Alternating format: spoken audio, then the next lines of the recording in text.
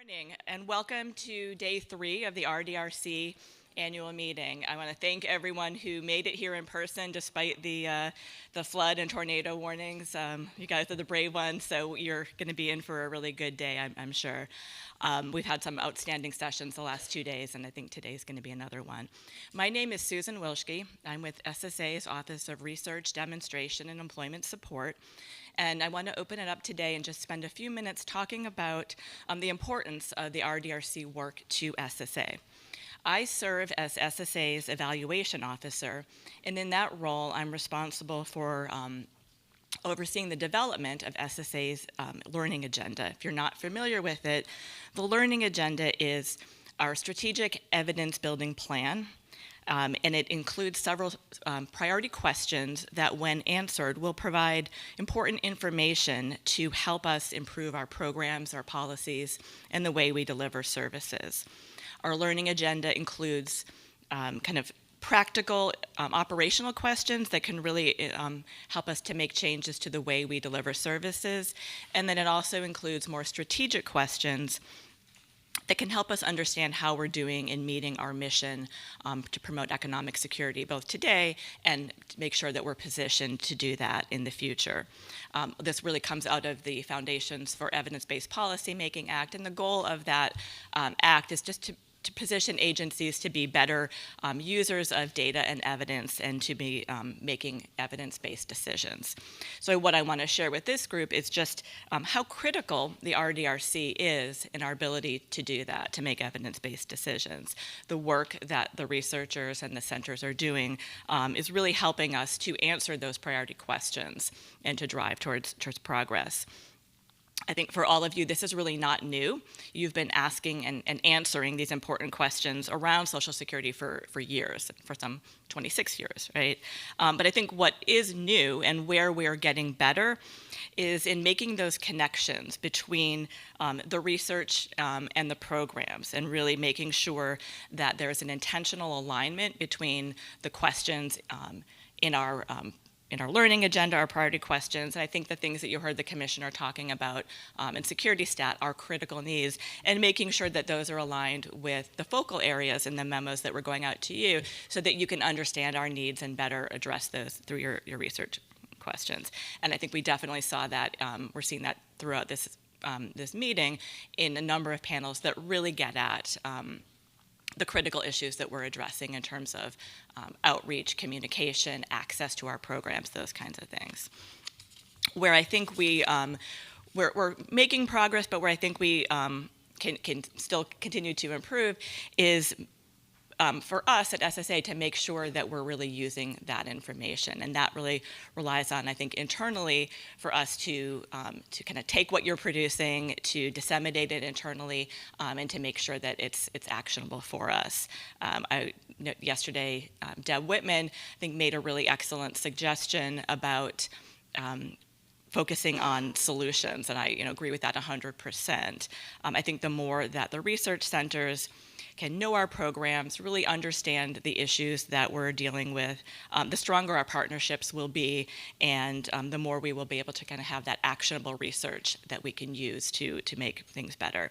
So I really just want to thank you all for what you're doing and for your ongoing support and partnership in helping us become an evidence-based organization. And I look forward to the next panel. And I'll say my office deals with return to work, so I have this particular interest in hearing about precarious work, and I think everyone's going to be interested in hearing that. So, Hildur, to you. Thank you so much, Susan, and welcome everyone to the 9th panel of the RDRC meeting, despite the rain and flood and tornado and everything so early in the morning. So welcome and thank you. My name is Siavash Radpur. I'm Assistant Professor of Economics at Stockton University in New Jersey, and I have the privilege of working with the Schwartz Center at the New School and the New York RDRC. And I will be moderating this panel. I'm joined with Duygu Basharan Shaheen of RAND, Gina Livermore of Mathematica, Katie Savin of Cal State Sacramento, and Xian Liu of Boston College. And we are going to discuss the topic of precarious work and return to work today. I'm not going to waste time and go on a rant about like why this topic is important before the presentation. I will do that after the presentation. But to give you a short preview, these are important topics because we obviously want the system to work for everyone and not just people who are able to work full-time in good jobs. We want the system to work for those who, for many reasons, including discrimination or stuff that happens in life, health issues, are not able to participate in the labor force as much as they want to. So that's a huge part of this. It's very important. But the other side of it is that these are not issues that are only faced by the most vulnerable people. Most workers are at risk. Most workers face similar challenges of very different magnitude, but there are similarities. So if we manage to take care of those who are most vulnerable and take care of their issues, we will be helping all workers in the end. So let's just start with the first paper. Thank you.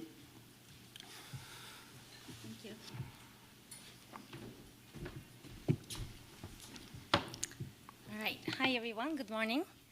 My name is Duygu Basaran Sahin. I'm a postdoc at RAND, sociologist and demographer by training. Also affiliated with the New York RDRC. Really happy to be here today. I'm presenting joint work with Frank Hyland and Na Yin, who are also in the audience, on, and I think we have the longest title, Precarious Work and Perceived Workplace Ageism as Structural Barriers in Racial, Ethnic, and Gender Disparities in Expected Full-Time Employment After Age 62. The standard disclaimer applies to us as well. The motivation for this project came from two strands of literature. On the one hand, research shows that precarious work is becoming more common, and we're going to define it a little later. It affects people with prior disadvantages and women more than others, and also is detrimental for health, which we know is key in employment at any age. On the other hand, ageism, workplace ageism in particular, is also becoming more prevalent. And a very recent AARP report shows that 64% of adults 50 plus think older workers face discrimination in the workplace. It has also been linked to poorer health outcomes. So together, these two factors have not been studied systematically in the context of retirement expectations, and that's what we wanted to do with this project. So the questions we're asking, whether or not precarious work and ageist workplaces are factors that might be contributing to earlier than ideal retirement, in this case before age 62. And if so, can they explain partially, completely the disparities that research has shown between racial and ethnic groups, with men and women? We hypothesized that precarious work and ageist workplaces contribute to earlier than ideal retirement, and thereby exacerbating the already existing disparities in income insecurity in later years in life. This is a quantitative study. We're using health and retirement study, merging the RAND longitudinal file with the FAT files. That's where the ageism and the precarious work measures are coming from. So on the left-hand side in the bubble, that's our outcome. It's self-reported probability of working full-time after age 62, so 0% chance to 100%, and the number above that you see in the parentheses is our samples average. So workers aged 51 to 61 said there was 57% chance on average that they will work past age 62.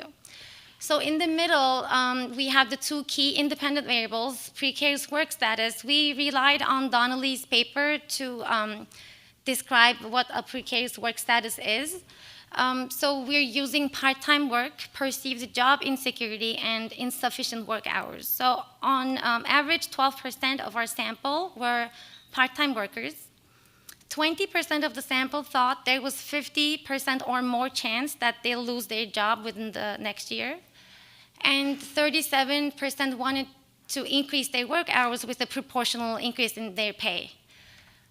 For the workplace ageism measures, HFS has these two variables, which we proxy for forced retirement and unfair promotion. So what we call preference for young is a statement which reads, in promotion decisions, my employer gives preference to younger worker over older workers, and 20% of the sample agreed or strongly agreed with this. On the right-hand side, the other statement reads, my coworkers put pressure on older workers to retire before age 65, and 15% of the sample agreed or strongly agreed with that. We are doing a series of OLS regressions. The base model has age, square, race, ethnicity, and gender, obviously, marital status, and foreign-born status. To that, we're adding in Model 2 precarious work indicators. In Model 3 and 4, the ageism measures, then education in Model 5, and finally physical health. The idea is to see if the association of precarious work and ageism with the outcome is changing or staying robust as we add the commonly used and pretty important indicators of employment in later life. Just one point before I show the results, the way we used precarious work in the regressions is a count variable, so somebody could have 0 indicators, meaning they don't have precarious work, 1, 2, or 3 indicators, which would be the most precarious worker in the way we thought about it. Okay, so the first set of results are the associations on the left-hand side of precarious work with the outcome, and then the pressure to retire on the right-hand side. If you look at the orange and dark green bars below the 0 line, those are people with 2 or 3 indicators of precarious work compared to those who have no indicators. So we found on average, those with 3 indicators were about 14 to 12 percentage points lower. They reported lower likelihood of working past age 62. On the right-hand side, it's for workers who perceive pressure to retire before age 65, and the magnitude is a little smaller, between 10 to 8%, but they also have lower self-reported probability of working full-time past age 62. The other variables, as we added, did not seem to change the magnitude a lot, so that's something to keep in mind. Next, we're showing the association of being a racial and ethnic minority worker compared to non-Hispanic white workers. On the left-hand side, workers identifying as non-Hispanic Black and identifying as Hispanic have on average lower self-reported likelihood of working full-time past age 62. The difference is larger between Blacks and whites compared to Hispanics and whites. To answer our own question, we did not find that precarious work or ageism were actually explaining the racial and ethnic differences. For Hispanics, especially the purple bar, that's when we added education. That seems to be making the biggest change, so maybe we could talk about that in the discussion. On the right-hand side, those are the coefficients for women. There is a difference, but much smaller compared to the racial ethnic difference. Women, on average, reported 3 percentage points lower likelihood of seeing themselves working after age 62 compared to men. And again, it does not look like ageism or precarious work were really explaining those gender differences. So to conclude, with this novel project, we provide insight into precarious work and workplace ageism as contributing factors to earlier than ideal retirement. We think this is consistent with the idea that these two might be structural barriers that prevent people those want to work beyond age 62, and then in turn affecting their economic security in later life. Thank you so much. We welcome feedback, comments, everything you have, either at the discussion or you can always email us. Thank you so much, Duygu. Next, we'll turn to Gina Livermore, who will present her paper. I will let you read the title of the paper yourself. Right. Thank you. Good morning. I'm Gina Livermore. and I'm going to talk about a project I'm working on with Jody Schimmelheid and Bernadette Hicks at Mathematica.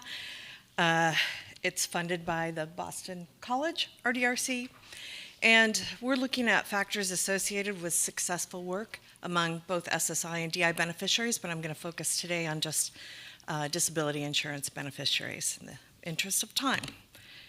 Okay, imagine that. We don't need that. Everyone knows that.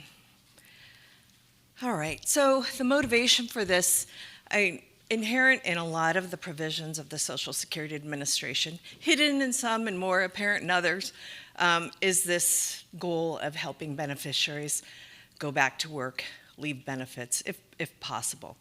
But we know that very few actually do that, even in their entire tenure on the program or in a given year. For example, among DI beneficiaries, fewer than 2% have their benefits suspended each year, and at least half of those come back onto benefits eventually. And we know also a lot from past research about the work activity of beneficiaries, but what we don't know is why work attempts fail, and especially among those who are able to work above the substantial gainful activity level, or SGA. And that's the level that if beneficiaries sustain that amount of earnings for some time, their benefits will be suspended. And we don't know why more people aren't able to keep that level of earnings up. So this study is going to try to fill that gap a little bit by looking at the characteristics and experiences of beneficiaries who work above SGA and the factors associated with maintaining that employment. And I'm going to use the term successful workers because that's the term the National Beneficiary Survey, the data source, uses for the oversample of beneficiaries who are working above SGA that are included in that survey. So these very specifically are beneficiaries who worked above SGA for at least 3 consecutive months during the 6-month period before they were interviewed. So they're recent people who worked above SGA. Oops. So the simple question we're looking at is, how do successful workers who remain employed differ from those who don't? And we're looking at employment in the short term over a 6-month period, as well as in a longer term, a 2-year period. And for this presentation, I'm just going to briefly describe how common it is for beneficiaries to work above SGA and present some of our preliminary findings about the factors associated with remaining employed. And again, focusing only on DI. So the data source is the National Beneficiary Survey, sponsored by Social Security Administration. They've been doing this since 2004, 8 rounds of it. We're using it's a nationally representative sample of SSI and DI beneficiaries. We're using the 2017 and 2019 samples, and these included oversamples of people working above SGA. And the 2019 round re-interviewed a subset of those who were in the 2017 round. So that's what gives us our ability to look at employment over a 2-year period, as well as the employment at interview in 2017, which gives us that shorter term 6-month look. All right, so how common is successful work among DI beneficiaries? Well, this slide, the blue bars are the percentage of DI beneficiaries who were successful workers in 2017 overall, and by a few of the characteristics that were most predictive of being a successful worker. And for reference, I added these green bars to show the employment rates, recent employment at any time in the previous 6 months, regardless of their level of earnings. So overall, just 2% of DI beneficiaries were successful workers, even though 12% had worked in the previous 6 months. And the rates of successful work were highest among those who said that they said in the survey they were able to perform their pre-disability job. 12% of this group were earning above SGA. And if you see, the 6-month employment rate is really high, given the general employment rate for beneficiaries at 61%. So this is a group, that's doing pretty well on the employment front. 3 other groups had relatively high successful work rates, and those were people age 40 and younger, those who said they were aware of the extended period of Medicare eligibility, which just means they knew they could keep their health insurance if they lost benefits because of earnings. and then people who said that no condition limited their daily activities. So what factors were associated with remaining employed? Well, within the 6-month period covered by the survey, 80% of the successful workers were still employed. And the biggest predictors were, first of all, not having a mental health condition, or saying that a psychiatric condition was what your limitation was. These, all else, constant, these individuals were less likely than others to still be employed, to maintain employment. Being able to perform one's pre-disability job, again, was a big predictor, and being older than age 25. People age 18 to 25 had one of the highest successful work rates and employment rates, but they were less likely than other people to hold on to those jobs in the short term. So lots of things were not predictive of maintaining employment, even though they were predictive of being a successful worker, or some of them anyway. So nearly all of the demographic characteristics we looked at were not important, other than what I just mentioned about age. And also experiencing a recent overpayment or benefit suspension was not related to people's employment status.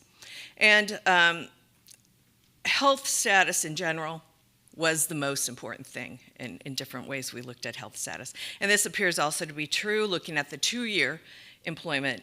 2 years later, about a quarter of those who were employed in 2017 had stopped working. And looking at, were very preliminary findings, but if you, by a number of different measures, it looks like they've experienced declines in health relative to those who were able to stay employed for the 2 years. So I just want to talk a little bit about this group that said they can do their pre-disability job, and people might be thinking, oh, they slipped through the disability determination process. Looking at health status of these folks over that 2-year period, it's more likely they have conditions that are going up and down that allow them to stay in work or not. And there's a couple implications for this group and their very high successful work rates. First, are they a group that might have benefited from early intervention before they even left the labor force? Receive services like what DOL and SSA is testing now with their retained demonstration, possibly.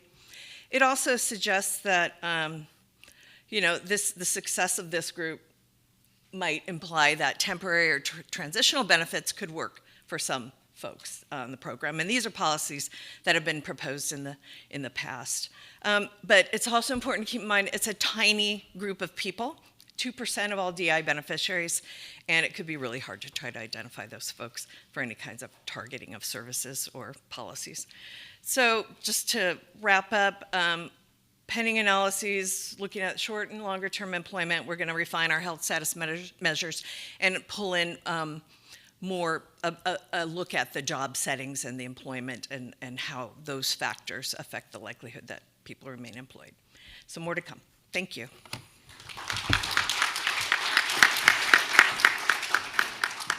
Thank you, Gina. Next, I'll pass it to Katie.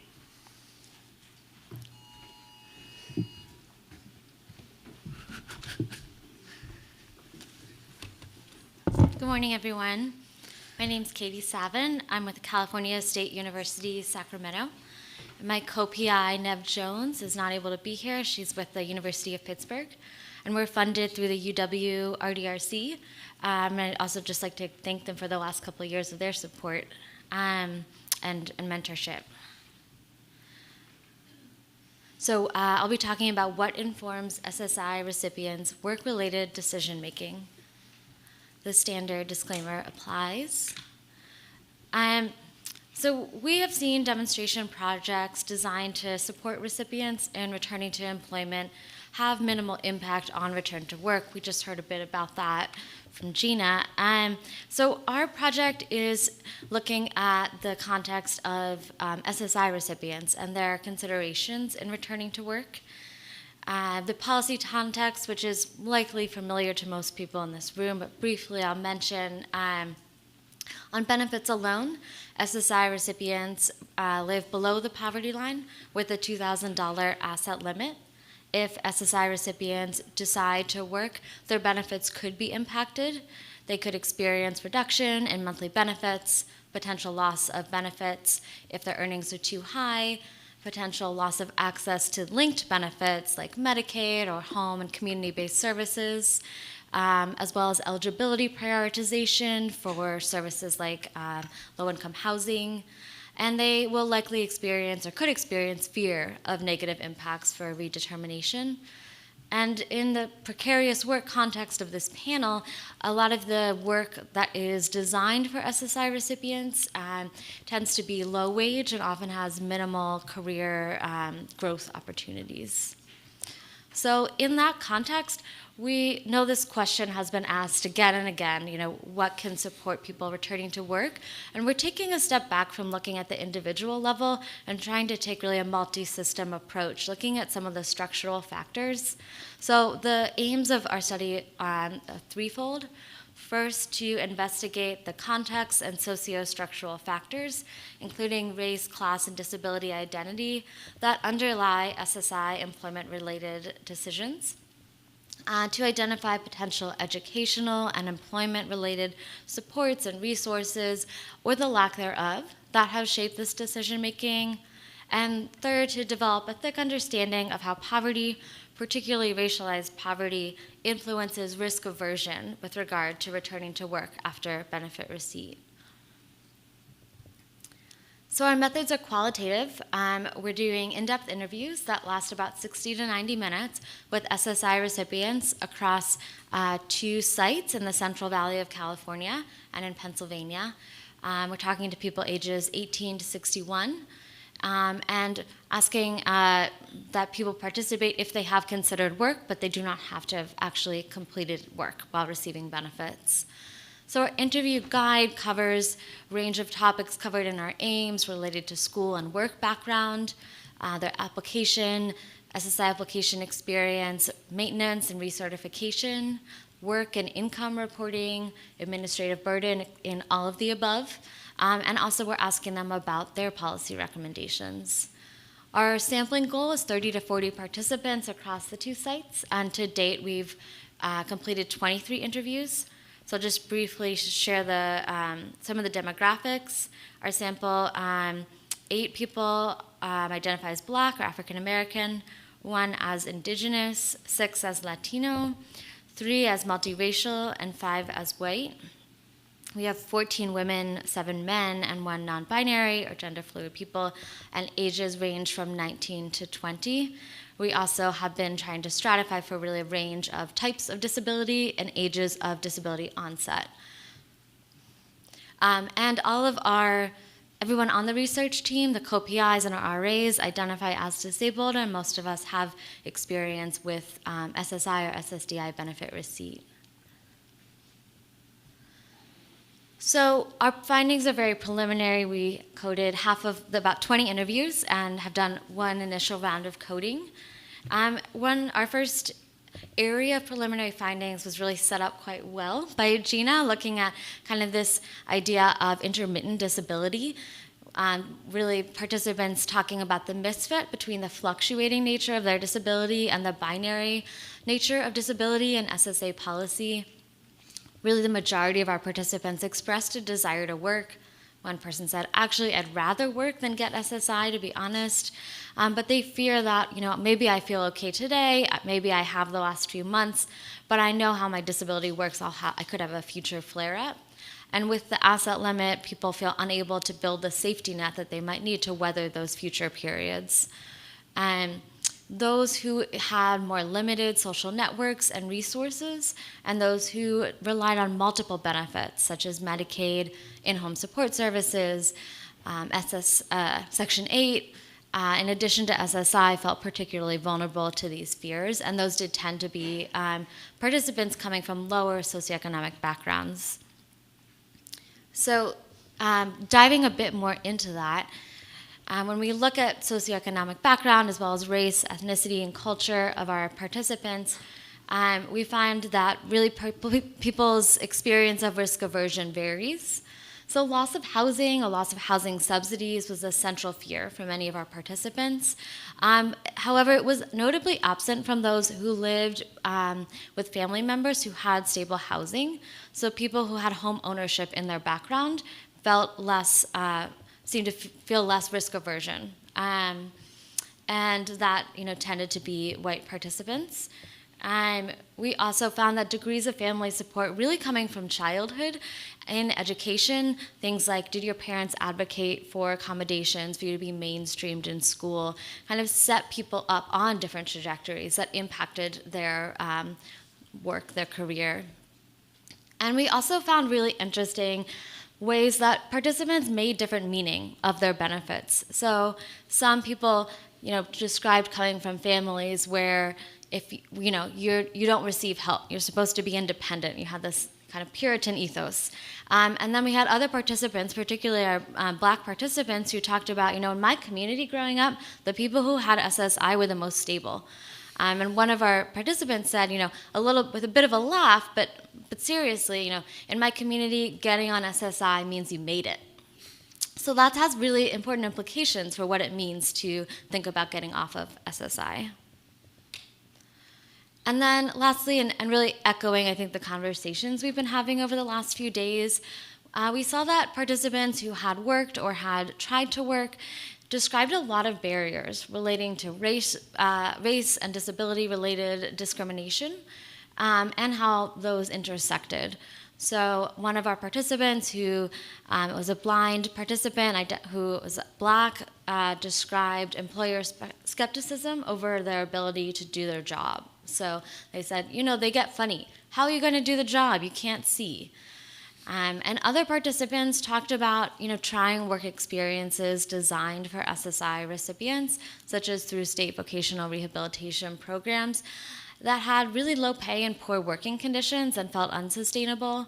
A participant who is an older Black woman with a physical disability described an experience working a job where she was only allowed to go to the bathroom during a couple defined periods during the day. And she reported, I had an accident at the job because they didn't want me to go to the bathroom. And she was, understandably upset after that and was unable to continue the job. So what are the implications of this for policy? One, again, echoing my previous presenter, thinking about work and benefit solutions for people with intermittent disabilities. Also thinking, and I know this has been written about at length, the impact of interlocking benefits on willingness to risk SSI benefits. Also understanding that SSI recipients will vary, that those coming from Black, Indigenous, and communities of color, those from lower socioeconomic backgrounds and with fewer social networks, fewer resources in the communities, face additional barriers to kind of grappling with this risk of working on SSI. And those minoritized by multiple axes, by race, gender, and apparent disabilities, such as those who are blind or use wheelchairs, really struggle with employment discrimination. We also really observed observation for more collaboration with state departments of vocational rehab. Well, some of our participants described successful collaboration. Others simply had no awareness or reported more recent awareness. So thinking about how communications might support that collaboration. And I look forward to discussing this further. Thank you all.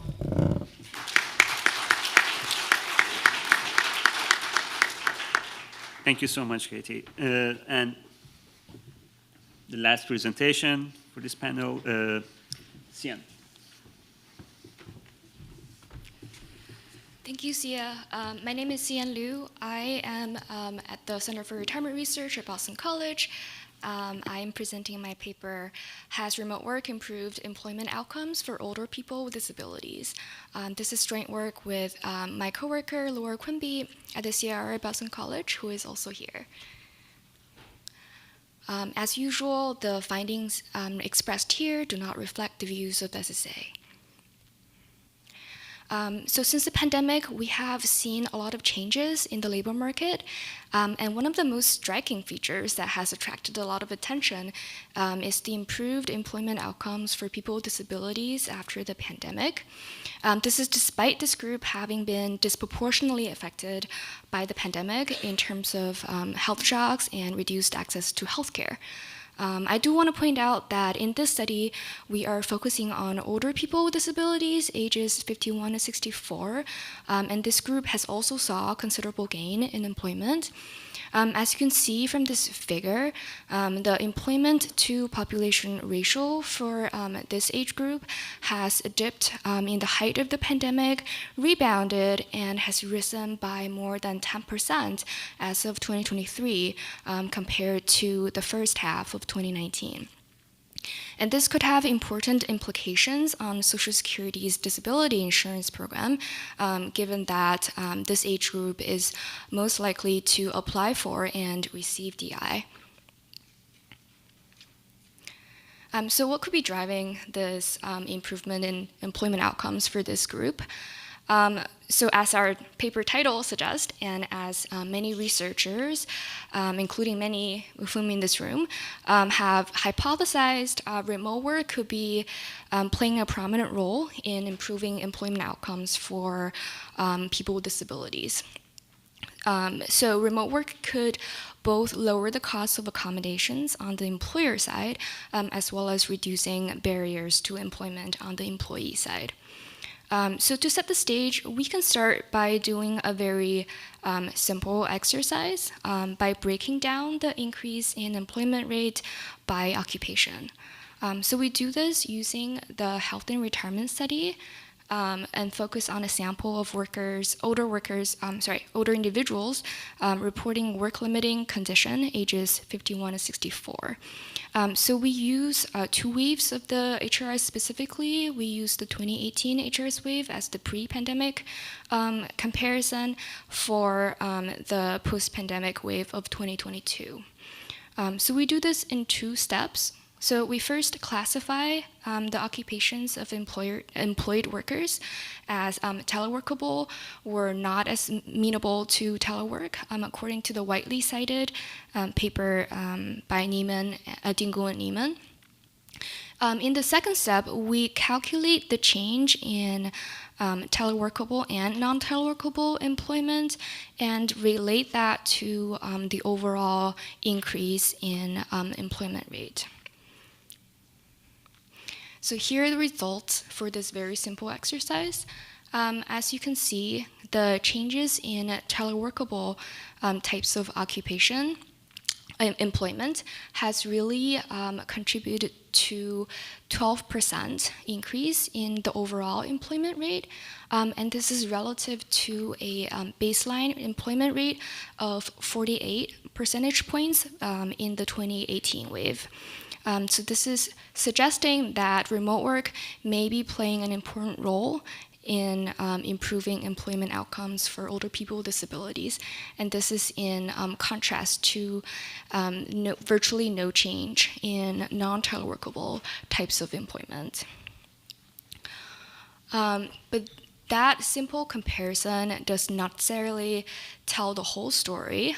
As many other researchers have pointed out, there have been many changes that happened since the pandemic, and other factors could also have improved employment outcomes for people with disabilities.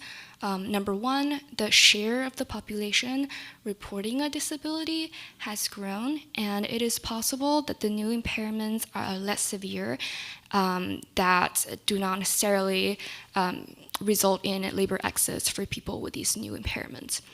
Number two, the tight labor market might have disproportionately benefited people with disabilities. It is possible that employers are more willing to pay the cost of accommodations in order to hire new workers. So with that in mind, the goal of this study is really to isolate the impact of remote work from these other potentially confounding factors. So we do this in a regression analysis framework by controlling for worker health as well as tightening labor market. So we first do this for teleworkable employment. So the health controls we add capture the severity of the worker's disability. We control for labor market tightness and a number of demographic variables.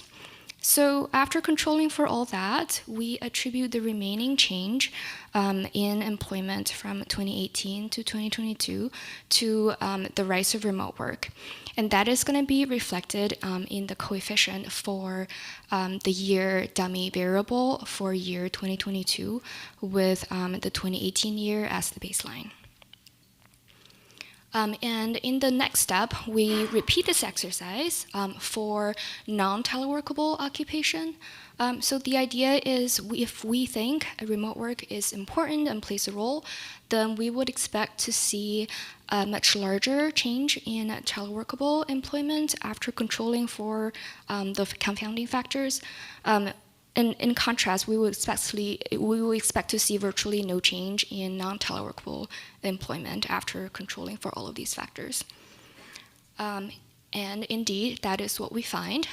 Remote work has improved employment outcomes for people with disabilities even after controlling for these other factors, and the overall employment rate improves by 10%. So to conclude, this study confirms the hypothesis of ours and many other researchers that the shift to remote work has indeed improved the employment outcomes for people with disabilities, and this remains true even after controlling for confounding factors. And so for Social Security, this is important because the improved employment outcomes at older ages could reduce reliance on the Social Security disability insurance and may be beneficial to the program's finances. However, we do want to point out that whether this pattern will persist over the long run remains an open question for a number of reasons, and I'm happy to talk about that later with you. Thank you so much.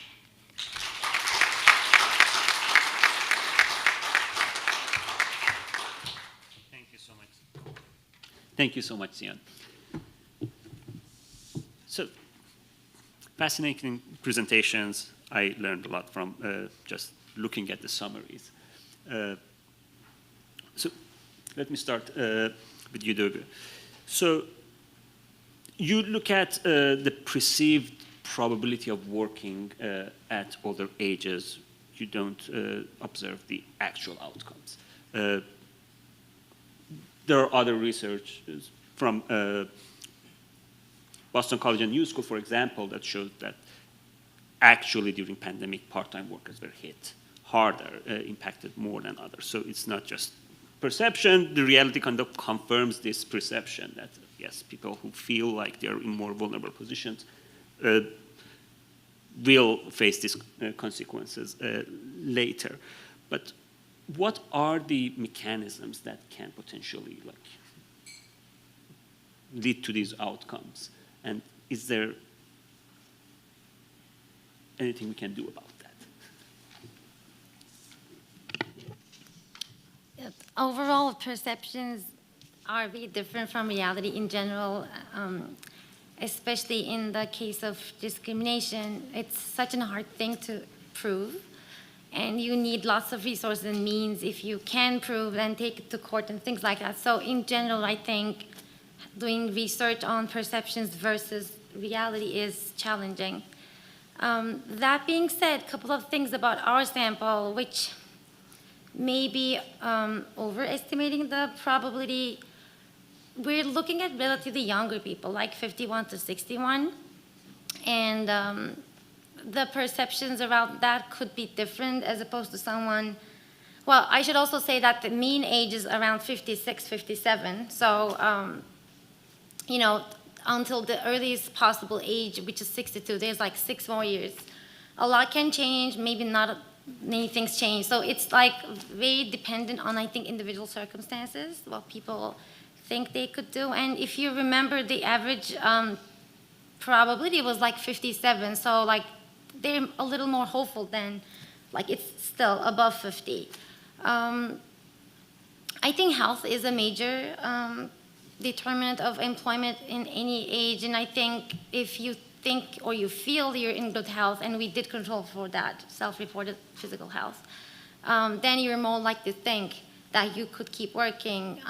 One thing we really want to include, which we already know is affecting all of this, is the type of job you're doing, like blue collar versus white collar, and unionization is key. HRS has that variable. I have not used it. It's maybe a little complicated to use that, but I know it's very possible, so we do plan on using that. So I think like health and possibly the type of job occupation is probably driving those two things. But that being said, these are speculations on my end, so Thank you. thank you for the question. And Gina, I want to go back to your first graph that you had, and you showed that like 61% of those who think they can do their pre-disability job do attempt to work, and around like 12% of them are successful workers. So of course part of that is mechanical, some of them might be successful workers but haven't accumulated 3 months, so in the survey they won't show up at 3 months. But also, even if half of that disparity is mechanical, there is still a large portion of them that attempt to work but are not successful. Can you tell us if there is any difference between these groups? Like what determines who is a successful worker? Well, first I want to thank you for saying people 51 to 61 are young. So, but we haven't looked at this group very carefully. And when I first saw that number, I'm like, wait, we made an error in the programming. But, you know, they say they can do their job that they had. And not everyone had a pre-disability job. If you look at the SSI folks, which I didn't talk about today, many of them never had a job before they had the onset of a disability because it occurred in childhood or something else. So this is a group of people who had pre-disability jobs, first of all, and then said that they could do it. So, you know, it'd be interesting to look at these folks more carefully, but again, we're getting down to tiny slivers. Whenever you're talking about employed people on the disability programs, you're talking about tiny slivers to start. And then we're talking about people working above SGA, and you're like, okay, we're getting really little now. You know, and the survey sample is really kind of, at least the first time I've been able to look at enough of these kinds of people, because you know, we pooled different years together and you still only get tiny samples. So these data are kind of the first time, and it's why SSA did this, I think, is so that you could look at this and say what makes some people successful and what makes others not. And some of the things, you know, like I mentioned about experiencing an overpayment and or a benefit suspension.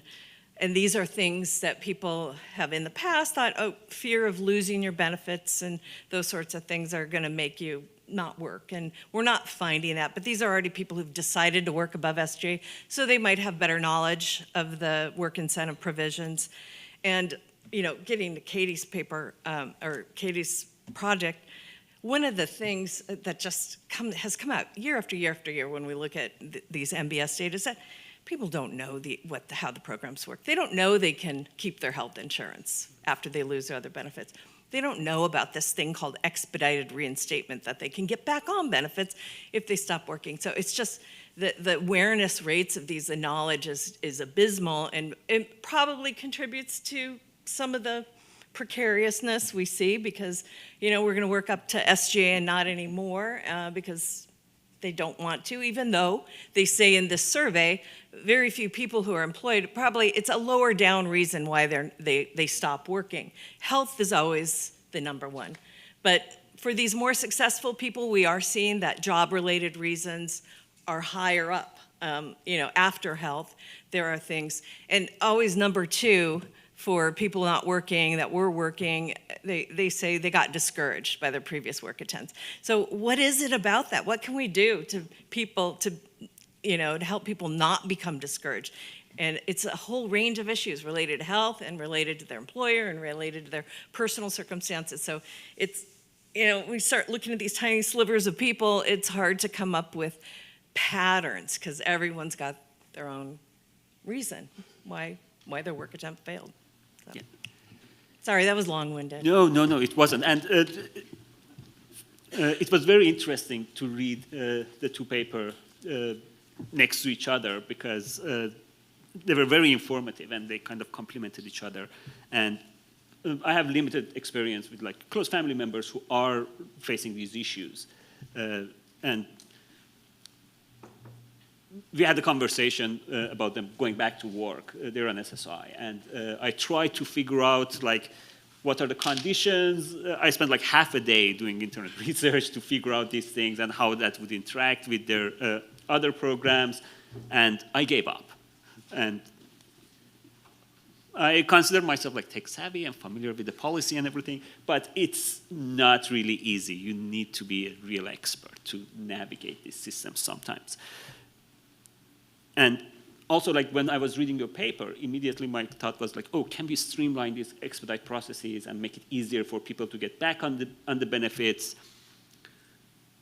But then I read Katie's work, and I remembered the issue of like, oh, it's not just about the SSI benefits, it's also like Section 8, it's also other programs, it's SNAP.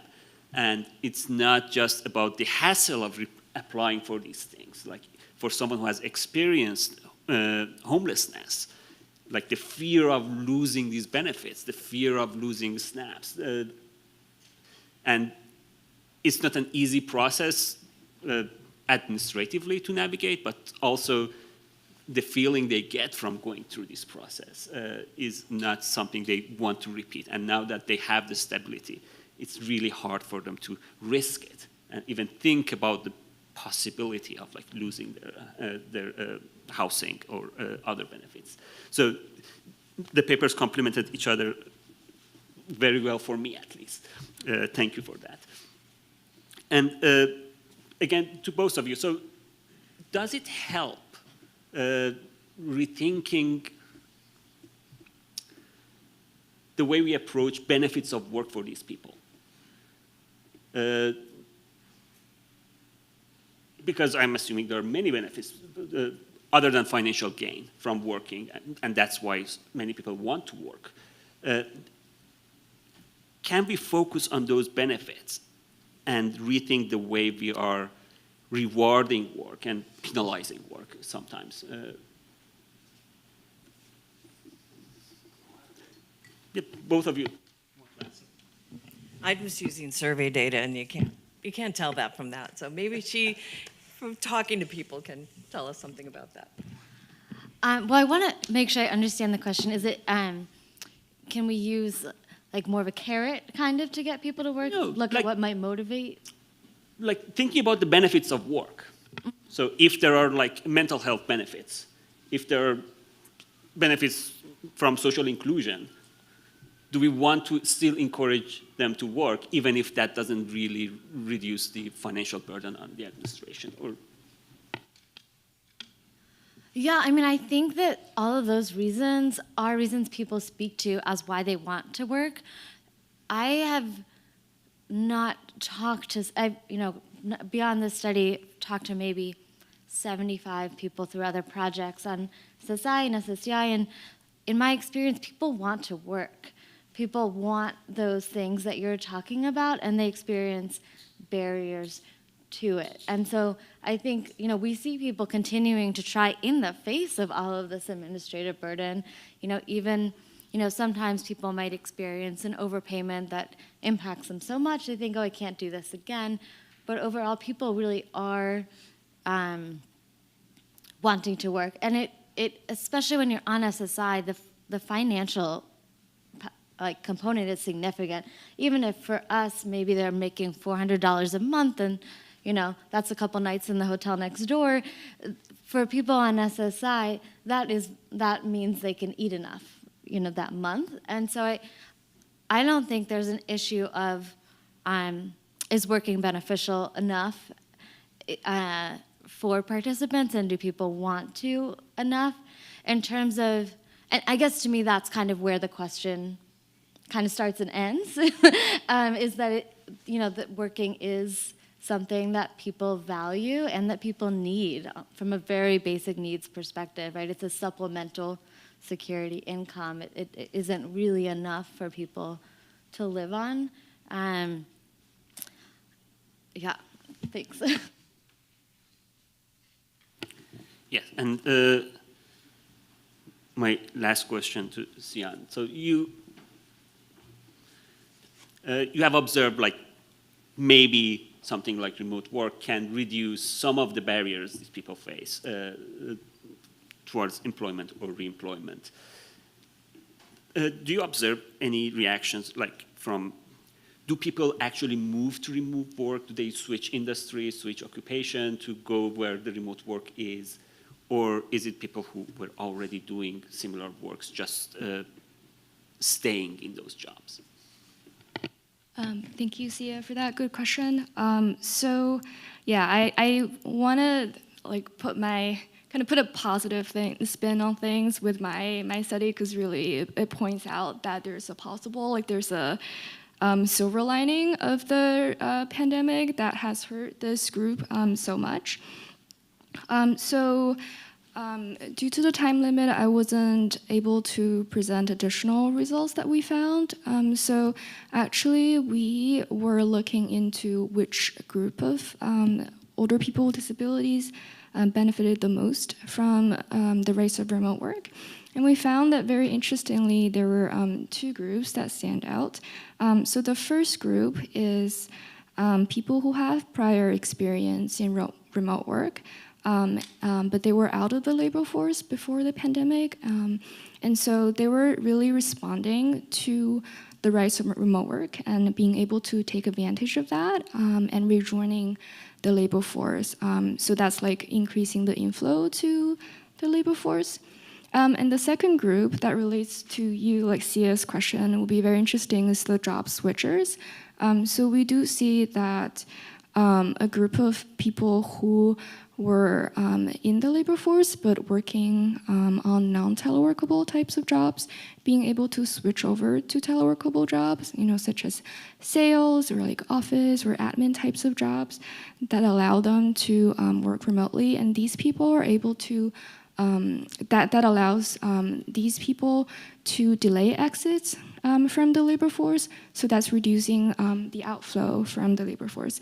So I thought that these results were really interesting because it really shows that this marginalized group of workers really do respond and adapt to the changing dynamics of the labor market.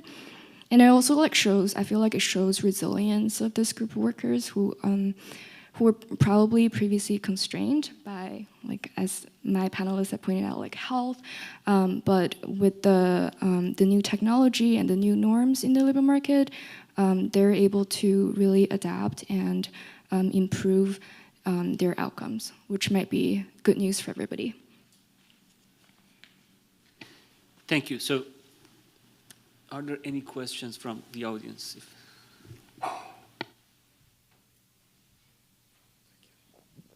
Hello, thank you. This is Matthew Pesavento from Ohio State University.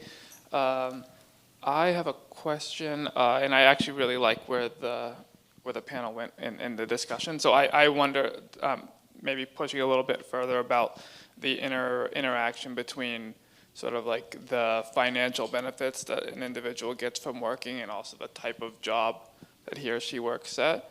And this might be directed more technically towards Gina's study, but anyone maybe answers. But I wonder if maybe we can think about Yeah, so thinking about changes in health, like using this population of people that are, I don't mean to like trivialize the disability, but using changes in their health status to understand sort of like job types and salaries or wages that they might earn at those, the intersection between those two, to understand maybe how,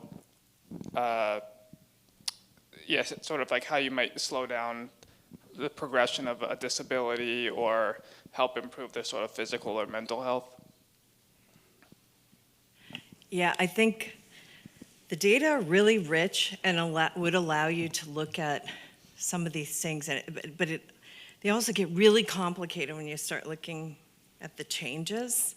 And I'll admit we're just scratching the surface, and this project will just be very shallow in that, even when we're done with it. But there are lots of opportunities to look at different things, like how satisfied were they with their job, and what they think of their supervisor. I mean, there's a lot of job characteristics that it doesn't get at those intangible things about why they went to work or sustaining work. And I didn't use the title, but our actual title is why do these successful work fail? You know, because we're starting with people who were working and looking at why they stopped, as opposed to what gets people into the labor force. And it's a slightly different, different side of the same coin. But there are opportunities to look at what was going on. You can't exactly tie every job to every characteristic, especially using the public use file that we have. But you could look at things that are less about, wages and benefits. We did look at benefits at one point and having, in the sense of, is health insurance. Health insurance comes up when we did interviews way back to figure out how to modify the survey to accommodate this new sample coming in. We kept hearing over and over again that people didn't know they could keep their health insurance if they, I'm stopping work, I don't want to lose my health insurance. And this was even after, the Affordable Care Act was put into place. So we added a question about, simplifying the question about, do you know you can keep your health insurance, just asking them.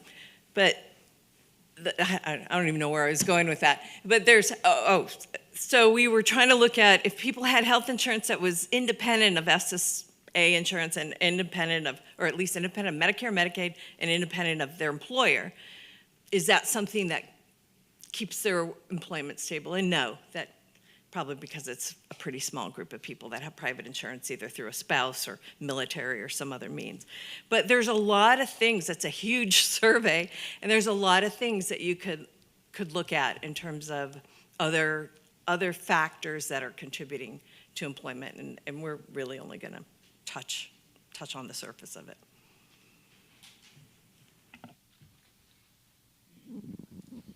Morning. Great panel. Barbara Robles, retired Federal Reserve Board. I have a question for Duya on why wasn't household size or income or wealth and assets used? We did not use any of those in these regressions. But in other work, we did use, so HRS has a variety of wealth indicators.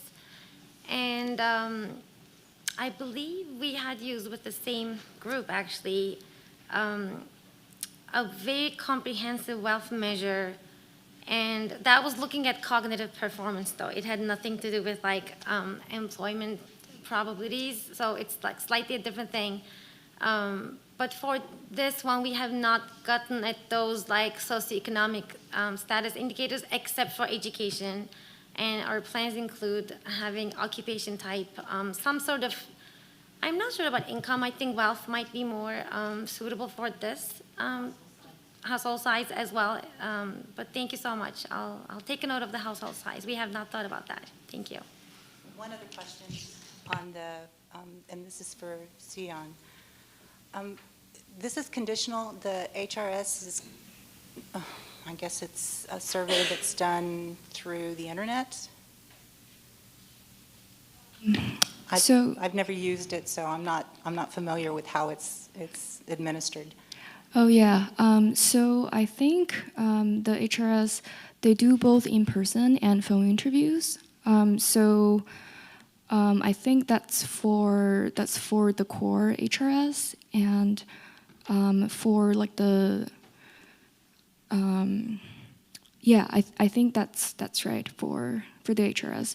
So so that's the reason why the 2020 HRS wave was a little bit delayed.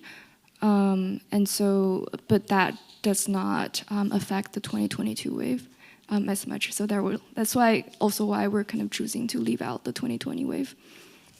So in terms of the telework and the remote work, did you use any kind of region, urban metro, or access to the internet, accessibility to telework indicators? Yeah, that's a really good point. And we really thought about like measuring either the ability to access internet or people's, like tech savviness with these kind of things.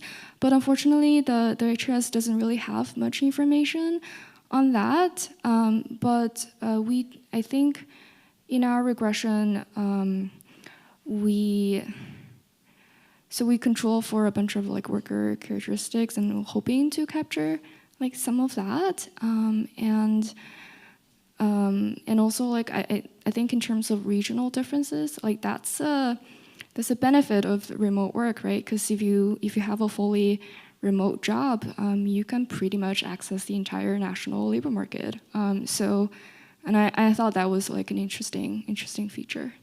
So does it have zip codes at all? I'm sorry? Zip codes? Zip code, no, we don't.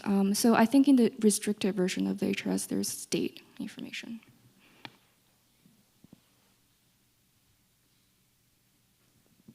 My question is for Sion. First of all, thank you for this excellent work. When I looked at your figure 1, my first reaction was, well, that's what the whole labor market's going to look like. There was a dip in unemployment during the recession and an increase after the recession. Have you looked at this impact, the teleworking, on the non-disabled population? Yes, we have. So this is kind of interesting. So we did look at the employment patterns for people without disabilities after the pandemic. And it turns out that there is little change. If anything, there's a slight decrease in employment after the pandemic. And I think there's this due to a number of reasons. So I think we have seen a lot of people discussing the excess retirements during the pandemic. I think it's a mix of like, the great resignation, the changing in like people's perception of work. There's also like many people with retirement accounts have seen like large increases in their account balances, or like the value of their house has grown. So part of that is also like the wealth effect that kind of like allow people to value leisure more and work less. So I feel like that's interesting. So that makes like our result for older people with disabilities even more striking.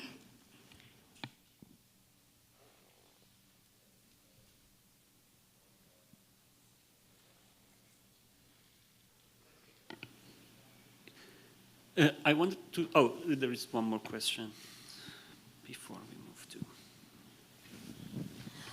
Very interesting panel. I came a little bit late, so I missed the very first paper. I wanted to mention about some of the points mentioned earlier about the benefit of you mentioned about when there's no financial benefit, whether it is still worth working. I want to mention that there is quite some literature about that. Is particularly for like older people, disabled people, including telework as well. A theory called the procedural utility, mainly focused on people who does not necessarily focus on the financial gains. There is health gain. I myself did a paper on older entrepreneurs and using HRS data actually, comparing those who be involved into like self-employment work 2 years after check the same people whether the health status changed, and that was showing that. And that's controlled for the income already. So, but this is just one little piece, but there are a lot of anecdotal evidence on it. But this is a very good question on, and the theory, as I mentioned, the procedural and also self-determination theory. Basically, people want to feel useful. They want to feel engaged. That makes sense, right? Yeah. And one more thing I want to mention about the telework paper, CEN. I myself do some telework, research as well. I want to mention that there is quite important difference between who actually teleworked versus teleworkable job. So it's very important for the conclusion drawing about whether the technology actually related to delaying retirement or not. It's a very good idea about that, honestly speaking. But I think just when we interpret that, sometimes really, because this is because you're using the study about occupation codes, talking about whether the job potentially be teleworkable, and that is different from who actually switch job. That is from non-telework to telework. And so, yeah, the implication of this is still very interesting, and then there are other data we can actually test on that. Those very good ideas. Thank you. Oh, I wanted to clarify one thing. So I understand that people mainly work to get paid. So there are important benefits from work, like it's very hard to make friends if you don't work outside of the workspace. There are many important parts of working and working culture. But the primary reason for many people is work, especially for people who do face financial hardship. If you're on SSI, you can't, I understand that you can't say that, oh, let's disregard that part, the pay, and focus on other parts of the benefits. When I said like, other than financial benefits, what I meant was other than financial benefits for the program. So yes, it's beneficial for us if people go work and don't use the benefits. So it's good for the program, not for individuals necessarily. But even if we ignore that part, even if working is not really reducing the burden on the program, on SSI program or SSDI, is it still, does it still make sense for us to encourage people to work, to incentivize work, while you're still paying the benefits? It's not a policy recommendation. It's not, I'm not talking about whether it's something that we should accept as a society or in politics of it, but it's something considered, it's worth considering that, well, there are other benefits that we can have a healthier society if these people can engage with true work. So just to clarify, and thank you for that, that was helpful for me to understand. For SSI, people do have a reduction in their benefits when they have earned income. So that does have a program impact. I don't know how significant that amount is, but that does reduce burden programmatically. And I also just wanted to mention something that I hear a lot is that when people struggle with managing kind of the administrative burden of work, they do often volunteer. And I don't know how much we capture that in surveys, but I think that is a really good indicator of the kind of extra financial benefits of work. Okay, thank you so much, everyone. For your, A question. sorry, I'm sorry. Hi, my name is Camille Lacey. I attend Howard University, and I'm a part of the Retirement and Disability Research Program at University of Wisconsin-Madison. I do have a question regarding the presentation about, there was one of the slides about one of the biggest predictors of employment and one of them not having a psychiatric condition. I'm kind of wondering how you're able to predict that, just really considering like factors of mental health like ADHD, anxiety, OCD, like how are you able to predict that that's a factor of not? This was of likelihood of people who are already employed staying employed. so it's very specific. And it was their self-reported conditions that they said limited their activities. It wasn't the conditions that SSA said qualified them for benefits. So it was their own, you know, self-reported information. So it wasn't diagnostic information or anything else. And it was just an association. It was people who were employed, that group was the least likely to no longer be employed in the short term. We have not yet looked at the 2-year span for that. Okay, thank you so much, everyone, for your fascinating presentations and for your questions and for coming here so early in the morning.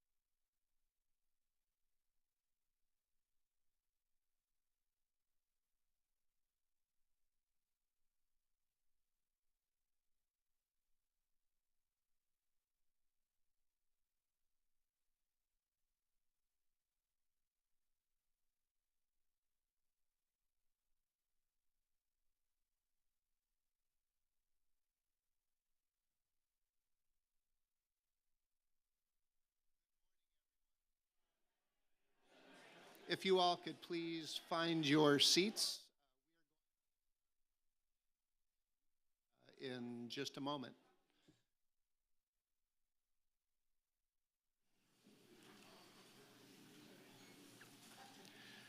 So as you are finding your seats, and just before we get started on this panel, I do have an announcement to make. All RDRC directors should please gather right after this panel for a photo. Gather for a photo of all the RDRC directors in the lobby near the registration table. So, thank you, and welcome to panel 10 of this RDRC meeting. I'm Philip Beatty of the National Institute on Disability, Independent Living, and Rehabilitation Research, and I'm serving as this panel's moderator. My organization, known as NIDLR, we are a research sponsoring agency. We sponsor research on the employment, the health, and the community living outcomes among people with disabilities. My agency is situated within the Administration for Community Living within the U.S. Department of Health and Human Services. And I'm really happy to be here with you all and with this panel, learning from all of the presenters. I'm joined by Laura Quinby of Boston College, Amelia Simonova of Johns Hopkins University, Jocelyn Merrow of Westat, and Marie McGay of Harvard University. Over the next 75 minutes, we'll be focusing on the intended and unintended consequences of policy reform from a variety of angles and perspectives. This is obviously a critically important topic and discussion. Policy in this area has significant implications for income security, employment, and health, and a variety of other important outcomes and life experiences among vulnerable populations that we serve. During this panel, you'll hear about how realizing the intended benefits of a particular policy can often come with unintended consequences for other outcomes. You all know this. We've been talking about this for the full conference. We know that gathering and making sense of information about program participants' experiences and outcomes can help us understand these tensions and address them more effectively. So let's jump right in, and I'll turn it over now to Laura, who's going to be discussing her paper, Will Auto IRA Savings Disqualify Vulnerable Populations, Vulnerable People from Benefits Programs? Thank you, Laura.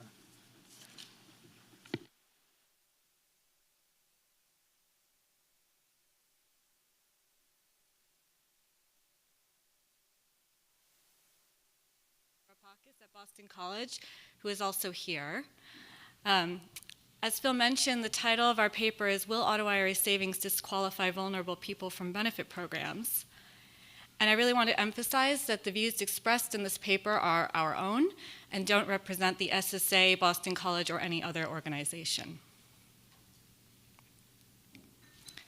So for those of you who are fortunate enough to listen to Deb Whitman's excellent keynote speech yesterday, you'll know that at any given point in time, a significant share of workers are not covered by an employer-sponsored retirement plan. And while this coverage gap disproportionately affects those who are lower educated, lower income workers, it does in fact touch on everyone across the entire education spectrum. And because of this lack of continuous coverage, many households, particularly those without a college degree, end up at retirement without meaningful resources. So this figure, to make this point, is showing median household assets and defined contribution plans at ages 51 to 56 by education. It comes from the Health and Retirement Study. And as you can see, for households where, without a college degree, assets in a DC plan at the median are 0 or close to 0. To address this issue and to expand coverage, some states are automatically enrolling workers without an employer plan in a payroll deduction Roth IRA. These are often colloquially known as auto IRAs. For those who are not so familiar with these programs, workers always have the option to opt out, and they can withdraw their contributions at any point with no penalty because they're Roths.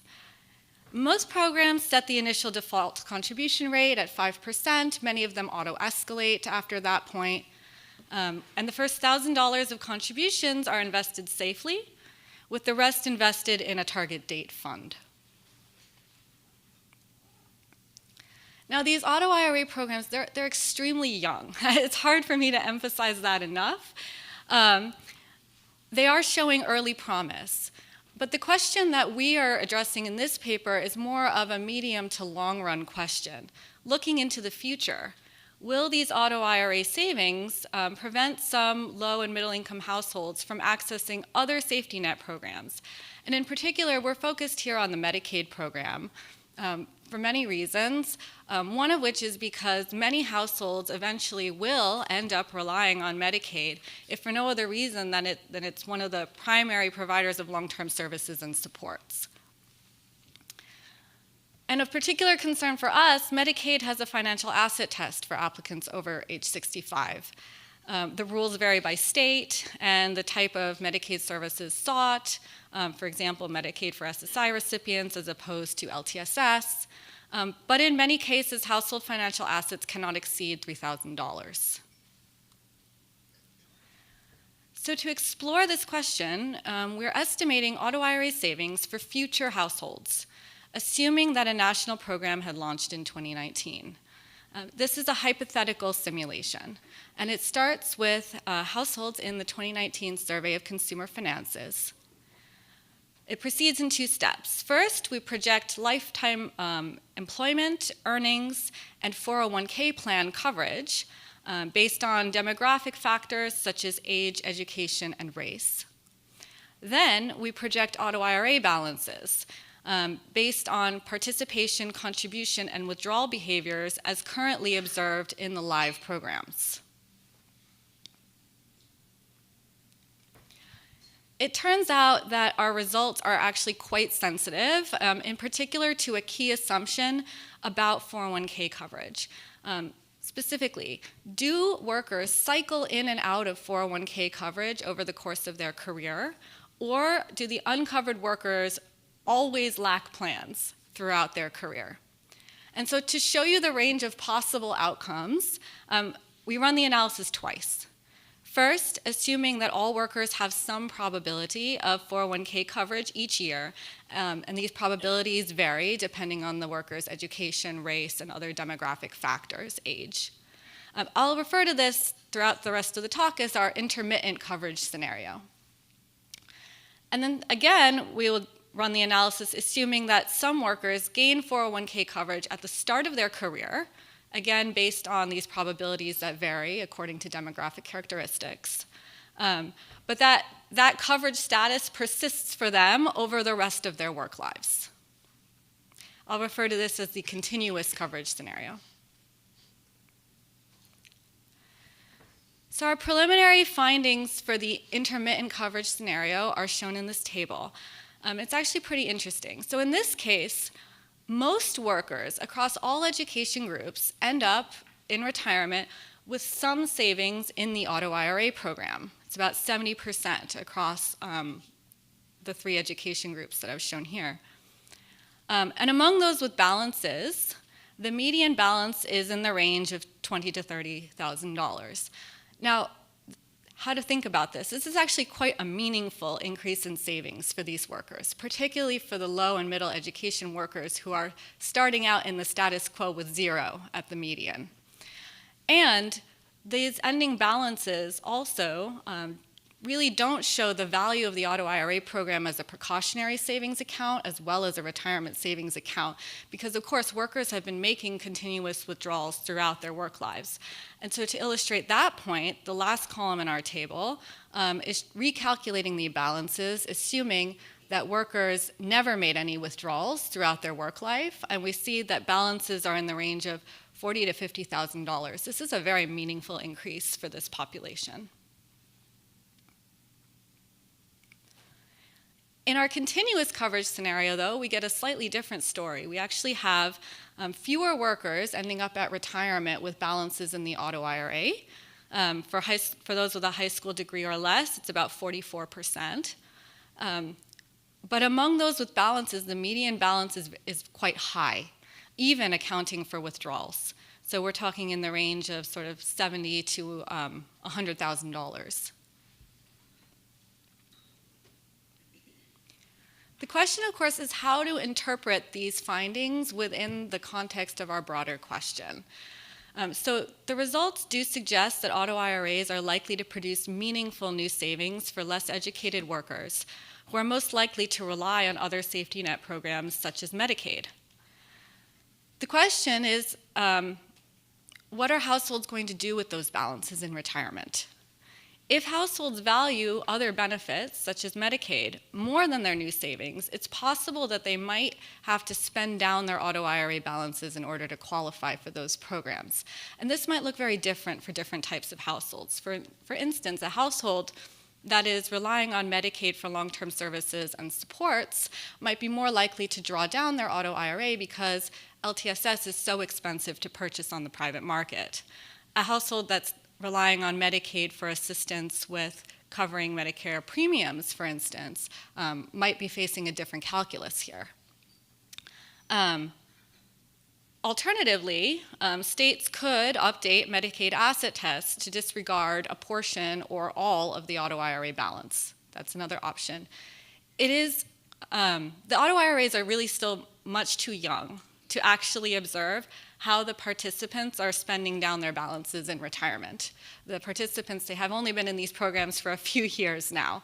And so I think that this will be a really important question for future research going forward, is what are people actually doing when they get to retirement? But the goal of this study is just to highlight that that in the future, policymakers are going to be confronted with this choice of how to design the programs so that on the one hand, to encourage participation and saving in the auto IRA and helping these vulnerable workers build up retirement assets, while on the other ensuring that they still have access to other programs that they really need. Thank you very much.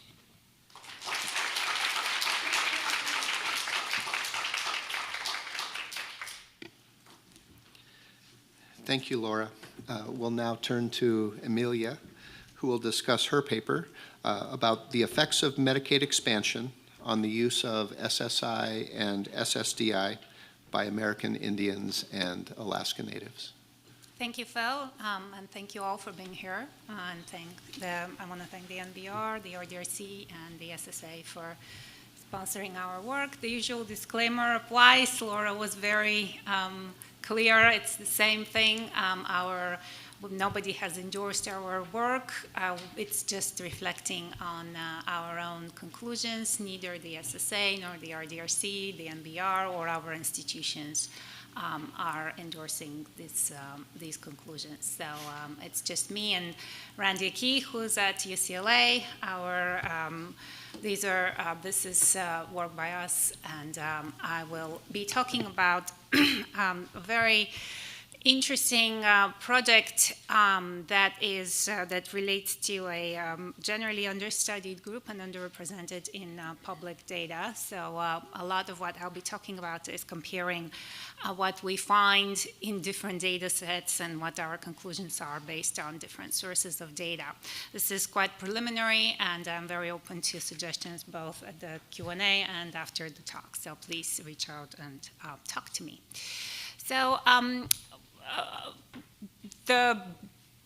first modifying piece of evidence, the first defining piece of evidence I want to present is participation in Social Security income for Native American and Alaska Native, American Indian and Alaska Native, relative to the rest of the population. And this graph here illustrates the change over time. So this is not the actual rate, it's the change in how many people are participating between 2000 and 2018. We stopped there for a good reason.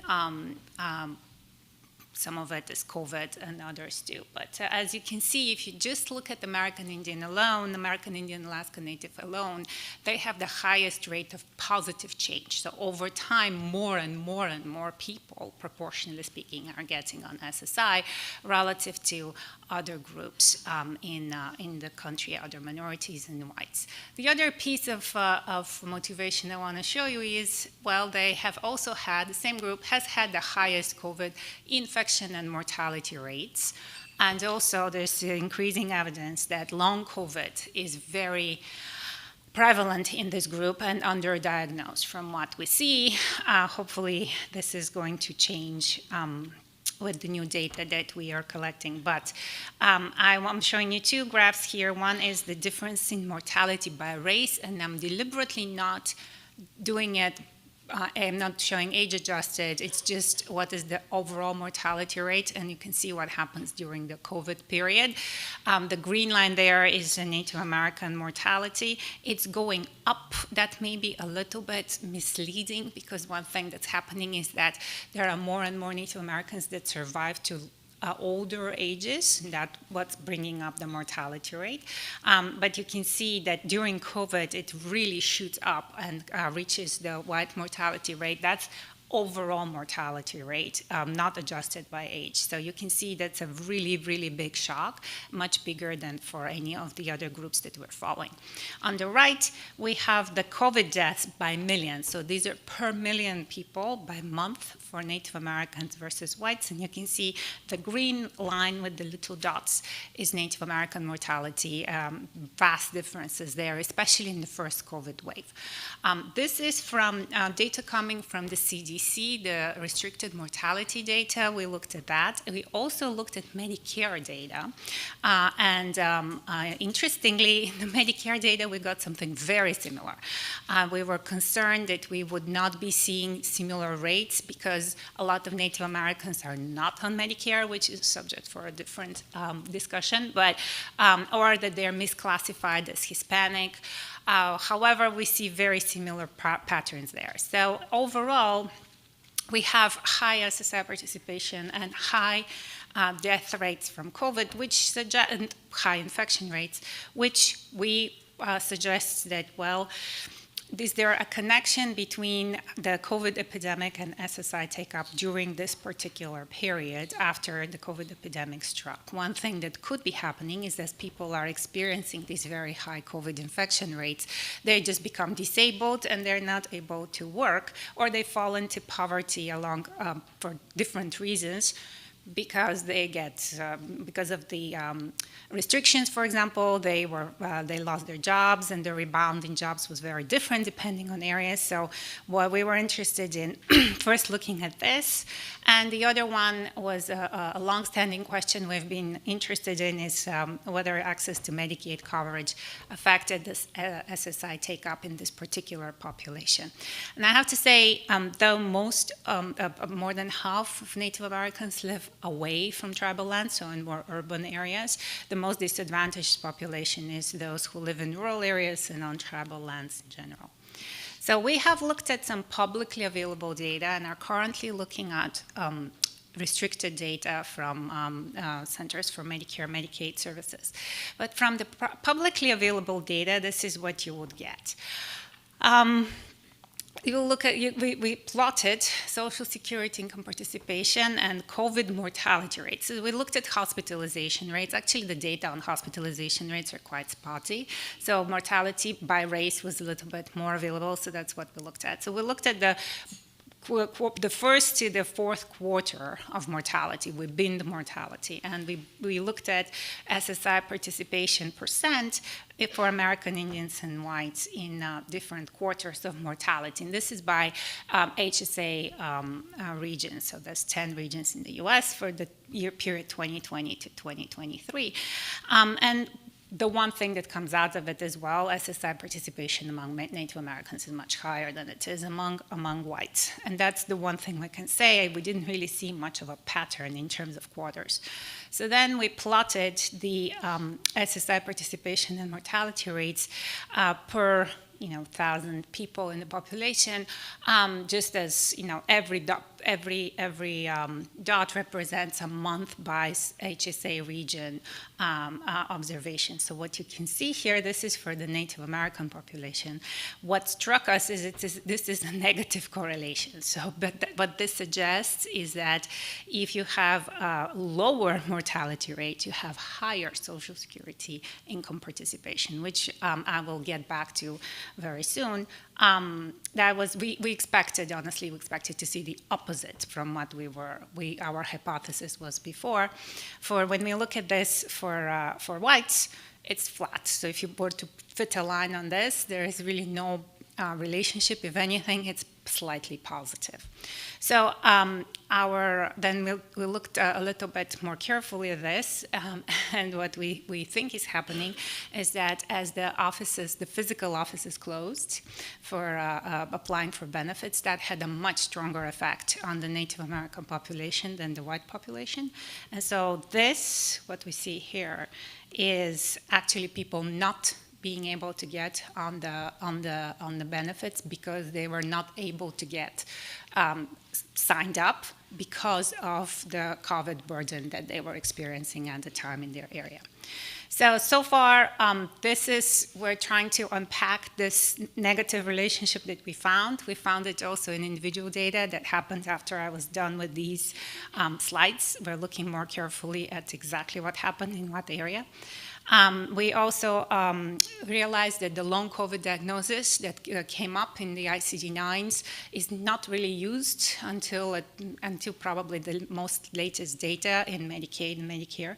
So we cannot use that, but we will be looking at cardio and neurological disorders that correlates of long COVID and actually get at the long COVID question. And we'll obviously also look at the mitigating effects of Medicaid and automatic re-enrollment in Medicaid that happened during the COVID period. Thank you.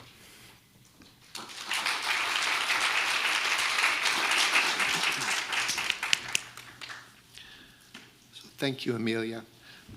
We're going to turn now to Jocelyn, who will discuss her paper, Barriers to Accessing Healthcare Services Among Denied SSI DI Applicants. Thank you. So WSTAT recently completed the implementation and evaluation of the supported employment demonstration. And one of the many findings of our evaluation is that denied applicants with psychiatric impairments who enrolled had experienced many unmet, unaddressed basic needs and were frequently in crisis at the beginning of the study. Okay, so the standard disclaimer applies. These are my views. They're not the views of Social Security or of WSTAT. So I should say that I am presenting, I'm going to start presenting some of the background on the Social Security demonstration project, and then I will talk about my RDRC project. And my RDRC project narrows in from unmet needs in general to focus on unmet healthcare needs of participants. Okay. All right, so the supported employment demonstration was a randomized control trial of individual placement and support funded by SSA and implemented and evaluated by WSTAT. Along with IPS, the SED provided a package of care management and mental health services. The demonstration ran from 2017 to 2020. In total, we randomized 2,960 participants across 2 treatment arms and 1 comparison group. And the hypothesis of the demonstration was that providing evidence-based clinical and rehabilitative services would increase employment and clinical recovery for participants in the treatment groups. All right. Okay, so SED enrollees were people who had a psychiatric impairment listed on a recent denied disability application. In addition, in order to be eligible for this study, they had to express an interest in finding or maintaining employment. Here's a few demographic facts about participants. The average age was 36.1 at enrollment. Females comprised more than half of participants. White non-Hispanic people were 48% of the sample, and Black non-Hispanic people were 28% of the sample, with Hispanic people comprising about 12%. One goal of the process evaluation was to assess whether the services that were being provided addressed the needs of denied disability applicants. And we found that at enrollment, participants were in the throes of experiencing multiple complex problems that made it difficult for them to sort of immediately participate in a rapid job search, or for that matter, to fulfill basic responsibilities to their family and others in their lives, or to pursue any other personal goals. They were really in crisis. Participants were experiencing housing instability, food insecurity, lack of reliable transportation, violence, criminal justice involvement, and substance use. They had chronic co-occurring physical or mental health problems that were under or untreated, and they had been struggling with poverty and multiple health problems for years before enrollment. Okay, we surveyed participants at baseline and then at 3-month intervals during their enrollment. And this is a partial list of data we collected on healthcare utilization and self-report symptoms. We gathered qualitative longitudinal data on participants by conducting in-depth interviews with the same people each year to the extent we could find them and they were available. And we succeeded in getting an average of 2 interviews per interviewee, and that's for a total of 310 unique interviewees. So some people we only talked to once, other people we talked to 4 times. We interviewed service providers, people who were providing SED services yearly, and we also did some ethnographic work with participants and providers in the first 2 years before the pandemic. More than 80% of participants reported symptoms indicating one or more mental health condition at baseline. So you can see here from this table, more than 70% of participants scored positively for a probable anxiety disorder on the CD. 45% scored positive for probable PTSD, 65% for a probable personality disorder, and more than 60% for a mood disorder. In interviews, participants described depression, anxiety, and PTSD related to childhood trauma as affecting their well-being and ability to work. So the first participant I've quoted here connects her problems with authority to abuse she had suffered as a kid. And the second participant is describing difficulties he experienced in certain work environments and how they connect to his past.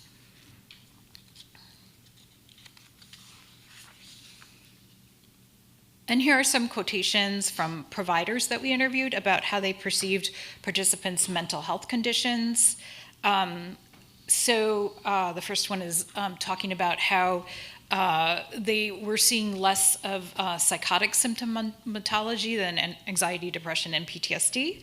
The bottom interview there is from, it's a joint interview with 2 care managers.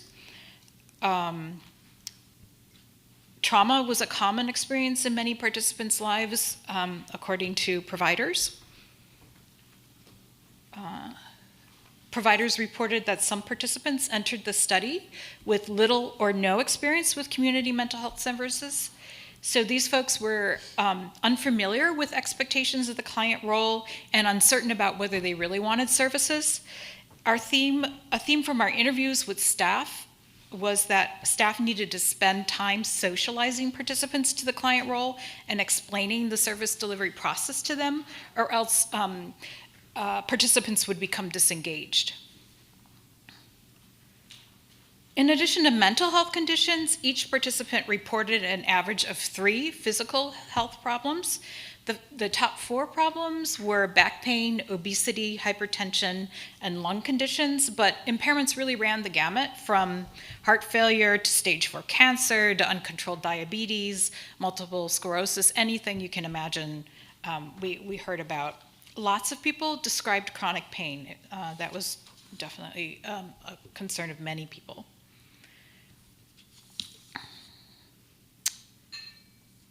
These are quotations from clinic administrators at 2 different sites. Both describe homelessness and housing instability as problems participants entered the study with. They were also the most intractable problems for providers to resolve. In many locations, affordable and low-income housing was scarce, and we know that even after 3 years, there were still treatment participants in our study who were homeless. So to briefly talk about my RDRC project, so based on the findings of the SED process evaluation, we suspect that a key barrier to making a successful SSI or SSDI application with a mental impairment is access to healthcare adequate to document, manage, and treat the multiple chronic physical and mental health challenges that participants experienced.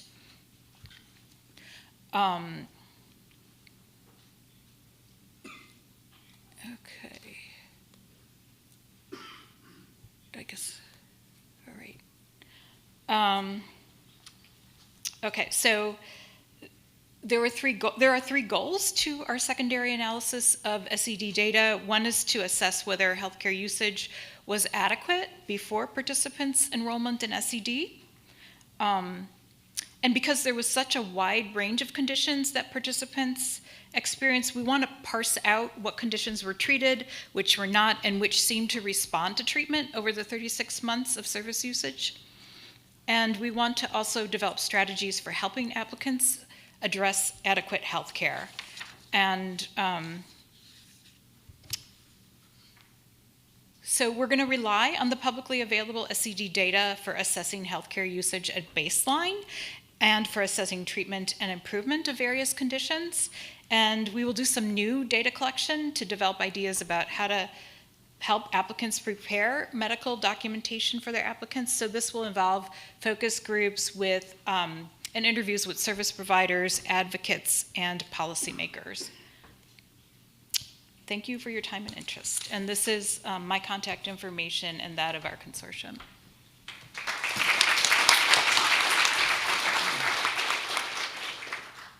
So thank you, Jocelyn.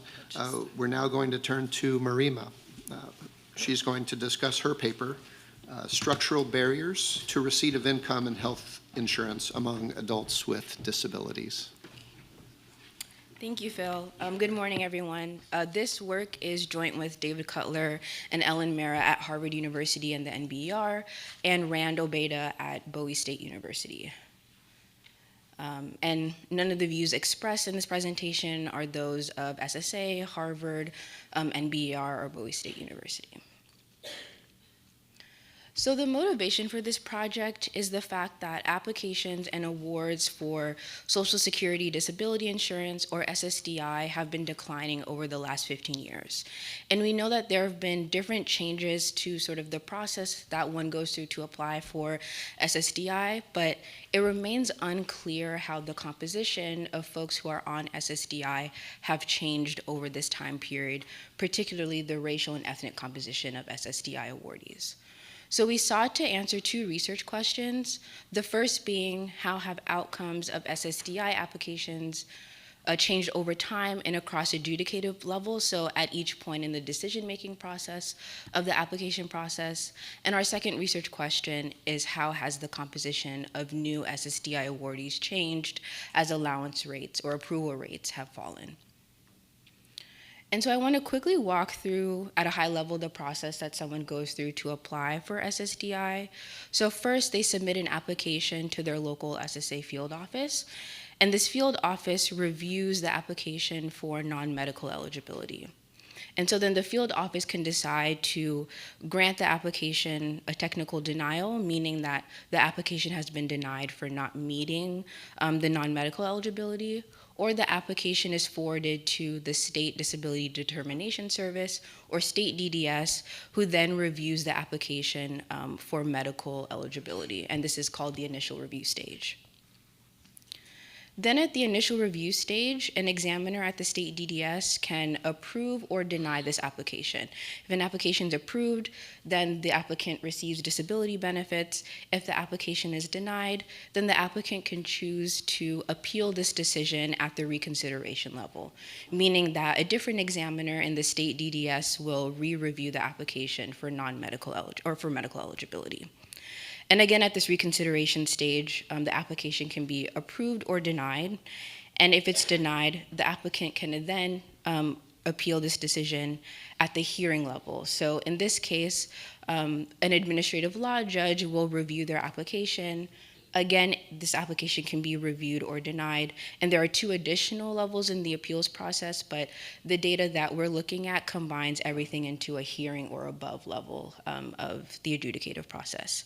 And I just want to note that in 10 states, the reconsideration level was eliminated for applications received between 1999 and 2020. So in the results I show, we're just going to look at applications received at the initial or reconsideration level. So we're interested in looking at outcomes at each of these decision-making points in the application process.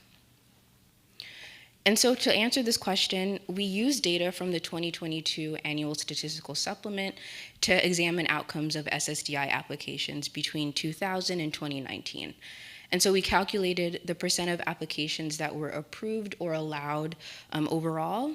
And then we looked at the percent of applications that were forwarded to the state DDS for an initial review, and then looked at the percent of applications that were allowed at the initial or reconsideration level, and the percent of applications that were allowed at the hearing level or above.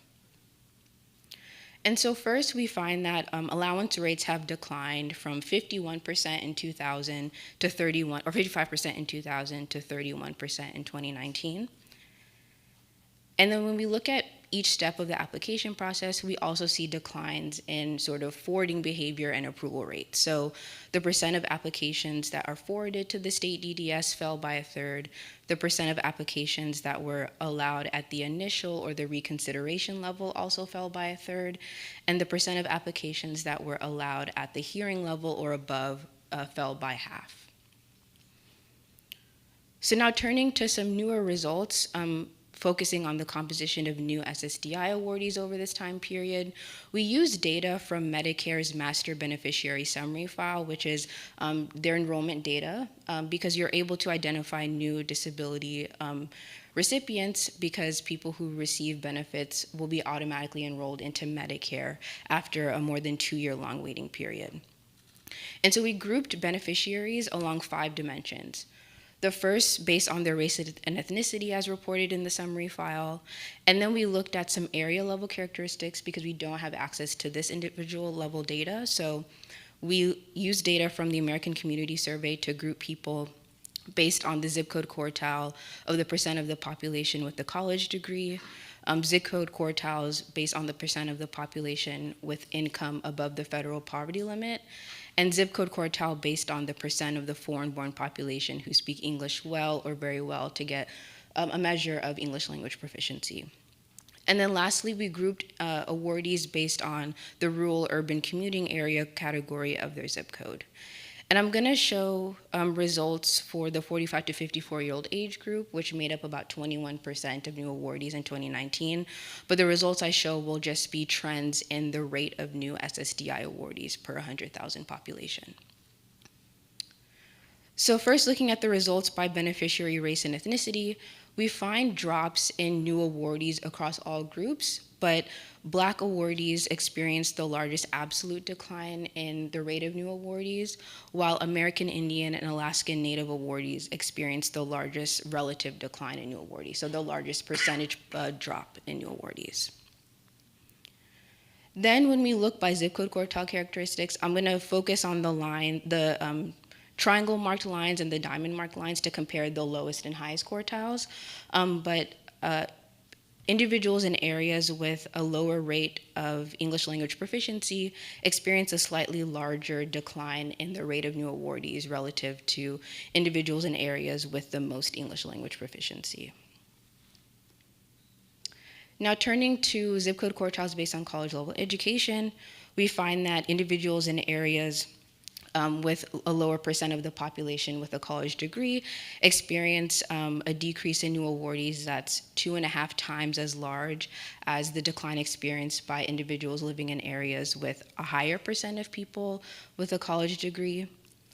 And then when we look by zip code quartile based on the percent of the population with income above the federal poverty limit, individuals in areas with a lower percent of people with high income experience a 3 times larger drop in the rate of new awardees relative to people who live in areas with a higher percent of higher income people. And I just want to note that prior work has shown that people who receive disability insurance are more likely to have less than a college degree and are more likely to be at the bottom of the income distribution. So any sort of cuts in new awardees that we see overall, we might expect them to impact these groups more than others.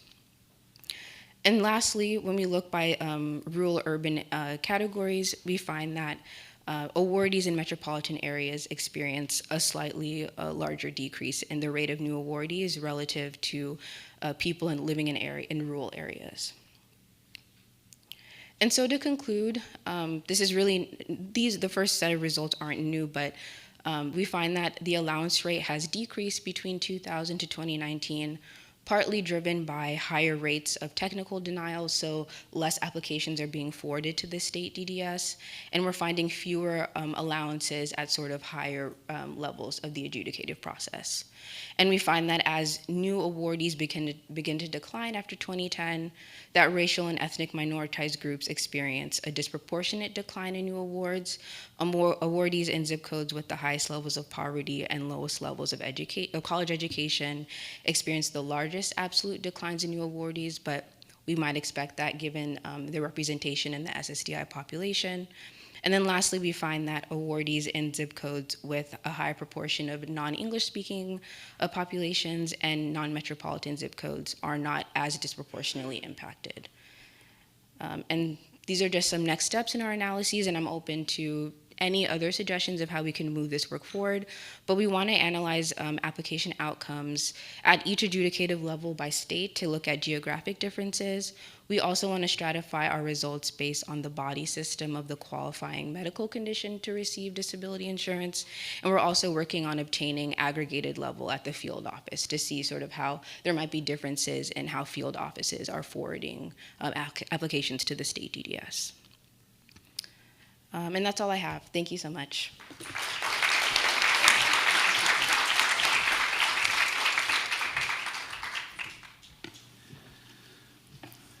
So thank you, Marima, and thank you all for your excellent presentations. Reflecting on your papers and on the broad theme for this panel, I've generated some broad questions for the whole panel. So please feel free to respond or not, depending on the applicability to your paper. And then after we talk about a couple of these questions that I have, we'll turn it to our colleagues in the audience for questions about your specific papers or anything else you'd like to raise. So first of all, so means testing or asset limits, such a central piece of the policies that we're discussing at this conference and on this panel. It's implicit, if not explicit, as a consideration in most of your papers. So if SSI reform happens to increase asset limits, what might the intended and potentially unintended consequences be for the populations that you focused on in your studies?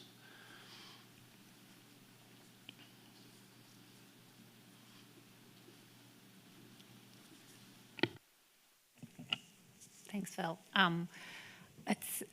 Thanks for the question. And I think I'll answer more broadly, and then I'll talk about the population that I'm mostly interested in. I think any reform,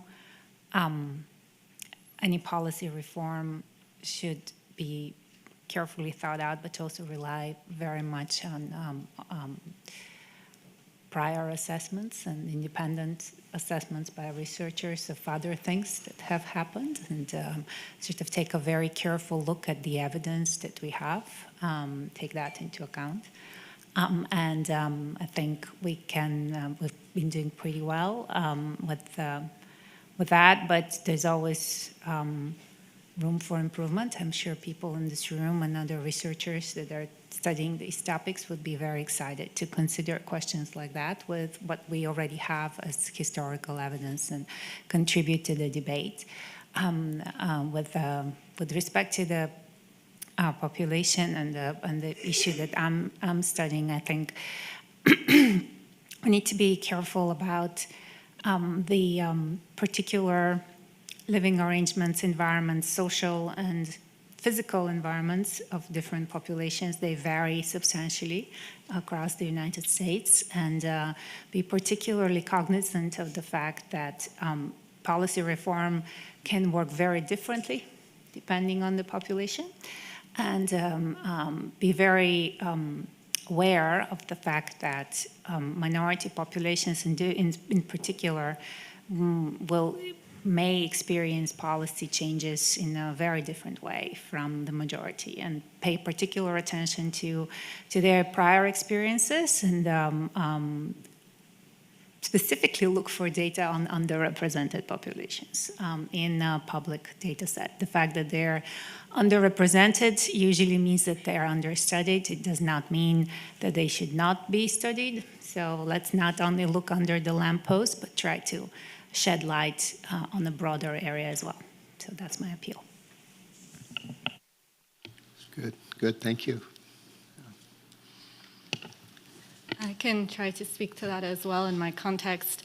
So I think the intended consequence of a policy like that would be to try to encourage participation and saving in the auto IRA program, and not penalize workers for saving privately. The question, of course, and this comes up to my conclusion, is really just how will participants behave once they've accumulated their balances and entered retirement? And again, we just need many more years and many more studies to really understand that. Good, thank you.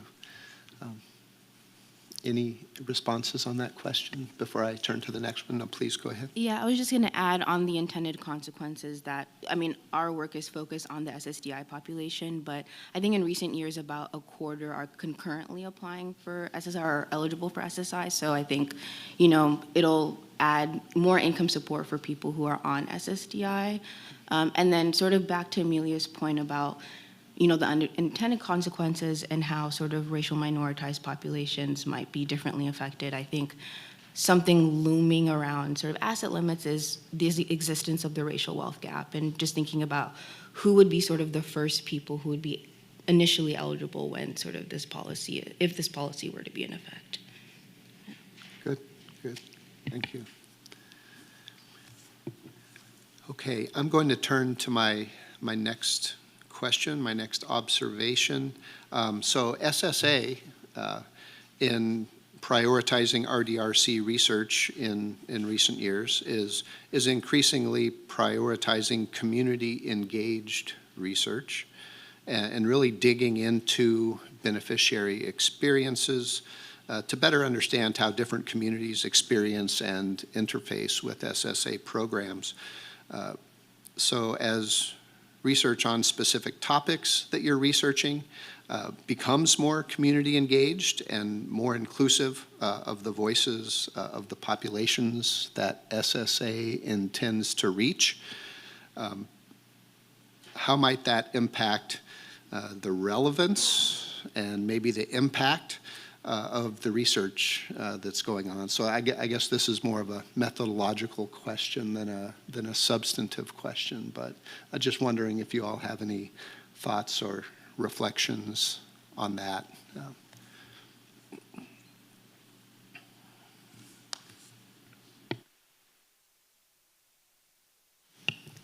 I guess I can start. It would be wonderful. A limitation that I keep stressing over and over again in the auto IRA context is how little we know about how participants are using the programs. And this is, for many reasons, the programs are young, but also the participants themselves, they're financially fragile often. They have precarious employment situations. They're difficult to reach. They don't. So all of that makes it difficult to really understand how they're using the program, what aspects of the program are most valuable to them. And I think having more community engagement in the work would be greatly beneficial to helping design a program that really works very well for the target participants.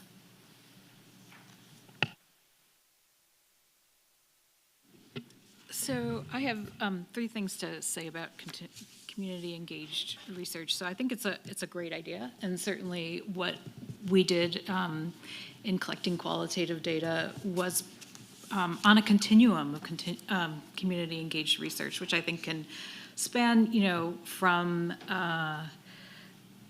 the community itself generating questions and hypotheses and conducting the research, to the community informing the research questions, informing the process, doing some data collection, either where their contributions are required to be taken up by the researchers, or they're merely just informing what the researchers are doing. So I think there's kind of a span of activities and how hardcore, community engaged research is going to be.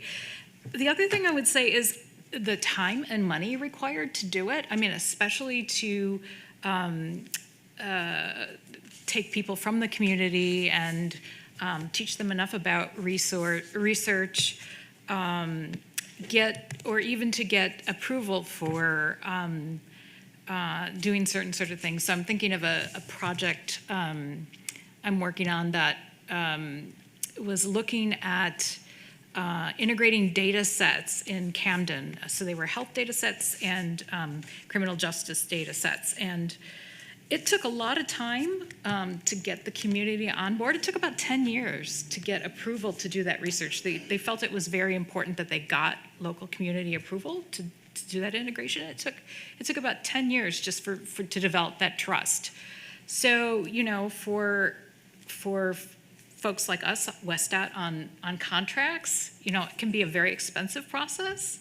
For people who are on an academic track, they're not going to meet their, tenure requirements because it's going to take 5 or 6 years to actually gain that trust. So, the practicality of it kind of worries me. The other thing I think you have to think about is elite capture. So I think one thing we found is that folks in our study, they were in crisis. It was hard for them to make appointments with us, to talk to us for an hour, and to ask them to contribute more substantially without being able to guarantee that it would sort of that we could help them with the crises that were in their lives. I'm not sure that's fair. So my worry would be that you're gonna, if you are trying to engage, say, folks with, mental health disorders, or folks who are on SSI, SSDI, you're gonna be talking to people who aren't necessarily representative of the whole population.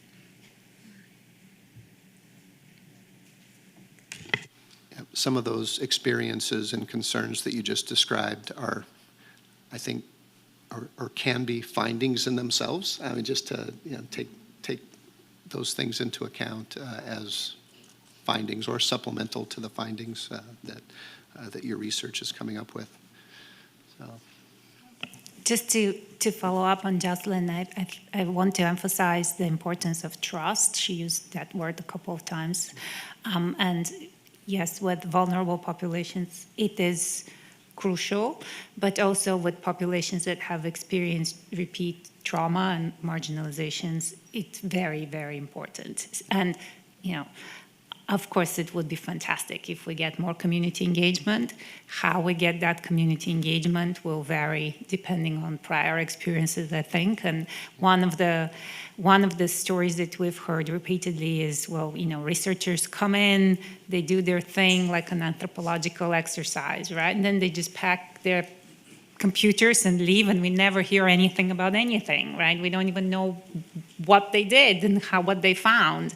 So I think an important component here is to try to report back to the community what you found as the first step of engaging them, and then give them the space to make their own decisions of how much more they want to hear. But I think that's something that really resonated with me, that people, they want to know what you found using their data and what they can do to improve. Yeah. Good. Well, thank you for that discussion, and thank you for entertaining the methodological detour. I want to get back now in my next question back into intended and unintended consequences. So there seems to be an overarching theme within all of your papers. There's a tension between supporting vulnerable populations with employment opportunities and providing basic safety net income support.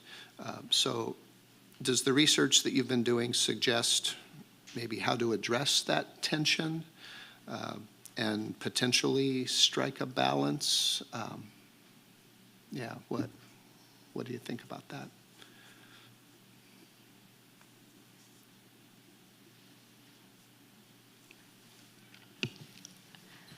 That's a great question. It is the core question that we're trying to look at and think about in this paper.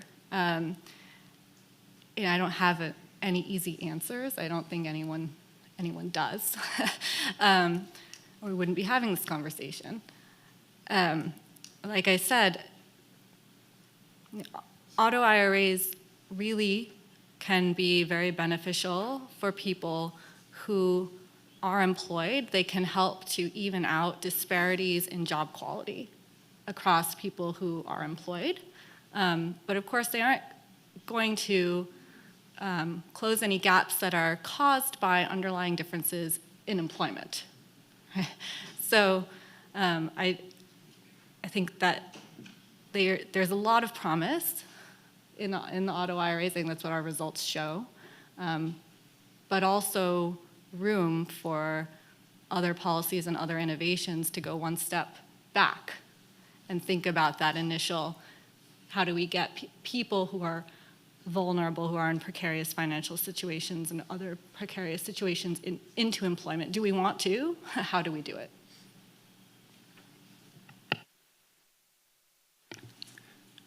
Good, thank you. Any other thoughts?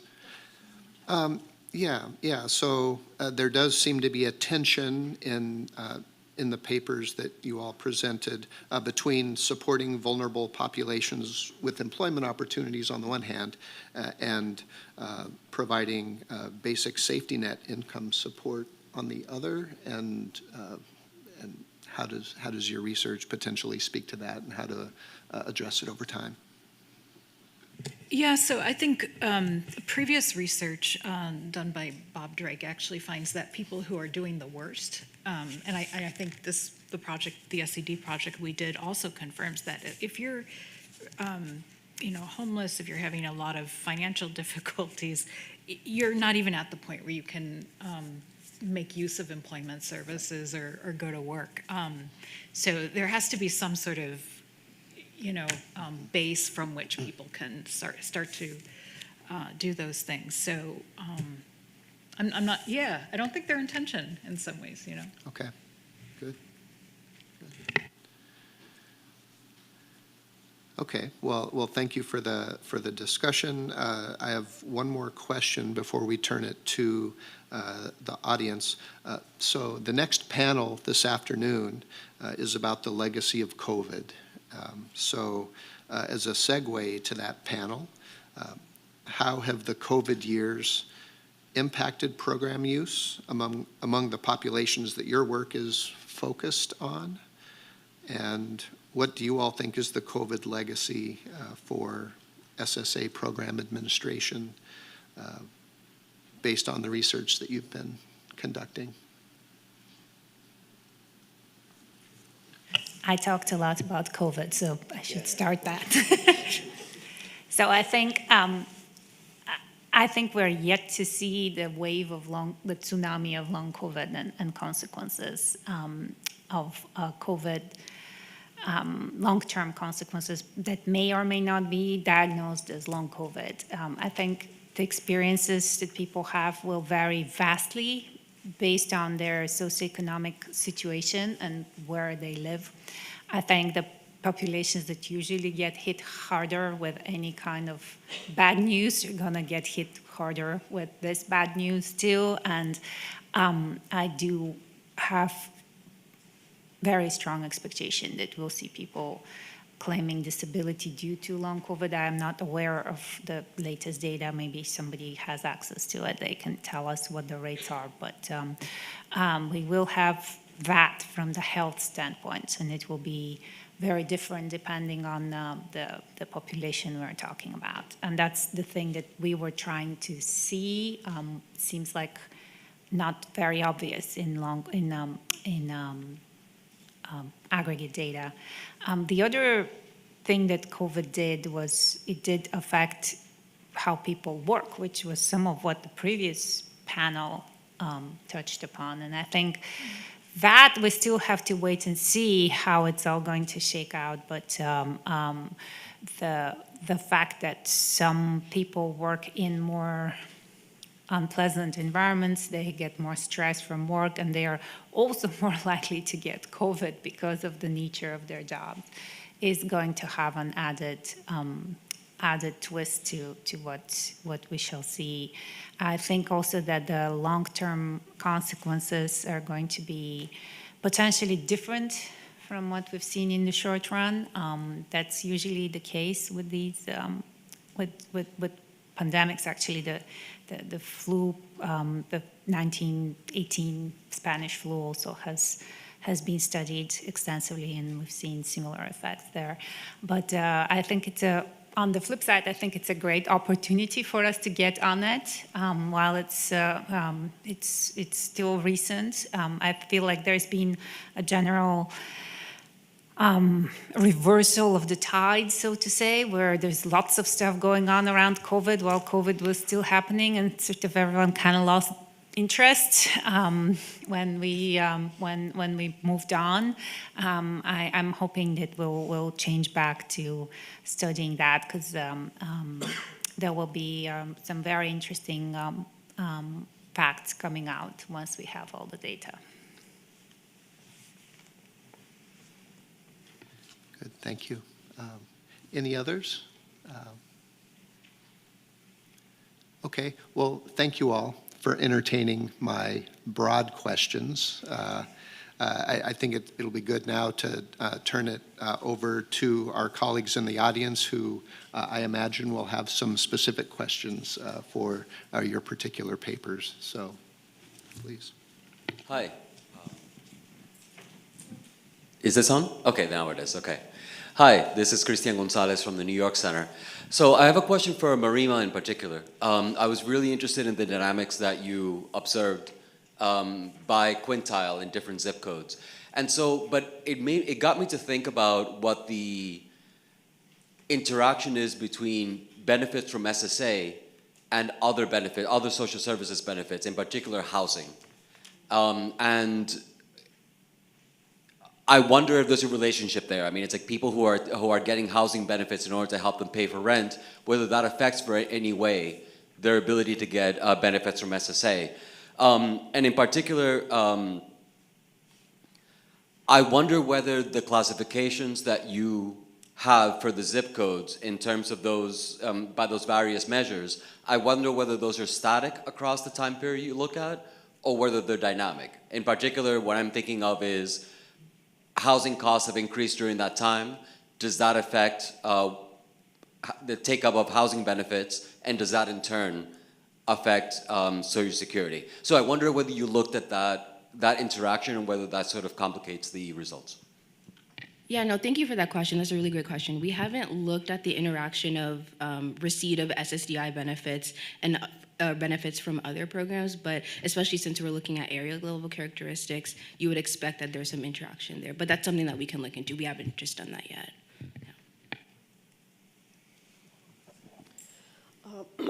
My name is Karen Smith. I'm at the Urban Institute. My question is for Laura. I'm puzzled about the results in Table 1 with respect to the share with balances. Table 1 says that if you have continuous receipt, that or continuous coverage, you have less likelihood of having assets at retirement. I don't understand that relationship. Yeah, that's a great question. So it's somewhat counterintuitive. So in the continuous coverage scenario, specifically what we're doing, and I think maybe you're thinking about Table 2, because the first table was intermittent coverage. But in the continuous coverage scenario, it's basically that there's a one-off chance at the start of your work life that you're in a 401k or you're not. And then we assume that that assignment to coverage continues over the person's whole life. So those coverage probabilities reflect quite strongly, the likelihood that you end up at 51 to 56 reflects quite strongly just the cross-sectional probability of coverage that you would see in the SCF or the CPS. In the intermittent coverage scenario, for example, on the other hand, workers sort of have, at any given point in time, some probability of going into the 401k. And so cumulatively, over their work life, you end up with many more people, particularly at higher education levels, who spend a few years in the auto IRA. So not their whole career, but maybe a couple of years when they're young.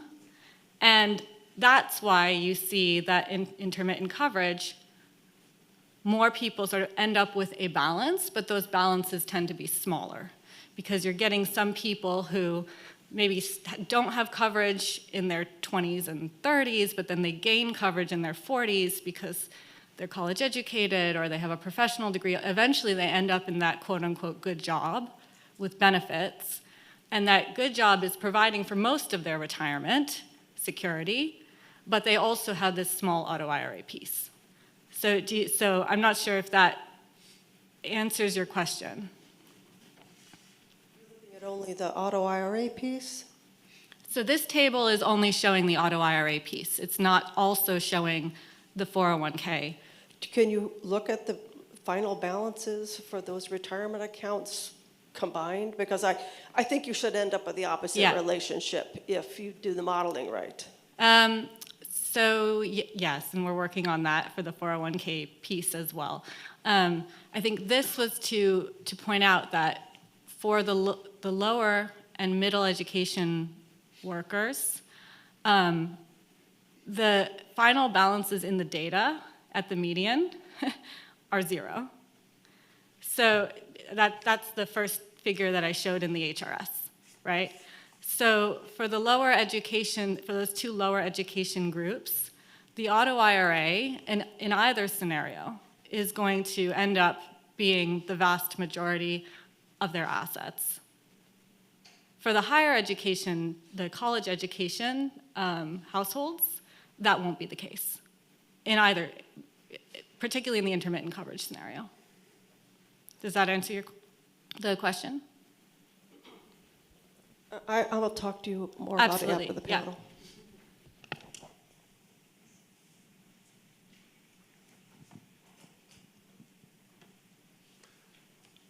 Hi, Adam Przynski from the Metro Health System in Cleveland, Ohio. My question is from Rima. Thank you for this really excellent work. I was thinking about whether you have or you would be able to look at the potential for heterogeneity according to specific types of conditions of the applicants, and whether within specific conditions they experienced similar declines in the approval rate over time. For example, some conditions are often more contentious. Our experience, like in the hospital in Cleveland, is that like patients with epilepsy, for example, tell us they have a really hard time with this, and we might have one patient with epilepsy who flies through the process, and another patient seems to have multiple denials and sort of gives up and experiences it as fraught with difficulty, while other patients that we might see maybe in the same clinical environment in the hospital would be like a patient with Down syndrome or a patient with schizophrenia or schizoaffective disorder, where their approval seems more automatic.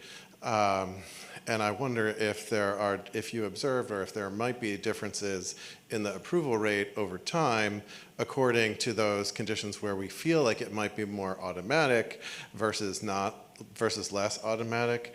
And similarly then, whether those changes would have any interactions with the zip code level effects that you observed. Thank you for that question. We're actually in the process of getting information on people's qualifying medical condition for receiving disability insurance. Right now, we have access to data on what chronic conditions they have at the time of enrollment, but we don't know if that's sort of their qualifying medical condition, but that's sort of in the next step of the analysis.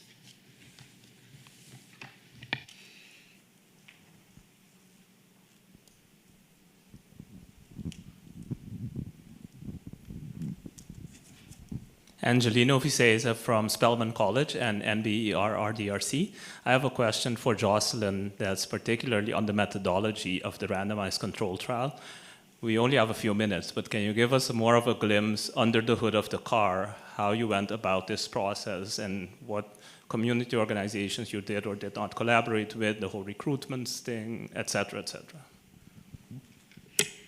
Yeah, that's a huge question. So we selected sites that already had a IPS program that was considered good. So there's a fidelity. I mean, it's an evidence-based program, and there's ways to measure the fidelity of an existing program to the model.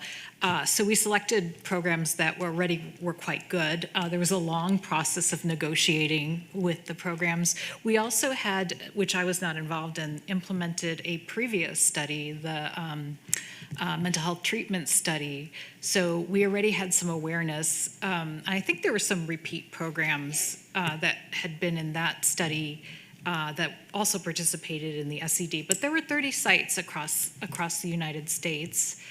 And Jarnae was quite involved in that process of establishing that, so she would know the nitty-gritty details of that. But and in terms of recruitment, so we got from SSA a file with recent applicants who had been denied and had a mental impairment that was not an intellectual disability or developmental disability, who were in a catchment area around each site. And then there was a process of starting to recruit those individuals for the study. Does that answer? Yeah. Yeah, it's yeah.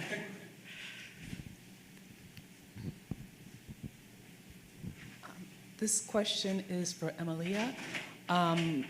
With respect to the findings that were kind of contrary to what you would have expected and getting some interpretation of those, I know that you're working with Randy Aki, but maybe consulting with a couple of additional Native American researchers might help with the interpretation. So Vernon Grant, who is participating in the conference, he's with Montana State University, and Stephanie Freiberg from the University of Michigan. And thank you. I will seek out these researchers. So thank you so much for this. We do want to figure out what happened on the ground. So in addition to talking to researchers, I think we also will call a couple of field offices and try to see what was going on. So we do know that SSA offices were closed, but we also know that some BIA offices may or may not have been closed. They could have helped. So there's a lot that we're trying to unpack right now because, as I said, we saw something opposite to what we were expecting to see. So that's something that definitely we would like to follow up with some people on. So thank you.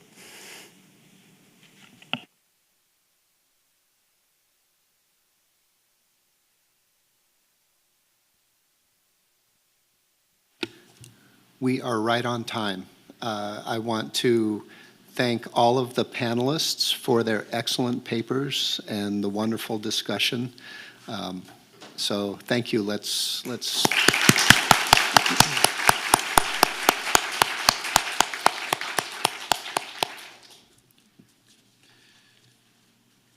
Good.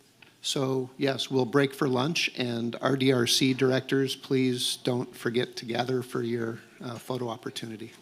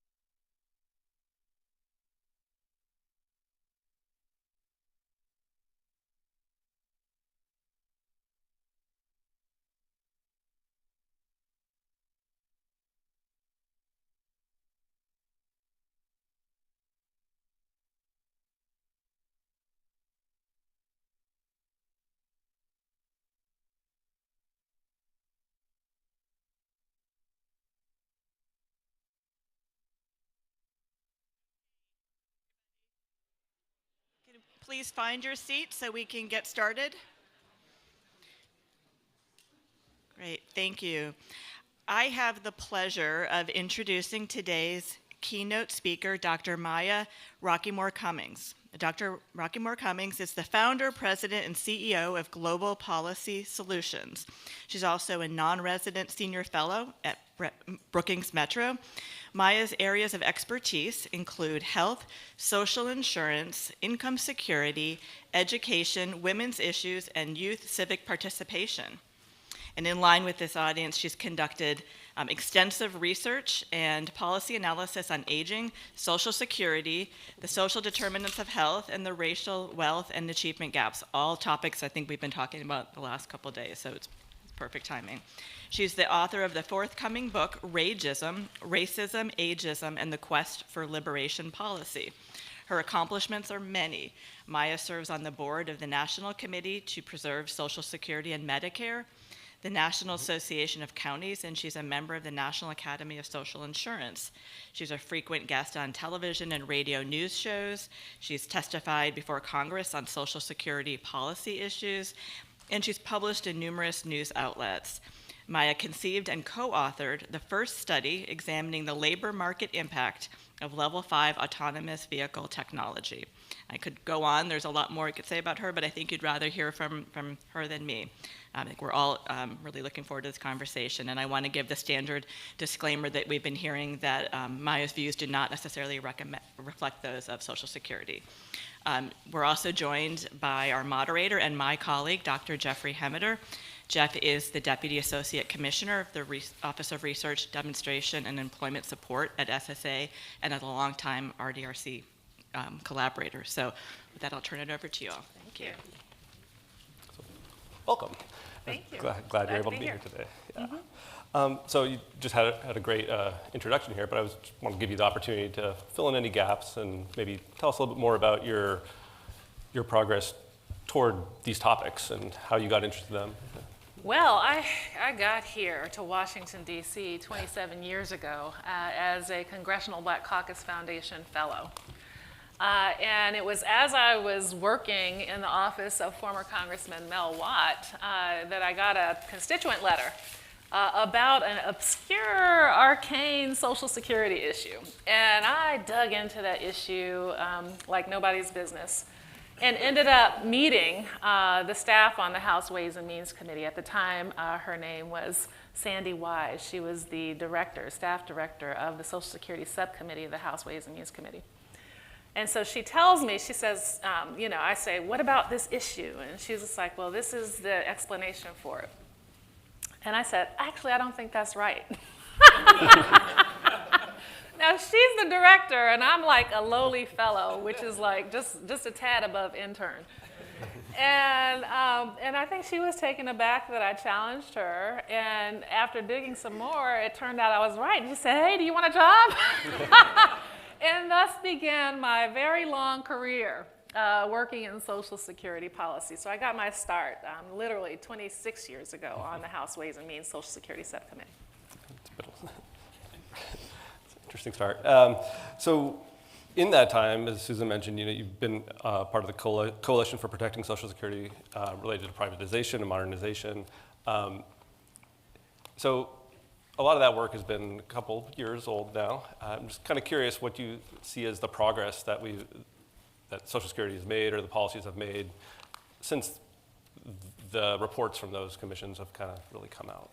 Well, we as a country have been literally running in place, if you will, when it comes to the Social Security policy and the Social Security trust funds, the question about how to address the expected shortfall in the trust funds. It's been a big political battle, but I got to tell you this, and before I go further, let me just thank Kilolo Kijikazi. She is at the Social Security Administration and, of course, running a lot of this research program. But 26 years ago, I met her as she was a staffer at a think tank. And she was doing research like all of you are doing on Social Security when I was on the House Ways and Means Committee. And she was generating research that was relevant for public policy. meaning that all of the discussions that we were having about what the implications of privatization would mean for the public, particularly subgroups within the public, Kilolo was actually generating a lot of that research and data. So we actually invited her to come to Capitol Hill to testify before Congress. We actually invited her and others who are doing research like that. How many of you remember Bill Spriggs? Bill Spriggs was an economist who was actually a mentor of mine as well. But we had researchers like that come to Capitol Hill to testify and to inform staff and Congress about what the dangers of Social Security privatization would mean for women, for African Americans, for blue-collar workers, for literally every demographic, children, every demographic you can think of that's considered vulnerable.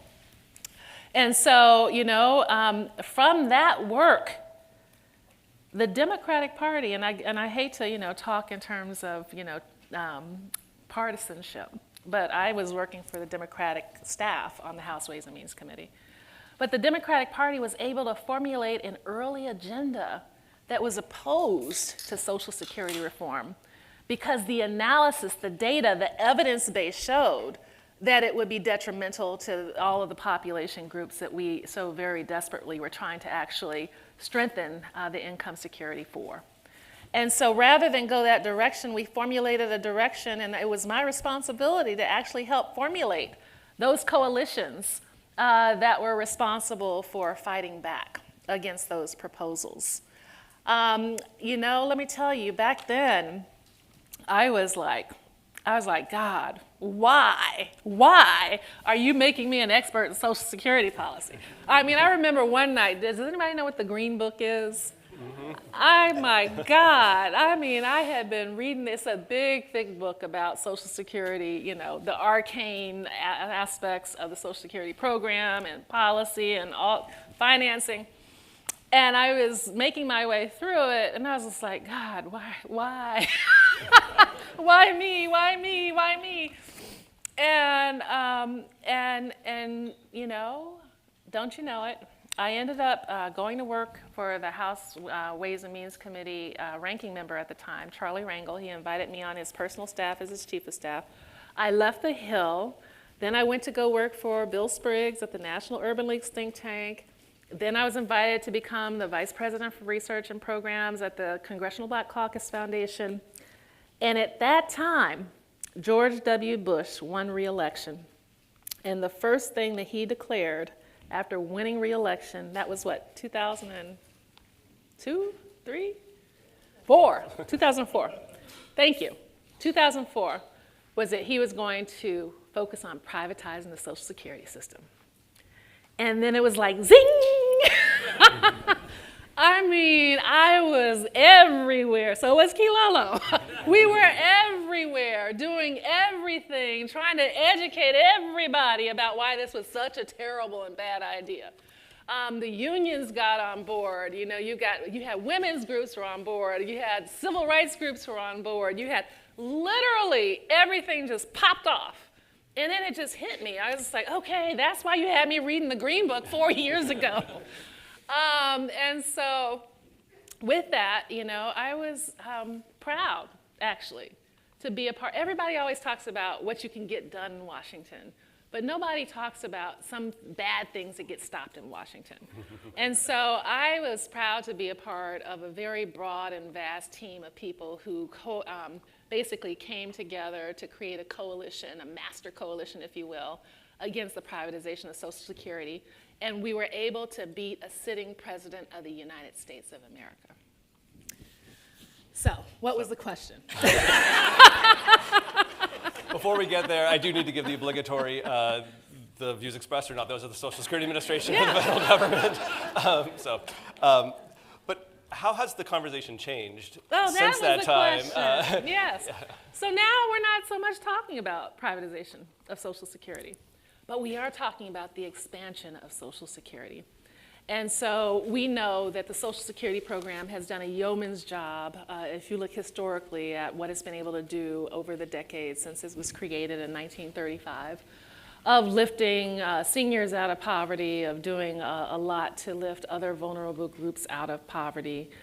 We do know, that, low-income families, the low-income children, we know that African Americans, Latinos, and other racial and ethnic groups all depend heavily on Social Security, even though they might depend on it in different ways.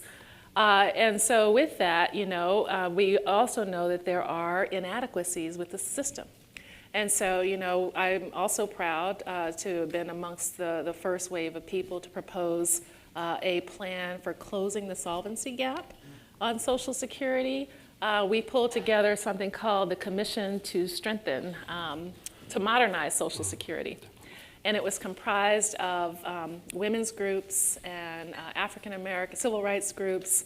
And we brought them together to say, okay, if we were to actually address the shortfall, what else would we want to do? And so we literally went through an exercise looking at all of the possibilities of how to expand and enhance the program in order to better meet the needs of vulnerable population groups. And then we looked at ways that we could, raise benefits or cut benefits or, raise more funds in order to cover the things that we wanted. And I am pleased to say that we came up with a plan for addressing the solvency, the shortfall, and also expanding benefits at the same time. And guess what? It did require a modest increase in taxes over a very long time. For workers and employers, and it also required lifting the cap on Social Security. However, there are modest ways that we can address this, and when we actually polled, working with the National Academy of Social Insurance to find out how people view these kinds of changes, we found that across the board, a vast majority of people across racial and ethnic groups actually agreed that it was important to strengthen and enhance benefits for Social Security. And so with that, what's changed over time is that people are not talking about privatization, they're talking about expansion. Yeah. Well, so one of the things that has changed, though, is the projections for depletion. Oh, so yeah, like in the early 2000s, I believe it was 2042. It's now, I think the most recent one, 2033. DI is solvent. So how do you maintain the momentum for those conversations when either nothing has happened over 20 years or it's getting closer, but not close enough to be imminent? So we are, as the latest report shows, like within 10 years of being quote unquote insolvent. The shortfall is coming.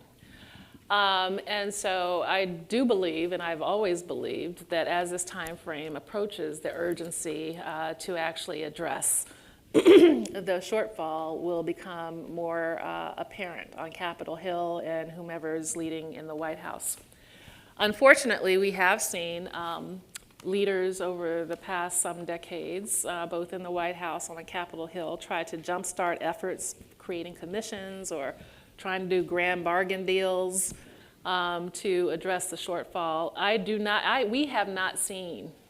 have not seen from either the White House or from Congress, from any of the commissions that have been created, except for ours, and a few others that haven't been mainstreamed, a plan that would actually result in making American workers and their families more whole. Most of the mainstream commission products have proposed cuts that would have devastating impacts on low-income families, have devastating impacts on people who have shorter life expectancies, devastating impacts on blue-collar workers across the board. And so with that, I am hopeful that as we get to the seriousness of addressing the shortfall, that we have people in the White House and wise people on Capitol Hill who realize that, frankly, the rich people have gotten all their tax cuts and you continue to get more, and, they don't mind offering tax cuts on almost every 4-year basis. But it's time to make the American worker whole. It's time to make vulnerable people who are vulnerable to economic insecurity in this country who rely and will depend on Social Security if they don't already, it's time to make them whole by making sure that we are doing what's best for these workers and their families. And that means prioritizing an expansion agenda, and we've already told you how to pay for it. We've done the hard work.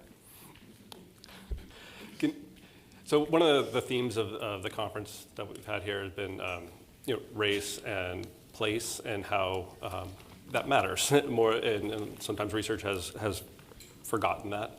I was wondering if you could say a little bit more about how the changing demographics of the country are going to play into some of the policy solutions. Whew, that's a huge question. It's just, there's so many ins and outs of this. But we do know that the Census Bureau has projected by the year this used to be 2042, I think now they're saying 2043, that the nation will become, quote unquote, and nobody likes this term, majority minority, meaning that racial and ethnic population groups are expected to be a majority of the national population. This is a big deal in many respects, and this is why.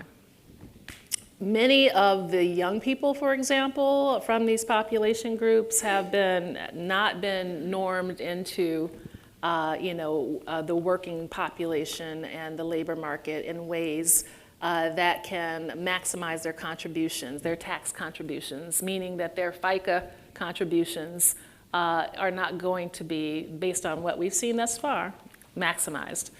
2019 was actually the year that the youth population in this country, those who were attending public schools, actually became a majority of the young population in this country. I think, is Valerie here? Is Valerie Ralston here?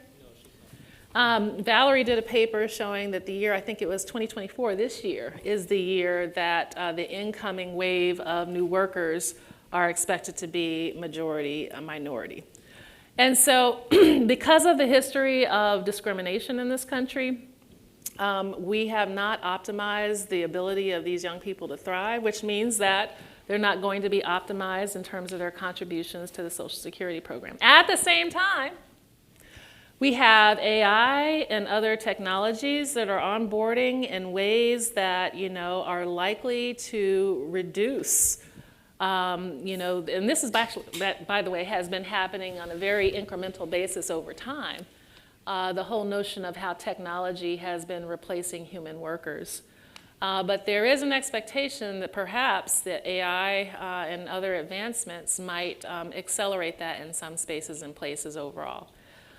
The combination of those two, and thirdly, on one side, everybody's, concerned about the population replacement rate and how, we seem to have stagnation or even actually a reduction in the number of people having babies, which, as you well know, has an implication for the number of workers. At the same time, we also know that, Latinos and other immigrant families tend to have a higher number of babies. But that offset has not been taken into account by, certainly the Social Security actuaries in a way that looks like it will change the dynamics. So we can expect that if nothing is done to address the Social Security shortfall, that we're going to see things aggravate even further by a minimization in terms of the amount of funds that are coming into the Social Security trust funds. We can also expect at the same time to see a higher demand for some of the benefits, maybe even disability benefits, as we talk about a population that has population groups that have traditionally been unhealthy, have had higher disability rates, et cetera, become a majority of the working population. So it's possible that the demand, and of course, the demands on Social Security may become even higher, even as its ability to actually meet those demands becomes more diminished. That makes the decision-making of the policymakers involved even more critical at this particular time. That they need to be looking at demographic trends alongside, how to actually reshape the program in a way that works best, while also addressing the shortfall in a way that makes sense. We actually came up, is Bill here? the recent National Academy of Social Insurance. No, he's not here. We did an op-ed that we could not get published anywhere. We were turned down by the Washington Post and New York Times. We said, let's tax AI. And then, after we got rejected, I did see that proposal somebody else got it published. But, there are new ways that we need to be thinking about how to actually bring additional revenues into the Social Security program. You mentioned AI. Do you see any concerns or threats from an equity perspective in terms of how that affects workers and not only the tax revenue, but also just their quality of life and what they're able to do? Absolutely. As you well know, there's an equity perspective, but even lawyers' jobs are being, frankly, medical jobs, lawyer jobs, traditionally white-collar jobs are under threat by some of the new technological tools.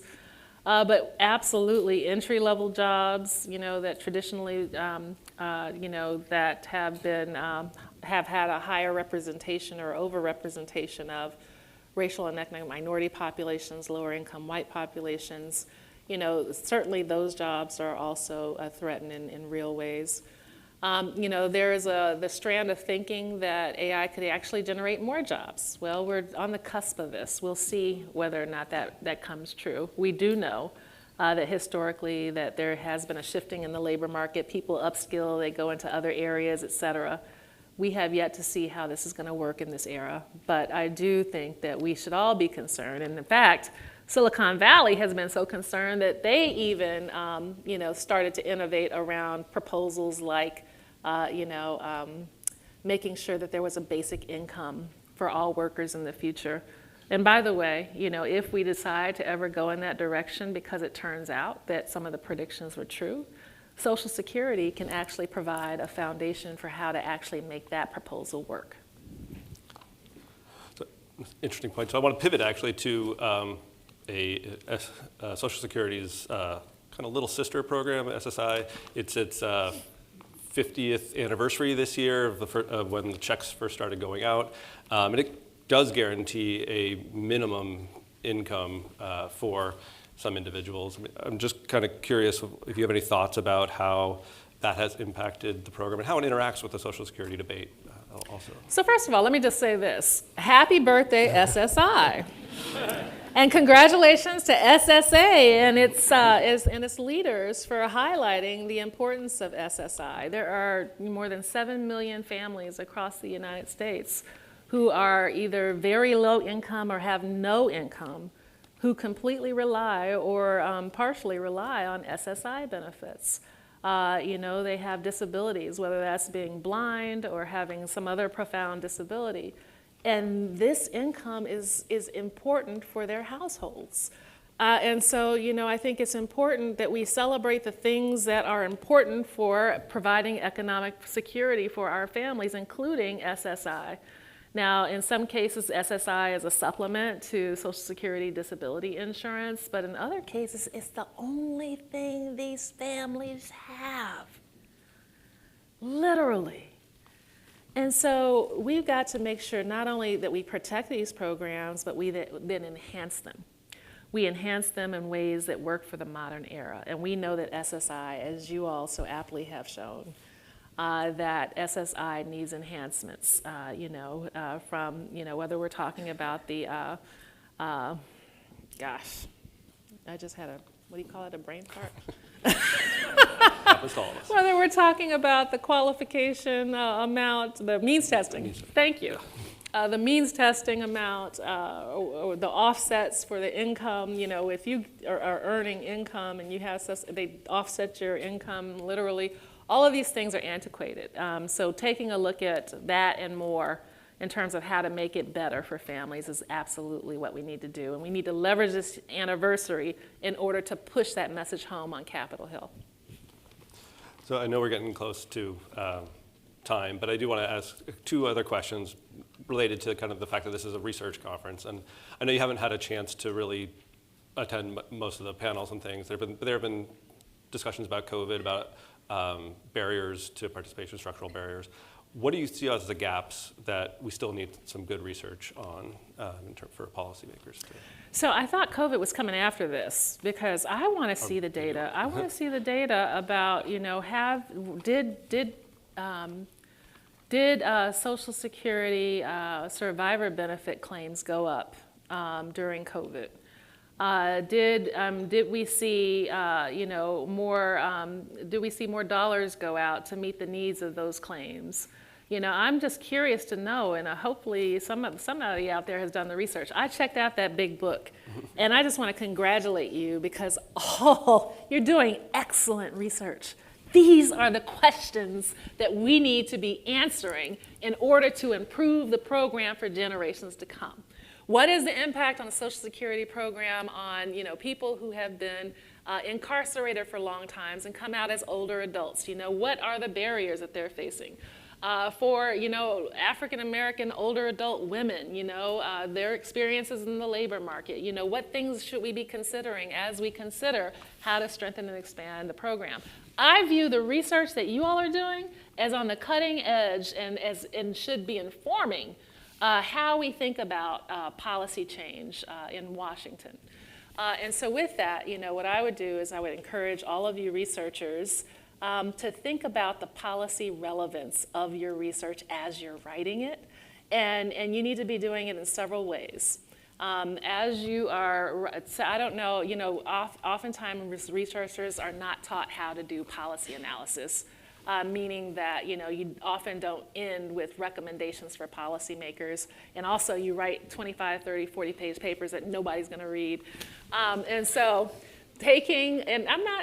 seriously, nobody on Capitol Hill is going to read a 40-page paper. Now you condense that into a 3-page policy brief, then you're cooking with grease. You've got a 1-page fact sheet that condenses all of your highlights into 1 page. Oh, then you're taking off to the moon.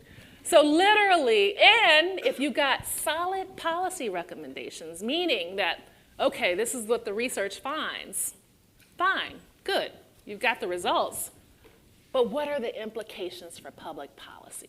I want you to take the next step to actually provide policy recommendations. And even if you don't do it as a part of your standard research paper that you're going to submit to a journal, take the after steps to do it as a part of, and I would hope that this research consortium serves as a policy translation function, that as you're putting out this important stuff, that they're also helping you to actually condense it into actionable policy recommendations and evidence base that can inform policy. That is the next step. Oh, by the way, infographics are great too. It doesn't even have to be a 1-pager. It can be one key big statistic that's in a great infographic, and then you get it just like that. Well, thank you. So this has been an incredible keynote address. We do think we have some time for questions from the audience. Can I say one last thing? You can say whatever you like. Yes. I present myself as saying that, I got here 27 years ago and I worked on Capitol Hill and that's how I got into Social Security. That's actually not true. Back in 1986, when I had my very first job as a courtesy clerk at a grocery store. Does anybody know what a courtesy clerk is? A bagger. That was my very first job. I was making $5.15 at H-E-B in San Antonio, Texas. And I got my very first check, and I opened up my check, because it was a paper check.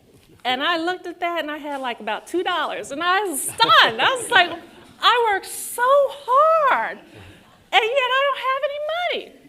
So I remember coming home to my mother, and I was just like a sophomore in high school. I remember coming home to my mother. I said, Mama, who is FICA and why are they taking my money?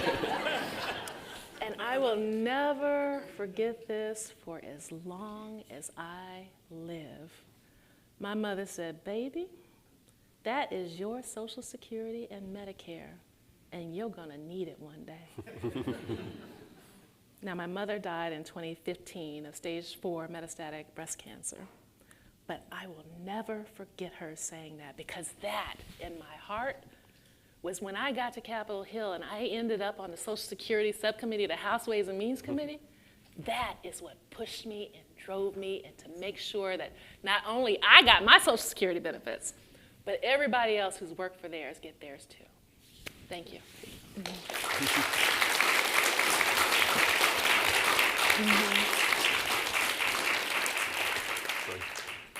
I can't see anything, so I'm not sure if there are hands up. So. Yes, ma'am.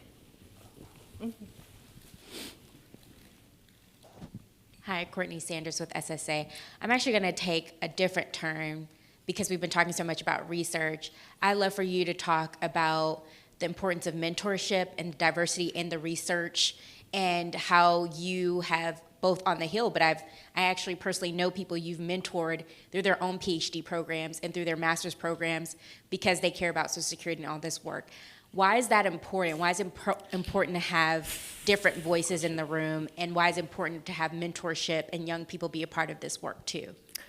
So there was a time when in the early 90s, when I entered graduate school, where, you know, the consensus at that time in academia was that the research on race and gender and class didn't matter. And we as graduate students, those graduate students who were interested in these issues, and that this is what we were seeking to do in terms of our scholarship, you know, we tried to push back. But, you know, there was always this internecine battle that, you know, that your research is not important, it's not relevant. And we knew it was relevant. By the time I got to Washington, D.C.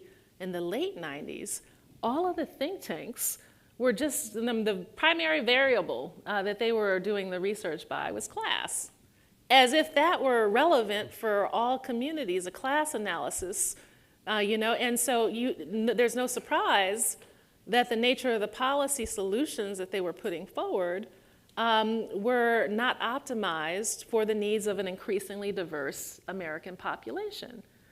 And so if those of us who had been interested in all of these things had basically listened to the predominant ethos at the time and decided to abandon our research that looked at, you know, intersectionality, the importance of variables such as race, class, gender, sexuality, then we wouldn't have a research or evidence base now to push back on some of the policies that we've had to fight over the last 25 years. And so for me, it is incredibly important. The work you're doing, the work that people that have been like, and that Kilolo and I and others have done to really push forward and get respect for an intersectional approach to research is incredibly important for the nation. And it's important for all of the analyses because it's the foundation upon which we make our recommendations to make sure that we can meet the needs of the people of the United States of America. And so whenever I have young people, and because I was mentored, oh my God, I was mentored by a woman named Dr. Jewel Lamar Prestige. She was the first ever African-American woman to earn her PhD in political science in the United States of America. She earned her PhD from the University of Iowa. I think she graduated at the age of 21. Anyway, when I met her, you know, she was, you know, in the twilight of her working career, but she took me under her wing. She opened her network to me. She read my stuff. She provided me with feedback. She guided me to, you know, graduate school. She made sure that she was connecting with my advisors. I mean, literally, she showed me what mentorship was so that when anybody ever shows up and knocks on my door and calls me, it's time for me to pay it forward. And so I am proud that as people have knocked on my door over the years, I can't even tell you who all they are. But I do know that I don't ever turn anybody down. We have time for some more questions.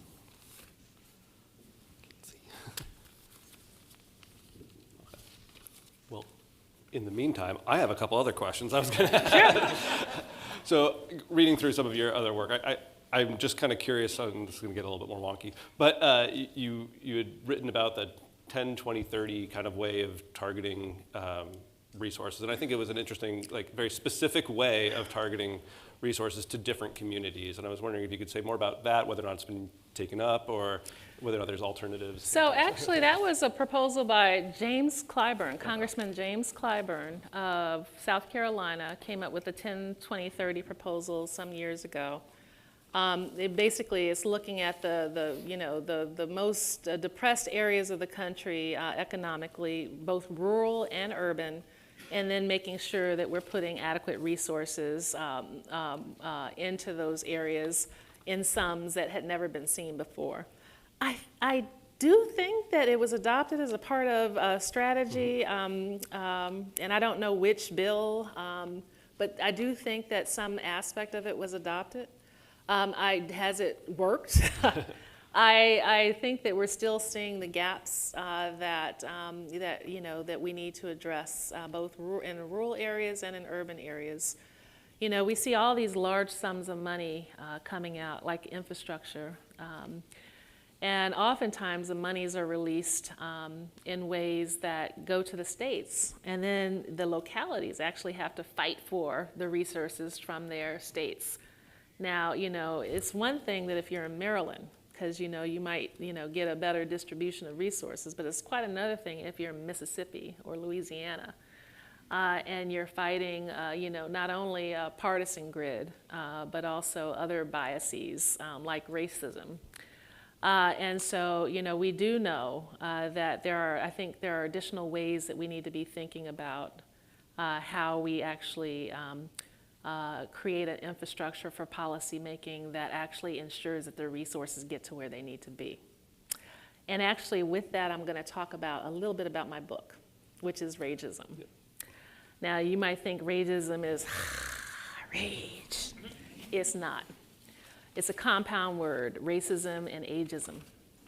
And I basically argue that when racism is in play in the United States of America, ageism isn't just a phenomena affecting people age 50 and older. It's a phenomena that affects people who are discriminated against, people of color who are discriminated against from pre-birth to death and across generations. And I make the argument that, we can actually track the discriminatory effects of public policies on these populations, and not just track them, but also show where they've actually been, where disparities have actually been created by policies that are rooted in racism and classism. And so with that, I propose in my book, it's coming out, it's Routledge Press, that we need to be thinking about liberation policy and, better yet, liberation democracy. Because what is it for us to be proclaiming the benefits of democracy around the world if we can't make it work for everybody here at home? So I encourage you to look for the book in January, February, and hopefully you'll have me back on the stage to talk about it. Okay, checking out again. See if anybody could have a question. We have one up here.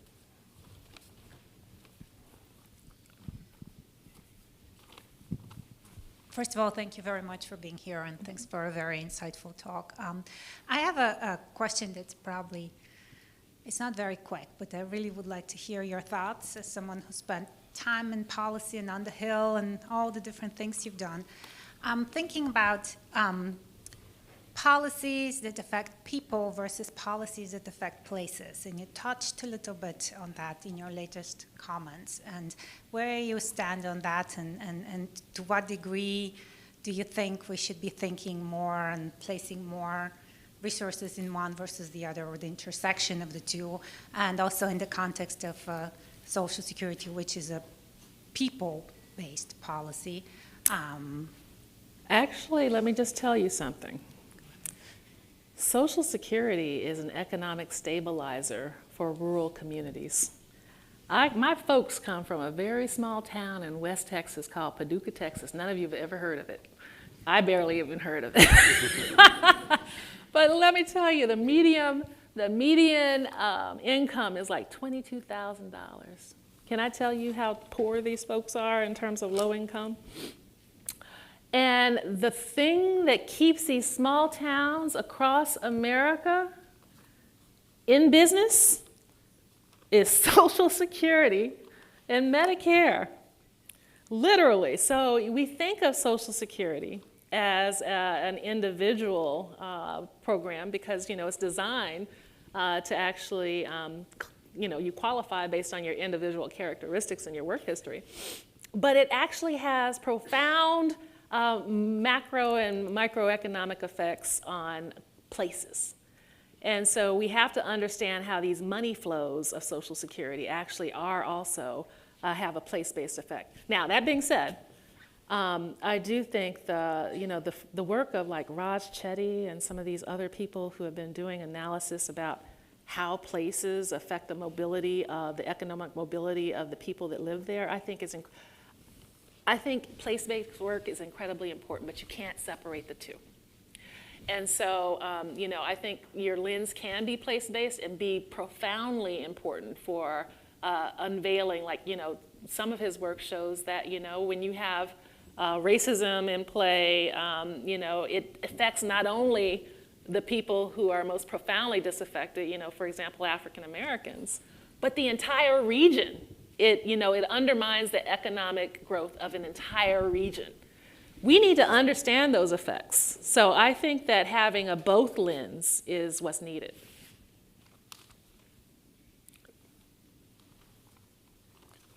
We have a few minutes. I want to give you an opportunity. I don't see any other questions, but I don't know if there's anything we didn't talk about that you'd like to mention. Open. No, you know, I have high hopes for our future as a country. I have high hopes because I look across this room and I see great diversity in terms of people who are interested in this program and interested in social insurance and willing to put the work in to actually make sure that you're generating the information that can help us better understand how to design better policies that work for more people. And so, you know, I just want to encourage you to keep going. Know that your work matters. Know that your voice matters. And, you know, continue to leverage these networks so that we can continue to do the things that we need to do to make sure that Americans of all backgrounds across this country have the economic security that they need and deserve. Thank you so much. Well, that's all we have. So thank you again, Dr. Maya Rocky Moore Cummings. And yeah.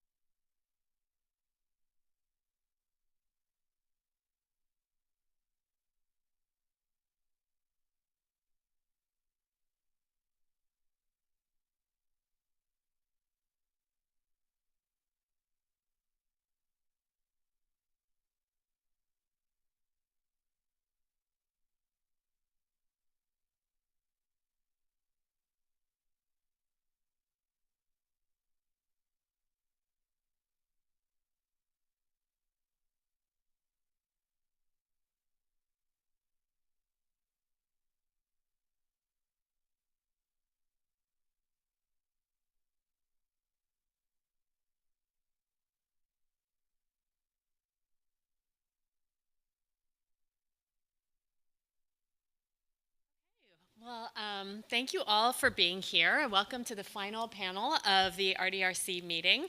I appreciate you all staying until the very end, and am grateful to be part of the panel that's closing out a wonderful 3 days of programming. So thank you, SSA, for organizing this. My name is Priyanka Anand. I'm from George Mason University, and I'm joined here today by Maria Casanova from Cal State Fullerton, Michael Stepner from the University of Toronto, Nancy Miller from the University of Maryland, Baltimore County, and Gary Engelhardt of Syracuse University. The focus of this last panel is going to be on the legacy of the COVID-19 pandemic. Before starting the presentations, I'd like to take a few moments to set the stage in terms of what things looked like at the height of the pandemic, particularly for the populations that were hardest hit, and discuss where we are today, which will lead into the presentations we have today that are talking about the legacy of the COVID pandemic today. So, of course, everyone here knows that the onset of the COVID-19 pandemic was a devastating shock to the economy and our society. The shutdown of non-essential establishments was a major disruptor to the labor market, where the lucky ones were able to transition their work to work remotely, but the unlucky ones lost their jobs, and there were many of them. To give a sense of the scale of the job loss that occurred at that time, total non-farm employment fell by 20.5 million jobs in just April 2022. And the unemployment rate that month was 14.8%. In addition to the impact on the economy, the pandemic has had a large negative impact on public health. At its peak, the CDC recorded over 800,000 new cases of COVID during just 1 week at the beginning of January 2021, which resulted in almost 26,000 COVID-related deaths in that week. These numbers are sobering, and certain vulnerable populations were particularly hard hit at that time. The job loss that we saw was really concentrated primarily among low-wage earners, minorities, women, and those with less than a college degree. The elderly and the disabled were at a higher risk of contracting COVID and being hospitalized with COVID, likely due to their high rates of community living and also being more likely to have pre-existing conditions. Those with disabilities were less likely to have emergency savings to get them through unemployment spells, although as we heard from a previous presentation from Sian, that telework actually did help people with disabilities in terms of their employment, but they did face other challenges. For example, many of the services that elderly and people with disabilities relied on were unavailable, such as home health aides to help with their health needs, and SSA field offices were closed for an extended period of time to help them with their benefit applications and benefit receipt. The closure of schools also resulted in large sustained drops in SSI applications, as is shown in a current working paper by Mike Levere, Jeff Hemmeter from the SSA, who we met previously, who is here, and Dave Wittenberg. Overall, these populations, such as the elderly, the disabled, low-income earners, minorities, who are already disadvantaged before the pandemic began, seem to be the ones who are hardest hit afterwards. Thankfully, over the last few years, businesses have reopened and the economy has recovered in large part in terms of aggregate employment and labor force participation. But the legacy of the COVID-19 pandemic is still with us in many ways, particularly for those groups that were hardest hit. People with disabilities and the elderly are still at higher risk of contracting COVID and potentially having a severe case, despite the availability of vaccines and treatments such as Paxlovid. Many people are still experiencing the effects of long COVID, which impacts their health status and ability to work. And we've heard several people mention that there is a desire to know how this impact of long COVID will affect disability benefits and other types of benefits.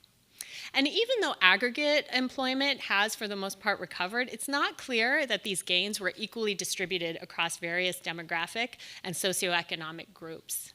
So the papers in our panel today are going to examine the extent to which these types of long-lasting impacts of COVID-19 still exist.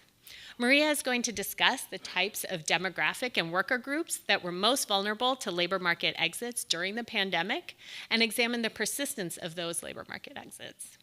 Michael will present his analysis of whether the racial and income gaps in life expectancy that were exacerbated during the pandemic have persisted over time. Nancy will discuss the prevalence of COVID-19 among people with disabilities, both during the height of the pandemic and longer-term disparities. And finally, Gary will show how COVID-19 impacted the health of Americans and the impact that has had on employment, earnings, OASI claiming in the years since the pandemic began. All of these papers are going to shed light on the many ways in which the COVID-19 pandemic continues to have an impact on our society and economy. So with that, I'll now turn it over to Maria, who will discuss her paper, Pathways and Persistence of Labor Force Transitions During COVID-19.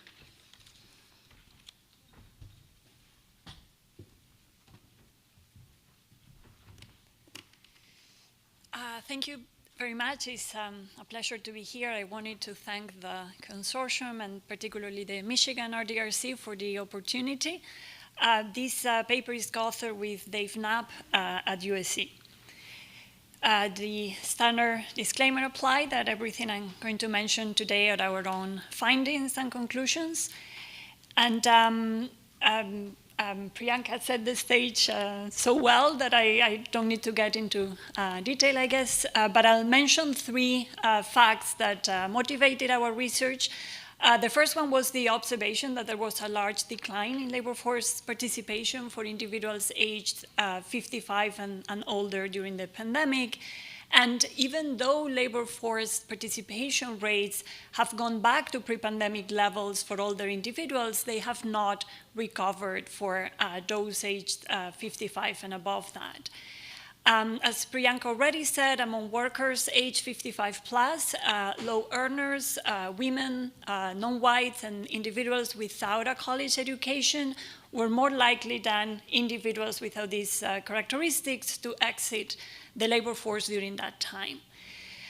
So this led us to the following research questions. What were the pathways out of the labor force during the pandemic? Specifically, did people retire or did they exit the labor force through disability or something else? Were those pandemic exits permanent? Were there disparities for certain demographic groups or job types? And what were the implications of the pandemic exits for the long-term retirement security of these individuals? I'm going to present preliminary results today that mostly refer to the first question, but now we're looking at this point we are looking at the others that will be part of our project as well. All right, for the data, for the results that I'm going to present today, the data come from the Health and Retirement Study, and we use the waves from 2000 to 2020. So the interviews for the 2020 wave were performed until I think the first 3-4 months of the year 2021.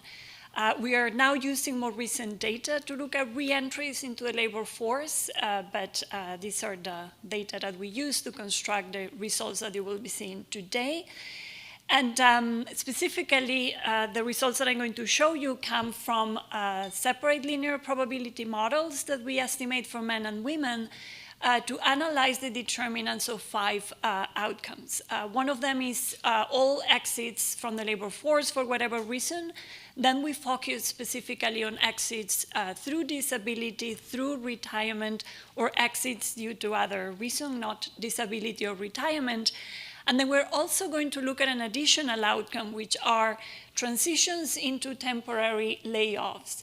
Now, people who are temporarily laid off and who expect to go back to their job are technically part of the labor force. However, when looking at the reentries of this group, we see that many of them actually never return to their jobs. So we are going to look at this group of individuals as well, even though their transition is not technically yet a transition out of the labor force. And all the models include explanatory factors that control for individual characteristics, job characteristics, and eligibility for Social Security benefits. So this is a summary of the results. We see a significant increase in transitions out of the labor force for any reason, for men, but not for women. No significant changes in transitions through disability or retirement for either gender, but significant increases in exits for other reasons or through temporary layoffs. Here you can see the results in graph form. So these are transitions out of the labor force for any reason for men over time. And when you see the coefficient for a particular wave in blue, that indicates that the probability of transition in that wave is statistically different from the COVID wave. So you see that for men there was an increase in exits out of the labor force during the 2020 wave that was significantly higher than in the previous period. For women, there was an increase as well, but it was not statistically significant. These are exits out of the labor force for reasons other than disability and retirement for men. And you can see that there was a 2 percentage point increase relative to the baseline that is essentially zero in all other years. So we think that the increase in this type of exits reflects the decision of people that either left the labor force maybe for caregiving reasons, maybe they left the labor force and they were still in this kind of limbo where they didn't know whether they would transit into retirement or not, but there was a very significant increase of this pathway out of the labor force. And there was also a 1.3 percentage point increase in this type of exits for women, and it was also statistically higher than in the pre-COVID period. And then this is where we observe the most movement. These are transitions into temporary layoffs. There was an 8 percentage point increase for men relative to the pre-COVID wave and a 7.3 percentage point increase for women. Now, in terms of the factors that determine these job separations, we find that in all waves, not specifically in the COVID wave, in all waves, Black men, Hispanic men and women, those who were not previously employed full-time, and individuals with lower educational attainment are more likely to be separating from their job, either through an exit through a labor force or a temporary layoff. However, when we interact our controls with the COVID wave to look at the determinants that specifically led individuals to separate from their jobs during COVID, we don't find that any of these indicators is significant. The only factors that we find that play a role, and I'm going quickly through the slides, so I'm not going to have time to describe all of them in detail, but let me jump to the last bullet point here that summarizes them. So individuals who had jobs that were higher quality or more flexible jobs, for example, jobs that provided health insurance or jobs that required that the individual work a lot with computers and therefore they could probably do them from home, these type of individuals were less likely to separate from their jobs during COVID than in previous periods. Individuals who had health problems before COVID or who had physically demanding jobs were more likely to separate from their job during COVID than similar individuals would have been in previous periods. Touching again on the disparities, so we don't find evidence that racial and ethnic minorities and those with lower educational attainment were more likely to separate from their jobs during COVID than in previous waves. So whatever disparities were already there were not amplified until at least in terms of job separations during COVID. However, we are now looking at the reentry behavior of individuals, and at that point we start to see that individuals from disadvantaged groups were less likely to get into the labor force. Those results will be part of our project. So thank you very much, and this is my email. If anybody has any comments, they're very welcome.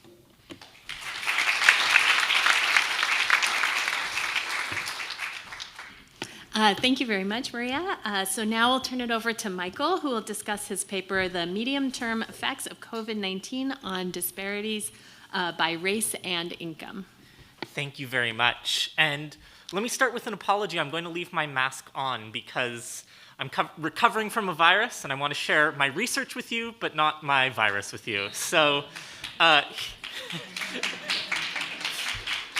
delighted to be here. I'll be sharing work that I've done with some excellent co-authors and actually a larger team who aren't all listed. And this is going to be a story. I'm going to tell the arc of progress and of challenges, and it's going to be a story without an ending because we haven't finished our research here. So let's get started with the standard disclaimer and then put this in context. Because a lot of work has documented the truly shocking, massive disparities in the United States between people with high income and those with low income, whose life expectancies differ by about 5 years, and between Black and white Americans, who in 2001, white Americans were living on average 4.6 years longer than Black Americans. And just to put the size of those disparities in context, the NCHS estimates that if we were to cure cancer, life expectancy would increase by 3 years. And at the absolute apex of the COVID pandemic in 2021, when life expectancy in the US was at its lowest, it had fallen by 2.7 years. So these are very large class-based disparities and racial disparities in health. And our work here is going to be presenting some new evidence on how those disparities are evolving over the last 2 decades. So we're going to document from 2001 to 2019 the presence of growing class gaps and shrinking racial gaps between Black and white Americans. We are then going to examine how those disparities changed in 2020 at the onset of the COVID pandemic. And lacking the end of this story, I'm going to describe our upcoming analysis of what happened in the medium term. As the rate of COVID infections and deaths fell, it remains to be seen how those disparities, what the new normal looked like, really. And I'll be describing the work that we are doing to answer that question. And so let me start with just a brief overview of this data and the methods we'll be taking to it. So we're working with a large set of administrative data where we link census data containing all of the census respondents who are enumerated every 10 years. We're linking that data to tax returns, including people's income and the counties in which they live, and linking that to the Social Security death records. So put together, this data comprises basically all Americans who responded to the 2000 census and were ages 30 to 95 during the last 2 decades. And in total, that's about 2.5 billion person-year observations. All of this work takes place in the census RDCs, the Federal Statistical Research Data Centers. And we're actually very excited. I get a little bit off topic, but we have funding from the NIA to release a large database of this disaggregated data and publish this, because really there's far more research than can be done by one research team, and we want to make this data public and accessible to as many people as possible. So that's work we're doing in parallel with this research study.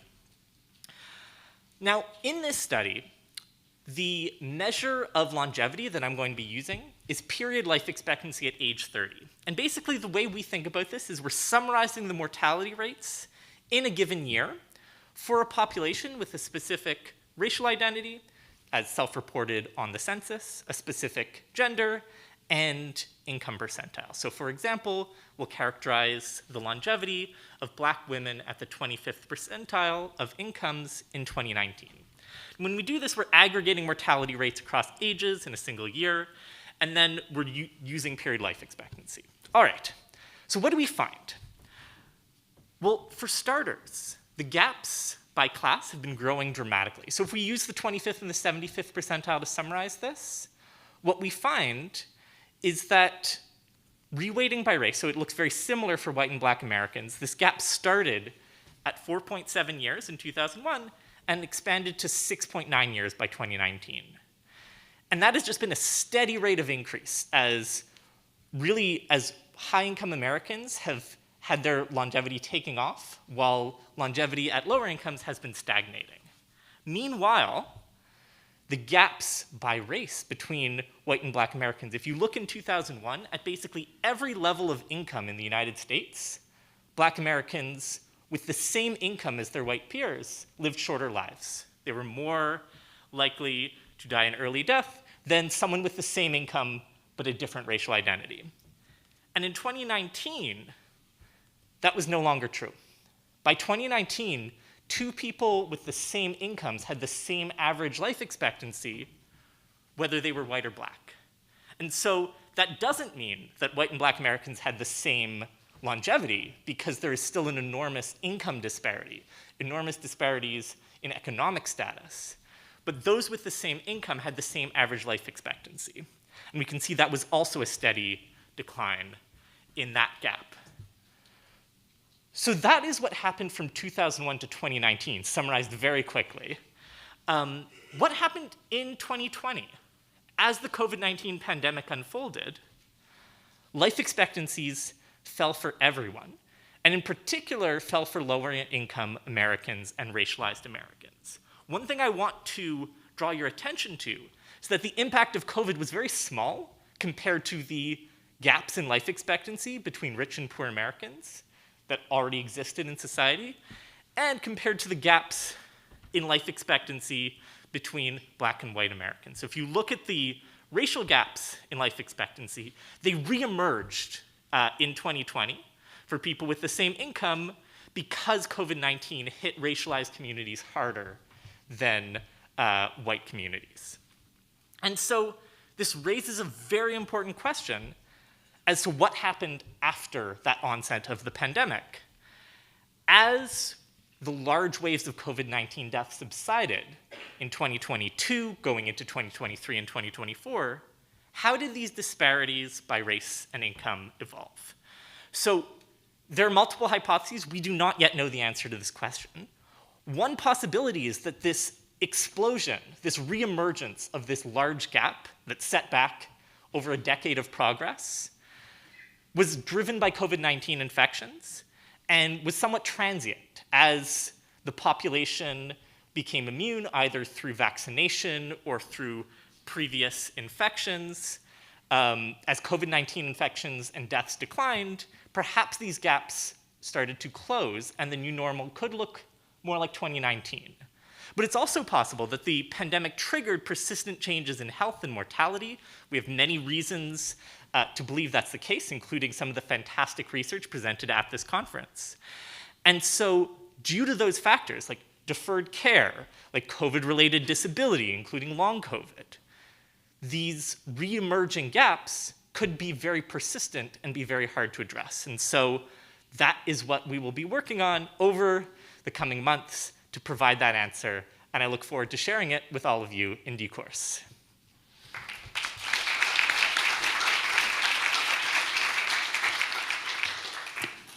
That was great. Thank you very much, Michael. Now we're going to hear from Nancy, who will discuss her paper, COVID-19 in Adults with Disabilities, Disparities in Prevalence, Healthcare, and Employment. Thanks, Nancy.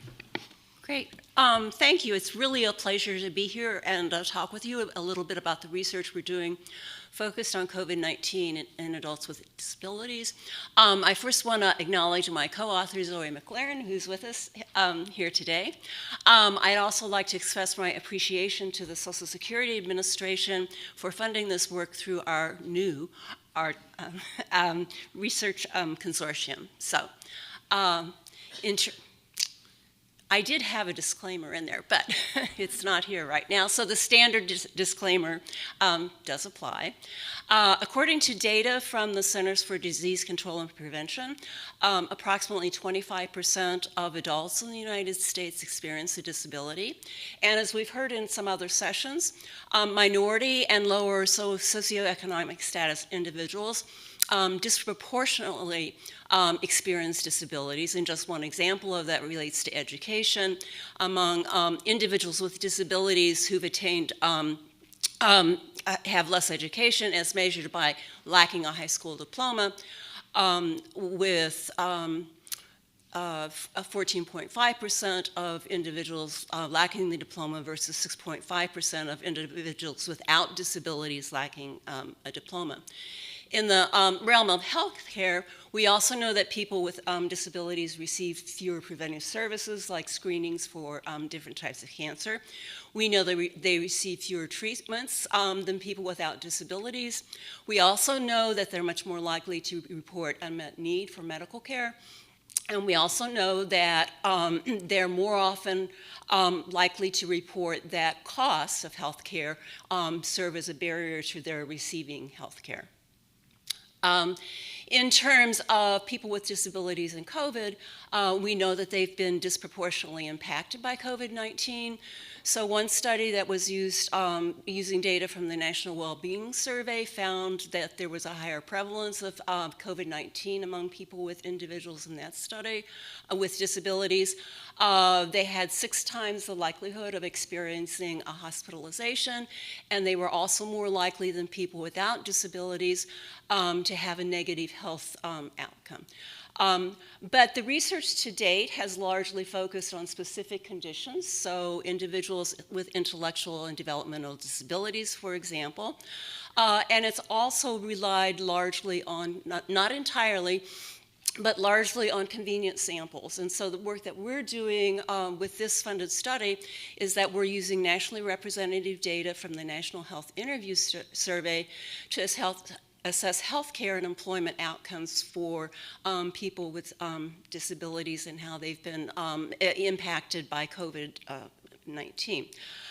So to begin our work, we wanted to have a better understanding or a more systematic understanding of what we knew related to prevalence to begin with, which is the first piece of this. So we conducted a review of the literature. It involved 3 pieces. We searched several social science databases with keywords that related to disability, COVID-19. And we also conducted hand searching of 8 health services research and disability journals, such as the Disability and Health Journal and the American Journal of Public Health. And then we also searched the bibliographies of articles that we identified. To be in our study, the article needed to be in a peer-reviewed journal from the beginning of the pandemic through May of 2024. The article needed to include either a prevalence number or a rate number for people with disabilities, and then to also compare those numbers to people with the comparison group. And then we also focused our research on individuals with disabilities in the United States. In terms of findings, we found 9 articles that met our inclusion criteria, and you can see that there was variation in the type of disability for those focused on people with intellectual and developmental disabilities. One was specific to people with serious mental health conditions. One actually focused on Medicare beneficiaries and looked at the effects of COVID among people who came into Medicare because of their eligibility for SSDI. Relative to being age eligible. And then a few also used survey measures that have also been discussed here, such as survey measures related to the American Community Survey questions to be the definition for disability in terms of the research that they were doing. They also varied in terms of databases, which I won't go through. This is all in the paper if you'd like to read more about it, but there was significant variation here. In terms of findings, did I do this right? Yes, 6 of the 9 studies that we found actually found that there were a greater experience of COVID-19 among people with disabilities. So just to give you one example of that, among the Medicare beneficiaries who became eligible for Medicare because of age eligibility, they had almost 11,000 cases per 100,000 beneficiaries in the Medicare program, and you can compare that number to a rate that's much closer to about 2,500. So clearly a difference in the experience of COVID. There were 2 studies that actually found a lower rate, but this was a lower rate in general, and there was quite a bit of heterogeneity there. So one of the studies focused on people with intellectual and developmental disabilities in California, found an overall rate of about 800 in the population of people receiving services if they had an intellectual and developmental disability, compared to a rate of over 2,000 per 100,000 population in the general population.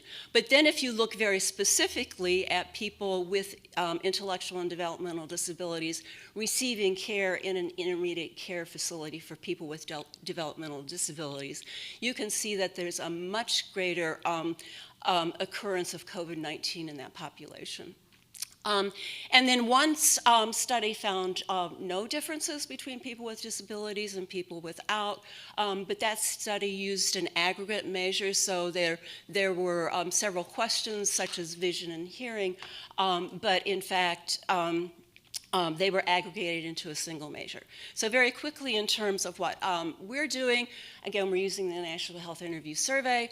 In 2022, this survey began asking COVID-specific questions, and then in 2023 began asking questions that were specific to long COVID. And so we're going to use these data to develop our own estimates with representative data. I wanted to talk a little bit about disability. I'm out of time, but I know that's a question. There may be questions about measurement, since we've had discussions about measurement here already. So I'd like to, again, thank you, and I look forward to our discussion. And I'm going to skip over my references, of which there were many. So, thanks.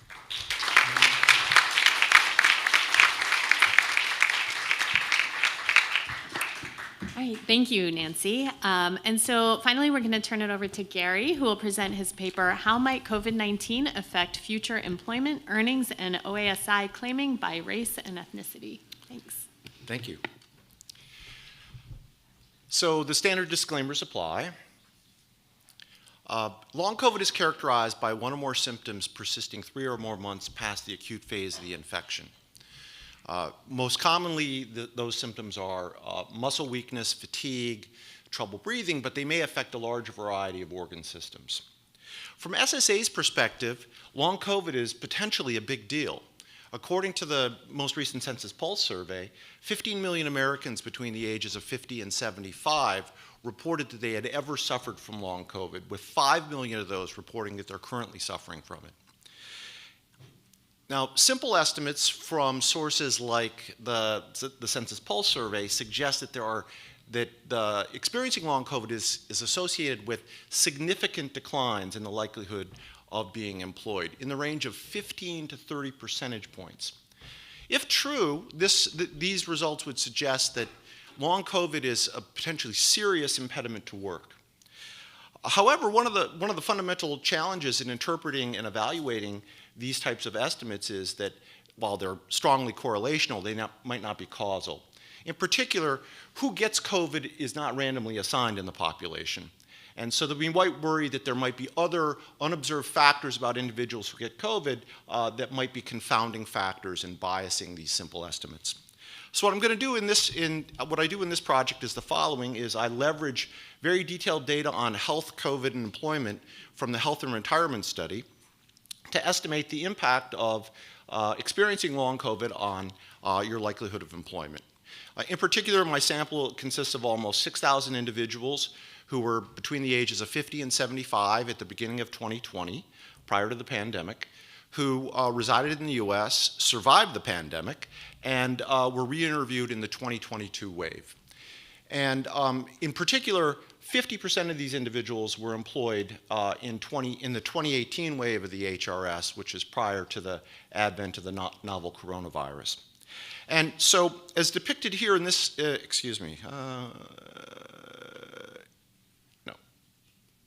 Let's see where we go. Oh, I'm missing a slide. Okay. So what I'm going to do is, I'm okay. So in what I'm going to show you today, which is a slice of what is in this analysis, is I'm going to draw the data on COVID and employment from the 2022 wave, which was administered between March of 2022 and September of 2023. And I'm going to draw your pre-pandemic characteristics from the 2018 wave. So these are going to be your pre-existing medical conditions, behavioral risk factors, and importantly, your pre-pandemic labor market attachment, which is going to be very important. And this is going to be drawn from the 2018 wave, which was administered in 2018 and 2019, prior to the pandemic. And so what this figure does is it shows kind of the analysis plan.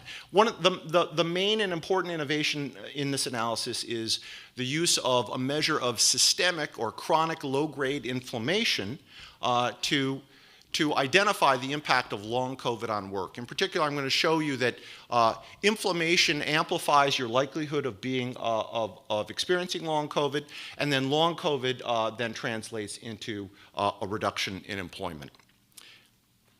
Okay, so here's at a very high level. This is what the basic mechanism is. So your vulnerability for long COVID is a function of your latent baseline physiological vulnerability. And that feeds into your likelihood of experiencing long COVID, either directly or through the severity of the acute phase. And what your chronic low-grade inflammation does is it acts as an amplifier for vulnerability. Those with higher levels of chronic low-grade inflammation are just more vulnerable to long COVID than those without. At a more granular level, there have been many proposed inflammatory mechanisms in the medical literature on COVID that, in the interest of time, I'm not going to be able to get to today, but all of which focus on some form of pre-existing immune dysregulation. And the HRS data I'm going to show you are very detailed, but they're not detailed enough to identify these very, very specific medical mechanisms, but they do allow for a general treatment of this. In particular, the HRS has a measure of a standard clinical measure of inflammation, which is C-reactive protein, or CRP. So CRP is produced by the liver, it's in the bloodstream, and it activates the immune system to attack invaders and dead or dying cells. And in fact, CRP is something that's measured in standard blood panels. Probably many of you, whether you know it or not, have had your CRP measured if you have had blood work done. It's a standard clinical measure. So this is how the HRS measures CRP. So it's measured CRP and 4 other blood-based biomarkers in 3 rounds, the first of which occurred in 2006 and 2008, where roughly half the HRS respondents were measured in those 2 years. And then that process was repeated in a second round in 2010 and 2012, and a third round in 2014 and 2016. I'm going to use the round 3 measures of CRP as my measure of chronic low-grade inflammation prior to the pandemic, because that round is the most adjacent to the pandemic. Okay, so what I'm going to do is as follows. First, I'm going to look at I'm going to show you the relationship between inflammation and long COVID. That's the first green upward pointing arrow in what economists call the first stage. And what this figure is here is this is what's known as a bin scatter plot of the raw relationship between your likelihood of experiencing long COVID in 2022 and inflammation. So let me describe how this figure is constructed. First of all, the horizontal axis is the measure of inflammation. It's the natural logarithm of your CRP. And so each tick on that horizontal axis is 1 log point, which is half a log point. 1 log point is a doubling of your level of inflammation as measured by CRP. The vertical axis is the percentage of experiencing long COVID. So the way this works is I take the sample, I rank the sample according to CRP, divide it up into 100 groups or bins of equal size, and then within each group or bin, calculate the percentage of individuals experiencing long COVID, then plot the results. So each point in that scatter plot represents 1% of the sample. The line that's superimposed through the scatter plot is the average linear relationship between the likelihood of long COVID and your pre-pandemic level of inflammation. So as you read from left to right in the figure, you're reading from low levels of inflammation to high levels of inflammation. So clearly there's a strong positive relationship, which is consistent with this idea that your pre-existing or pre-pandemic level of low-grade chronic inflammation is an amplifier for long COVID. Now, this next figure shows the same thing, but instead for long COVID, it's acute COVID. So when it comes to acute infection, COVID is equal opportunity. Whether or not you get it is not related to your chronic low-grade inflammation, but whether you get long COVID is. Right? So now what I'm going to do is, if I go back here, if I look at these two figures, both of these are just the raw correlations, or the raw relationship between long COVID and inflammation, not accounting for any other factors. And of course, there are a variety of other possible explanations that might generate this. So I'm going to want to control for or account for other factors. So through the richness of the HRS data, I'm able to control for a large array of factors. These include standard demographic factors: age, sex, race, ethnicity, education, marital status, region, and the timing of the interview. These are the ones in black shown on this slide are the ones you would also find in the census pulse. Where we get the added leverage of the HRS is the ones in red are not available in the census pulse, but they're available in the HRS. This includes very detailed pre-existing medical conditions, behavioral risk factors, pre-pandemic employment, the other biomarkers that are measured, and also a measure of transmissibility of the variants that were in circulation in your region when you were interviewed in the HRS. And so once you account for those additional factors, I can redraw that BIM scatter plot, and this is what you find. It's essentially the same. The relationship between your pre-pandemic inflammation and your likelihood of experiencing long COVID in the 2022 wave is still there, and it's robust to the two additional controls. So now what I'm going to do is I'm going to, if you believe that long COVID is an impediment to work and it's going to reduce the likelihood of employment, and we see a positive relationship between long COVID and inflammation, we should expect to see a negative relationship between employment and inflammation in what economists call the reduced form. And so what I'm going to do is I'm going to redraw this graph, but I'm going to swap out what's on the vertical axis. It's not going to be the percentage experiencing long COVID. It's going to be the percentage who are employed in the 2022 wave, which again, it was in 2022 and 2023. And so what do we find? Controlling for that same set of other factors, we do indeed find a negative relationship between employment in 2022 wave and your pre-existing pre-pandemic level of chronic low-grade inflammation, which again lends credence to this idea that the pathway is from inflammation to long COVID and long COVID to employment. Now, I know that some of you are already thinking in the audience that, well, geez, that's all well and good, but don't people with chronic inflammation, might they not just work less anyway in the future for reasons unrelated to COVID? And that's an important concern. So I'm going to actually be able to shed some light on that, specifically test it. Here's how I do that. Remember that the CRP measure was measured in 3 different rounds. I used the round 3, which is adjacent to the pandemic, but there are 2 earlier rounds 1 and 2, which were wholly contained in the pre-pandemic period. So what I can do is I can look at the relationship between your pre-existing inflammation and your subsequent employment in the first 2 rounds, which are wholly in the pre-pandemic period when there was no coronavirus. And if this is really being driven by the pandemic, you should see no relationship between employment and your pre-existing chronic inflammation. And indeed, that is what you find. There is no relationship in the pre-pandemic period, but there is one in the pandemic period. Okay? And that lends credence to this idea that I have truly identified this pathway from inflammation to long COVID and long COVID to employment. Okay? So that's a key finding there. That's what I call my pre-pandemic falsification test. Now, what we got is we've got this relationship, employment and inflammation, and we have this relationship, here we go, which is long COVID and inflammation. We got 2 scatter plots. We'd like to boil that down into a single number. I'd like you to leave today with a single number. And the way we're going to do that is through a technique that economists call instrumental variable estimation, and here's the upshot. Okay, mid to late career individuals, which are what I define as 50 to 75-year-olds, with long COVID were 9 percentage points less likely to be employed in 2022, 2023. Okay, with a standard error of 2 percentage points, this is statistically significantly different from 0 at standard levels of statistical significance, and is smaller than the impacts that previous people have estimated in the census pulse or census pulse-like data sets. Now, a 9 percentage point reduction, though, is still, it turns out, is still economically meaningful. Remember that half of these individuals were employed prior to the pandemic, so a 9 percentage point reduction on a base of 50 percentage points is still an economically meaningful effect.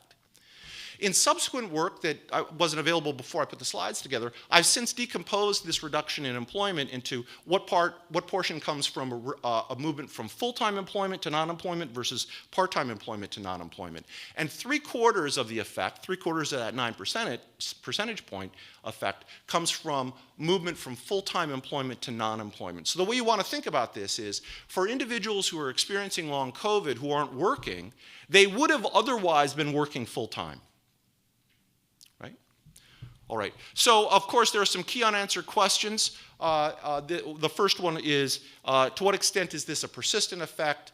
As we know from long COVID, some people have long COVID. It doesn't go away. Some people recover, it resolves itself, and they come back to normal. We'd like to know how persistent that is. Unfortunately, in order to answer that question, I would have to wait for the 2024 wave of the HRS, which is currently in the field. So there's not going to be a quick answer to that one in the near term.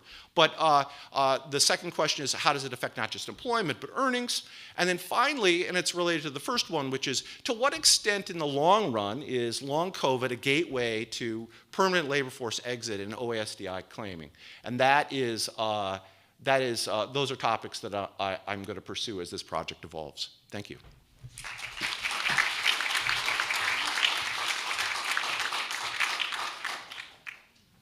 Great. Thank you very much. So now we have about 15 minutes to ask further questions from the panelists about this topic and their work. So while you all are thinking of the questions you'd like to ask, I will get started with a few questions of my own. So I thought I'd start with one for Michael. So you showed us some really interesting results showing the relationship between inequality and life expectancy, both in the years leading up to COVID and then what happened in COVID. So these gaps really shrunk, and then COVID burst them wide open again. I was curious about, you focused on life expectancy. Can you talk about the flip side of that coin and what was going on with mortality in the years leading up to COVID? And then, do you see similar patterns there, or what's going on with mortality? Absolutely. So that's something I like to spend time on in a longer than 7 minutes presentation. One thing I can share is that, so life expectancy is just one way, period life expectancy is one way of just averaging mortality rates in a given year. A just simple unweighted mean would not be very informative because it would put a lot of weight on the extremely high mortality rates of people over age 90, for example. So life expectancy is one average. What was going on with mortality rates is, I think the most interesting aspect of that question is, how did this differ for people at different ages? And what we find looking at the data is that the improvements were broad-based. This isn't a story of all the improvements happening for young people, and no changes for older individuals. This wasn't all concentrated at older ages. This is a fairly broad-based improvement that we see in the convergence of life expectancy between Black and white Americans. We also see the same broad-based divergence between rich and poor Americans. I'd say if you find the age group where there's slightly more action than at other age groups, it's sort of at what Gary would have called the mid to late years of mid to late working years of 50 to 65. Thanks very much. It was interesting to learn. I'll ask one more question before passing it on to the audience, and then I'll come back if there's still time. So I wanted to ask Nancy. So you mentioned that you'll be using some of the COVID-19 questions in the NHIS, the National Health Interview Survey. I was curious about other people who may be interested in using those questions. Can you talk a little bit about the questions that are asked about COVID and what you're planning on doing with those questions, and also other work that can be done using the COVID questions to look at long-term outcomes and impacts? Sure. So the questions that were added in 2022 asked respondents whether a doctor or another health professional had told them that they had, you asked about long COVID, or so anyway, asked them whether had told them that they had COVID. It also asked them whether they had been tested for COVID-19, and then asked about the severity of the symptoms related to COVID-19. And then in the subsequent year, they also started asking questions about the experience of long COVID and whether the long COVID had impacted their ability to engage in daily activities and whether that engagement or their abilities were reduced relative to the level before they had experienced COVID. I'll say these are pretty detailed questions so that there are prompts to kind of to guide respondents to what's really being asked for kind of behind these questions and things. So on the prevalence piece, we're just interested in looking at kind of differences in the prevalence of both COVID and then long COVID for people with disabilities and people without disabilities, and then doing some related kind of subgroup analyses that focus on race, ethnicity, socioeconomic status, and other characteristics. In the longer run, what we'd like to do is then kind of carry this through and look at issues related around people's access and use of services, because there's also a pretty significant literature around COVID impacting people with disabilities' ability to access and use services. And then in the longer term, we really want to look at the impact of experiencing both COVID and long COVID on people's employment. I will say kind of the employment, the National Health Interview Survey is largely about health, so that there's a great deal of kind of health-related information. There's a little less, but we do have some information to work with on the employment side to be able to look at what the kind of longer-term impacts might be on employment as well. And then kind of across those analyses, continuing to look both at kind of the overall population and then various kind of subgroups of people with disabilities. Great. Thank you, Nancy. So maybe I've asked 2 questions. Maybe I'll open it up to see if there are questions in the audience, and then we can come back to the panelists afterwards. Hello. Thank you all for the presentation. I have a question specifically for Gary on your paper, which I found very interesting. Thank you. So I'll ask this question, and then if it's directly covered in your presentation, then just treat this as a clarifying question.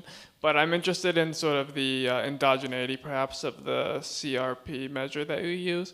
I know you had that long list of controls that you use to maybe have the conditional exogeneity, but is it possible that inflammation in the body is related to the diet that an individual is eating, which is intrinsically related to their income, and therefore the relationship that you're observing in the second stage is really just like a sort of a natural relationship? Yeah, I mean, that's a great question. One of the things, so if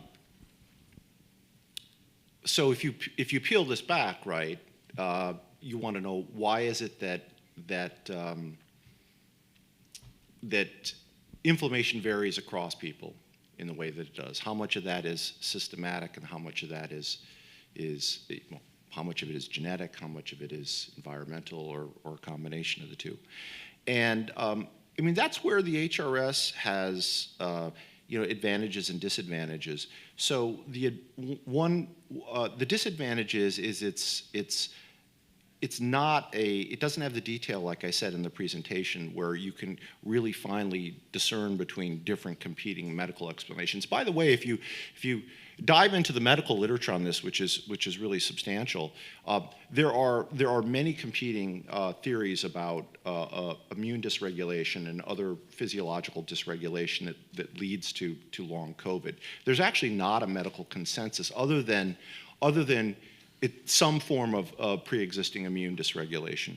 I can say the following is that about that, which is going to answer your question but not answer your question, which is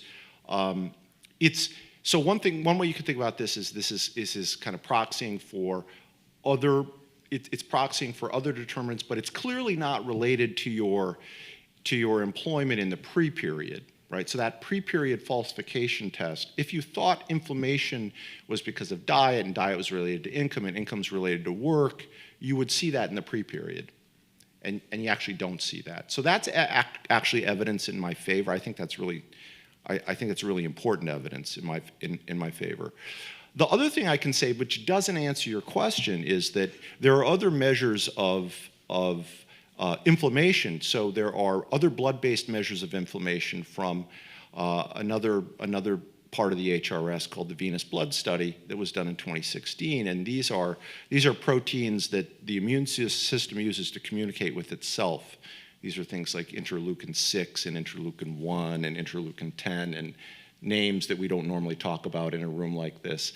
And if you use those as an alternative measure from CRP, you get essentially the same results. Now, that doesn't answer your question because it could be that your blood chemistry is related for the same reasons that you just outlined.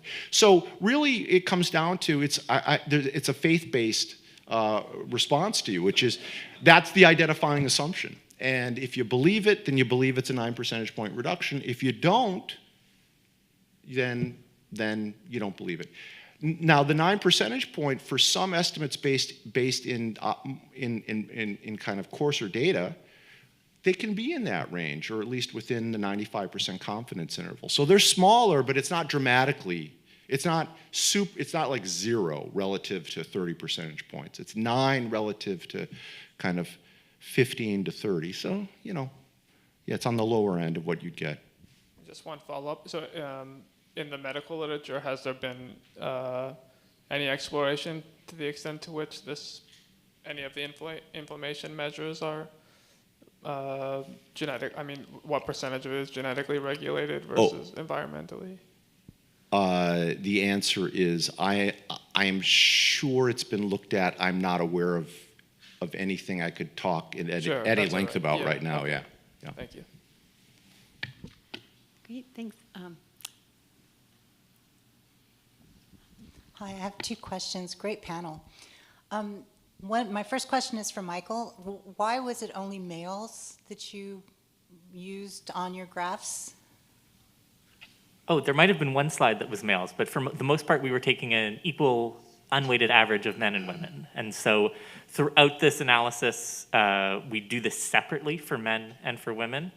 And we're going to publish the data for both. Are the results similar? The results are slightly larger for, I want to make sure I get this right, I believe the results are larger for men than for women. But most of the figures that you saw would have been an unweighted average of the two, 50-50 men and women. Thanks. And the other question is for Gary. I'm wondering if one of the things that we keep missing on COVID and COVID-related issues is family size. Part of what we know is that multi-generational families have increased tremendously since World War II. And our training has always been for the nuclear family, and maybe this is one time where we really need to think a little larger household size. Yeah, that's important. So in the results that I showed you today are, they're robust to controlling for family size. In fact, I didn't have time to go through it, but I make a measure of transmissibility that is actually a function of your household size. So it's a weighted average of the clinical raw transmissibility of the variants that are in circulation, which vary by time and by region. So those are the alpha, gamma, beta versions of the virus. And then it's weighted by your family size, because of course you have greater exposure if you're from a larger family, right? And we know not only does that make sense from an analytical standpoint, we know anecdotally, of course, that was very important. So yeah, that's in there. I'm sorry that got glossed over, but yeah, thank you. I think we have 1 minute left, and I'd like to give the last question to Michael. I think you had one question. I did, and I feel like we're putting Gary on the spot, but I had a question for Gary. I really enjoyed your presentation, and one question I wondered about was about heterogeneity. And so if we had a really oversimplified model of a person's life cycle of work, you might imagine somebody works for a certain period of time, then at a certain age declares themselves retired, and then during their retirement years may or may not work. And so I wonder if there could be three factors that are affecting employment at ages 50 to 75, the average employment you observe. One would be the age at which people retire. Do they retire at 62 because they have long COVID, whereas they would have otherwise retired at 65 or 68? And the other two would be how many years during their working years do they work, and how many years of their retirement years do they work? And I wonder, if you already are able to answer, do you know to what extent those three factors are shaping your results? And if not, I would be really interested to find out in the future. Great. Okay, let me respond to that.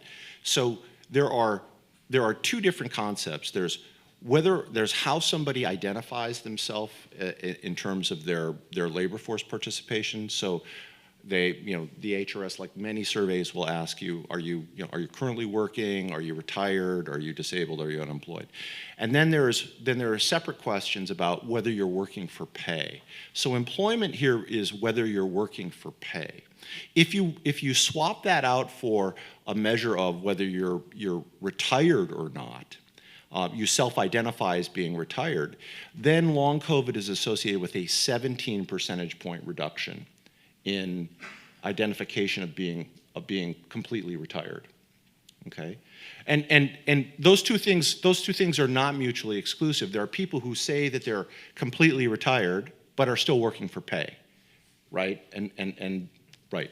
So to partly answer your question is, it's a much larger effect on how you self-identify your labor force participation.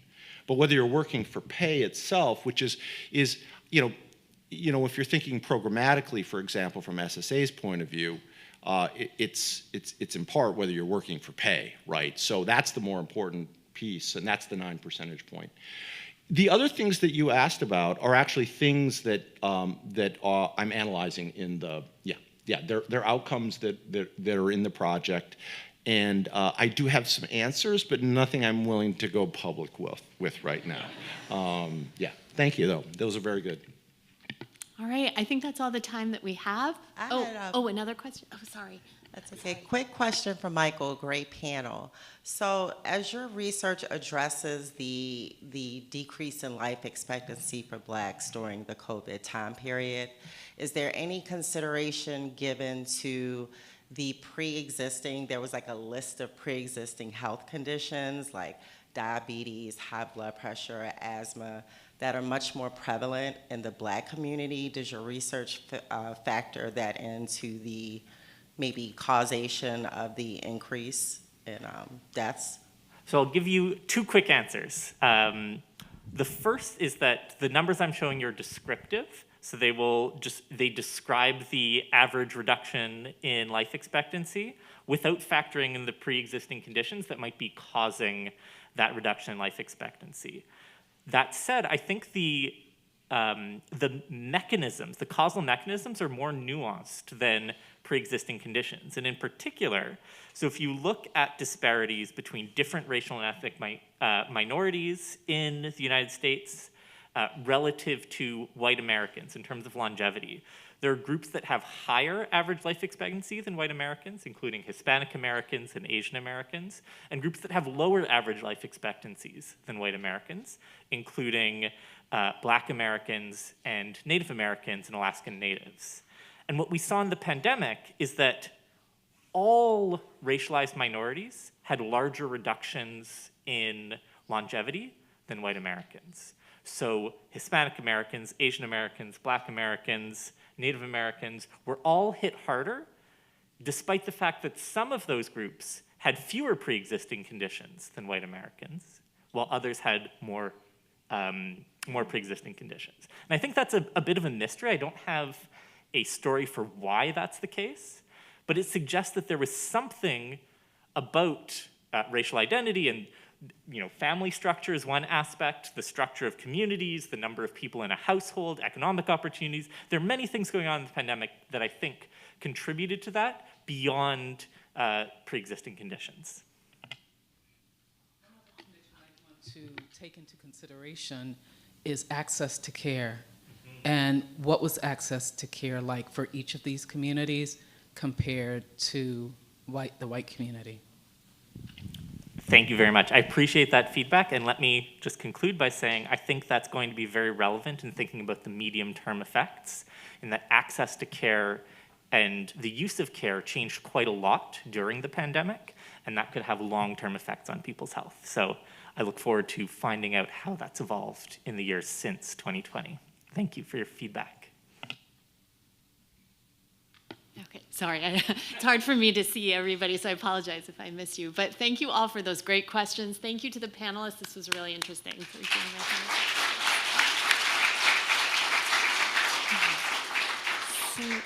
And now I'll turn it to Natalie Liu of SSA for some closing remarks. Okay, great. So please join me again to thank this great panel for the final panel for RDRC.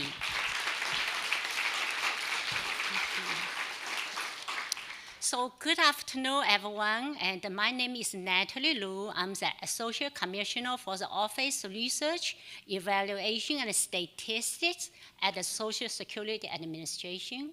I'm also the agency's statistics official. So the Retirement and Disability Research Consortium, or the RDRC, is actually one of the programs in my office. Thank you for your support and for joining us virtually and in person for this meeting from this Wednesday until now. We actually have over 750 people registered for this conference.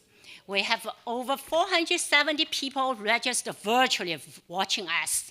We have over 270 people registered to come in person. And if you look at the agenda over those 3 days, I have to say, wow, as it covers so many different topics, from community-based participant research, from different perspective polling and health perspective, from lived experience to data analysis. So today, I would like to break down my talk into 3 parts. The first part is focused on what we have done so far for RDRC. The second part is, let's think about the future of the RDRC. The last part, of course, is most important part, is acknowledgements. So let's take a look at the first part. What have we done so far? As you know that this year is 26th year for annual meeting for the RDRC. So the RDRC has 3 main goals. The first one is research and evaluate a wide range of topics that are relevant to Social Security's programs and related federal policies.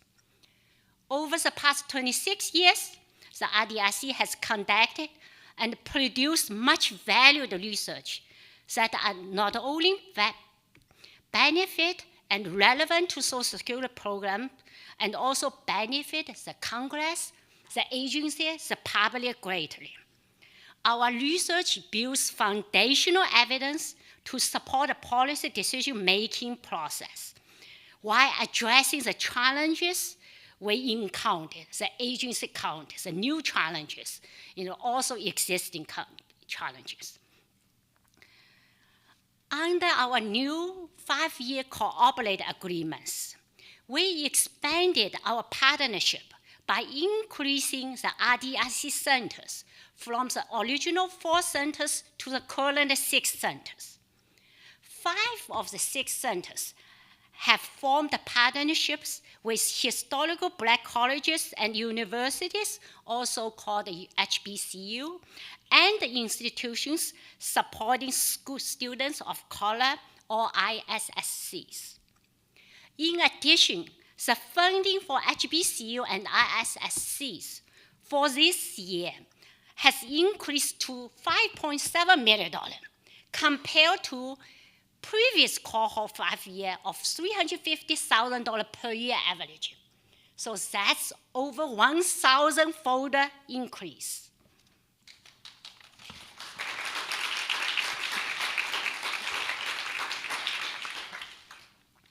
RDRC's second goal is to disseminate research on a timely basis to policymakers, researchers, stakeholders, and the general public to support policy decision-making process.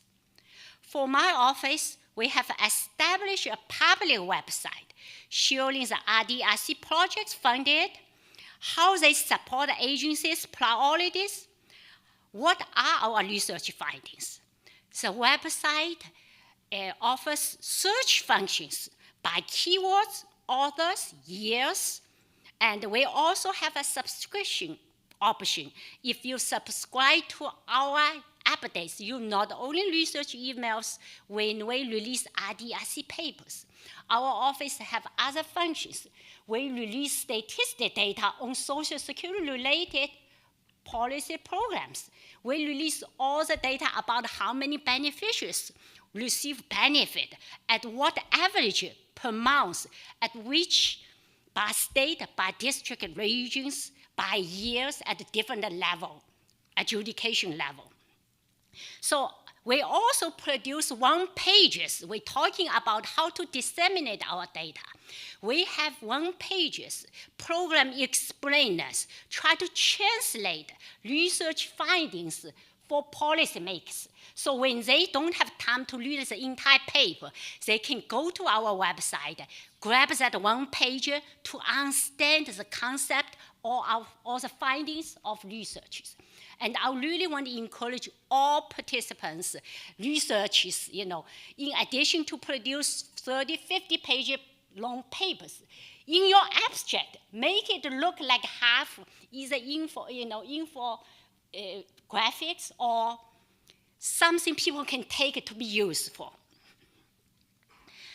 And one thing I also want to mention is that, all our RDRC centers, the 6 centers together with their partners, they have their own website to disseminate their research publications as well. And if you check out our website is ssa.gov/policy, P-O-L-I-C-Y. On that policy, we also post the RDRC priority memo. One thing I want to emphasize how important that priority memo is. We capture the current challenges we face. SSA is at a stage, we actually are so brave, we face our challenges. We ask for everyone, advocacy group, people really don't satisfy with our service. Tell us what your challenges are. We put that into priority memo. And sometimes I even joking with those people who are new to SSA. I said, one thing you need to read is our priority memo. It laid out in front of you. Those are challenges in front of you, and if you are new, you just need to pick your top priorities. So that for FY25 priority memo, we have actually 15-page long. We really tell you what's a meat of SSA, what operations goes on. So if you also take a look of today's meeting agenda, we produce almost 1-inch long bullet booklet. For those people who are virtual watchers, you're not going to get those a printout copy. The good news is we recorded all our sections. So later on, you will receive the link to access our recorded sections. You will receive our presentations via email. You also will have access to our booklet, which virtually later on. So all those information will be provided to you. This is one of the important dissemination efforts we are doing. Next is RDRC's third goal is to provide trainings and educations to students, scholars, and practitioners in research areas to build up our next generations of researchers with diverse background. This has been the largest return on our investment in my opinion. However, it requires the most patience.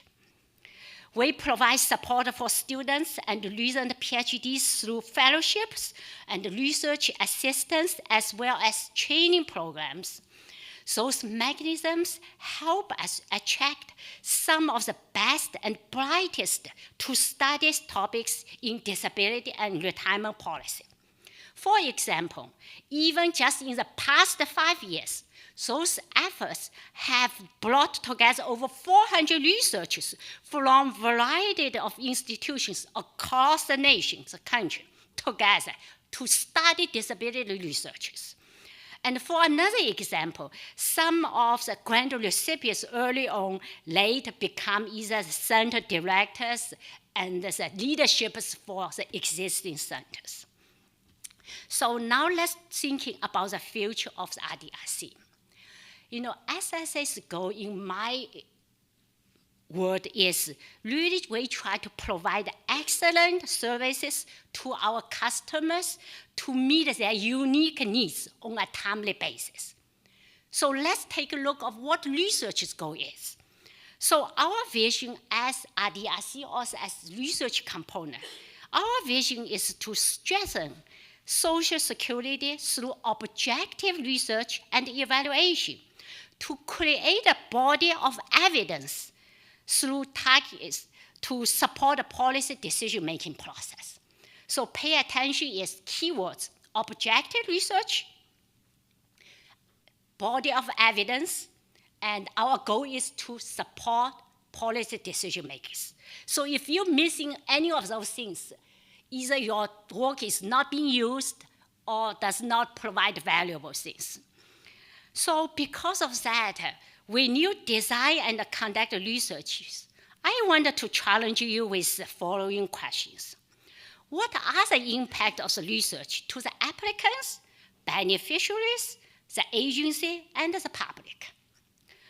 How does your findings can be easily used to support the decision making? Does the research not only lay out the challenges, but also identify causes and further provide possible solutions? How closely is that related to the agency's focal areas and priorities? The next piece is about how about the dissemination of the RDRC? Does the research matter if it does not research audience? Does the research matter if your audience cannot understand what you are talking about after reading your paper? And how can we translate research findings into plain language that non-researchers can understand them, use them to make differences? And keep in mind, even though our role is to produce evidence, to let it use to support the decision-making process, we are not the direct decision makers. However, if your work is being used to support decision makers, I want to challenge you how you document that one. Use that to tell stories.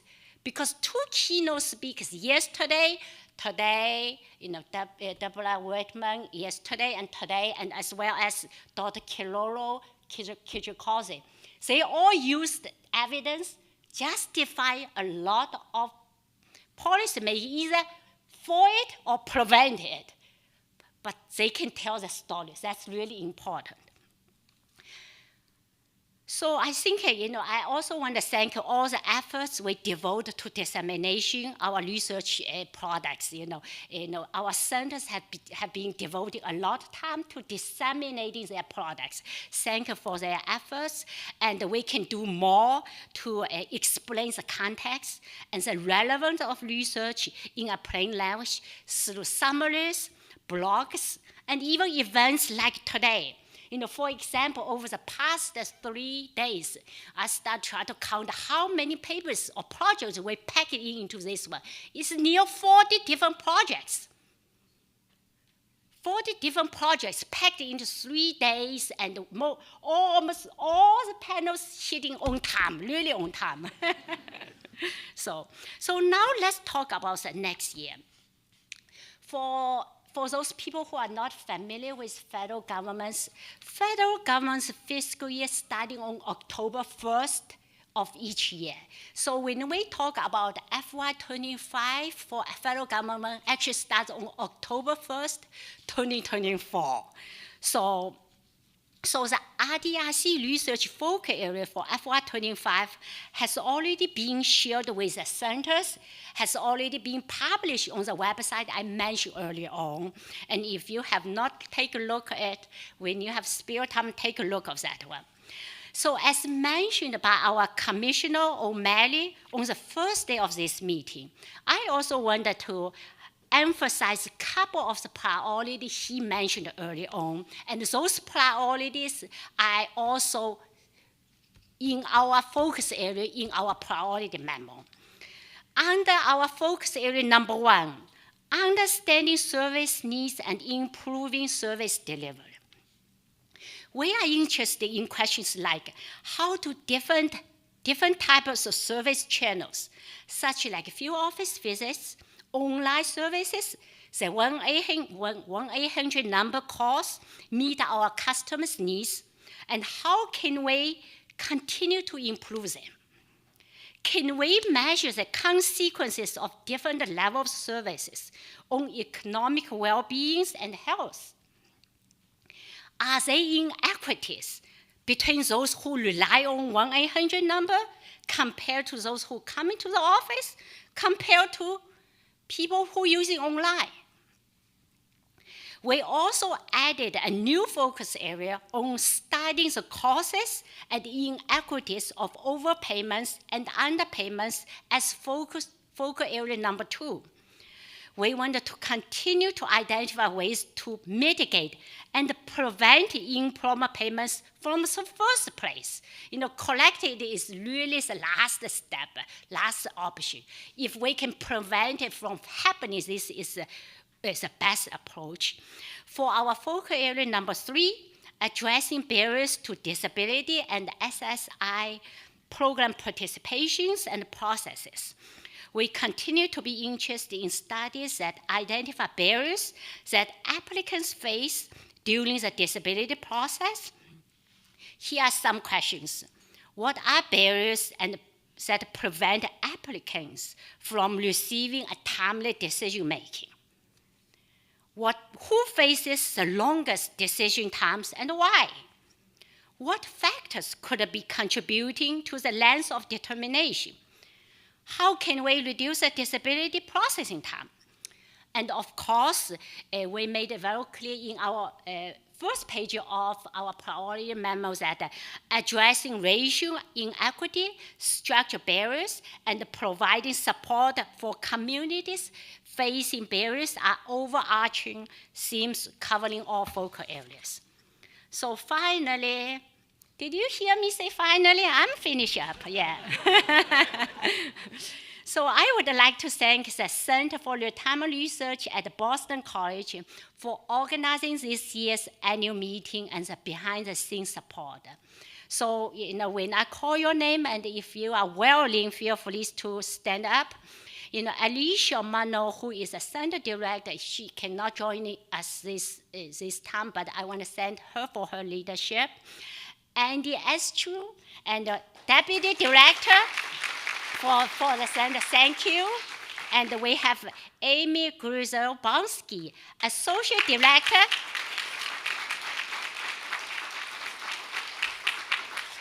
She's the Associate Director of Communications. She did a fantastic job throughout the process in making this conference running smoothly. And also, eventually, early on, I mentioned that we expand our partnership from 4 centers to 6 centers. I wanted to officially introduce their partner too, because we mainly mention the 4 centers. So I want to mention them. If you are willing, feel free to stand up or shout or whatever.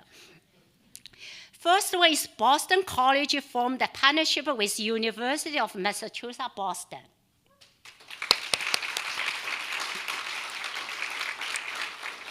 Second one is National Bureau of Economic Research formed a partnership with Spelman College and Howard University.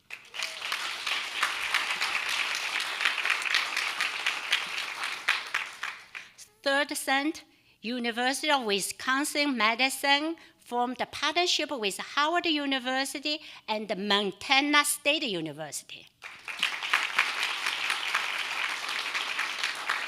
And fourth center is University of Michigan. And the fifth one is City University of New York, CUNY, Baruch College, CUNY Hunter College, and the New School.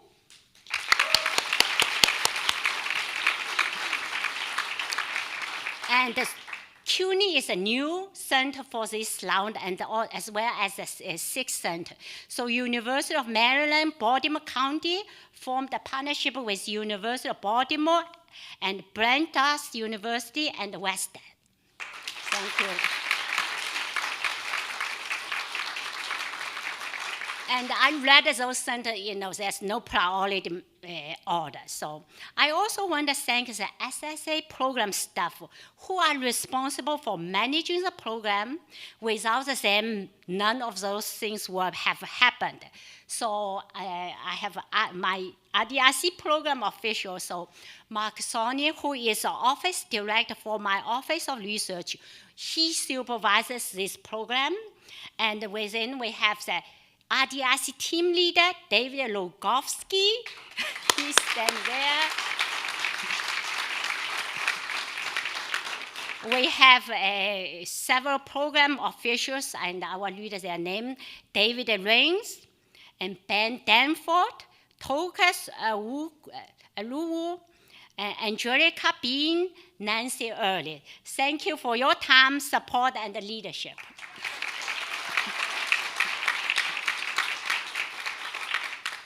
And I would also like to thank all researchers, center directors, staff, and keynote speakers for the research and remarks they present at this meeting.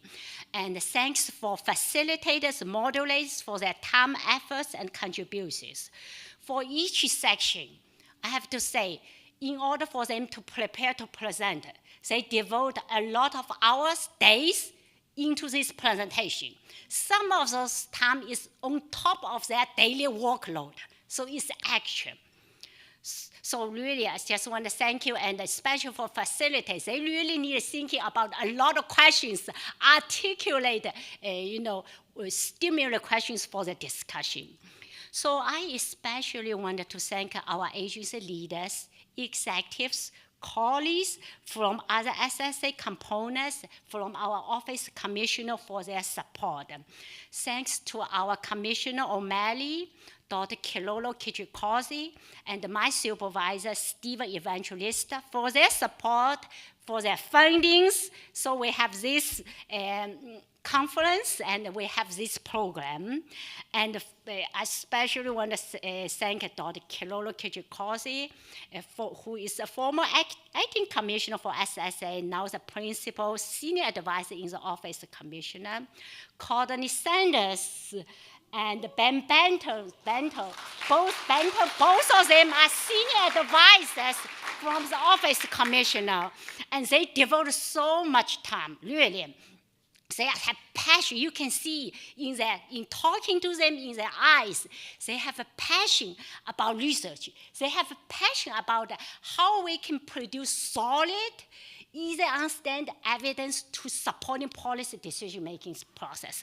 So they are instrumental. They really help us formulating, finalizing the agenda, inviting speakers, working with us closely to make this RDRC a success.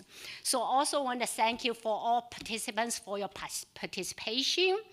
And before I close out is we have extra lunch boxes in the break room, and they asking us to help them, like if you are going to the airport or if you're going home, help them to grab one box. And one thing, and I'm impressed also with sign language interpreters. They work diligently. It's like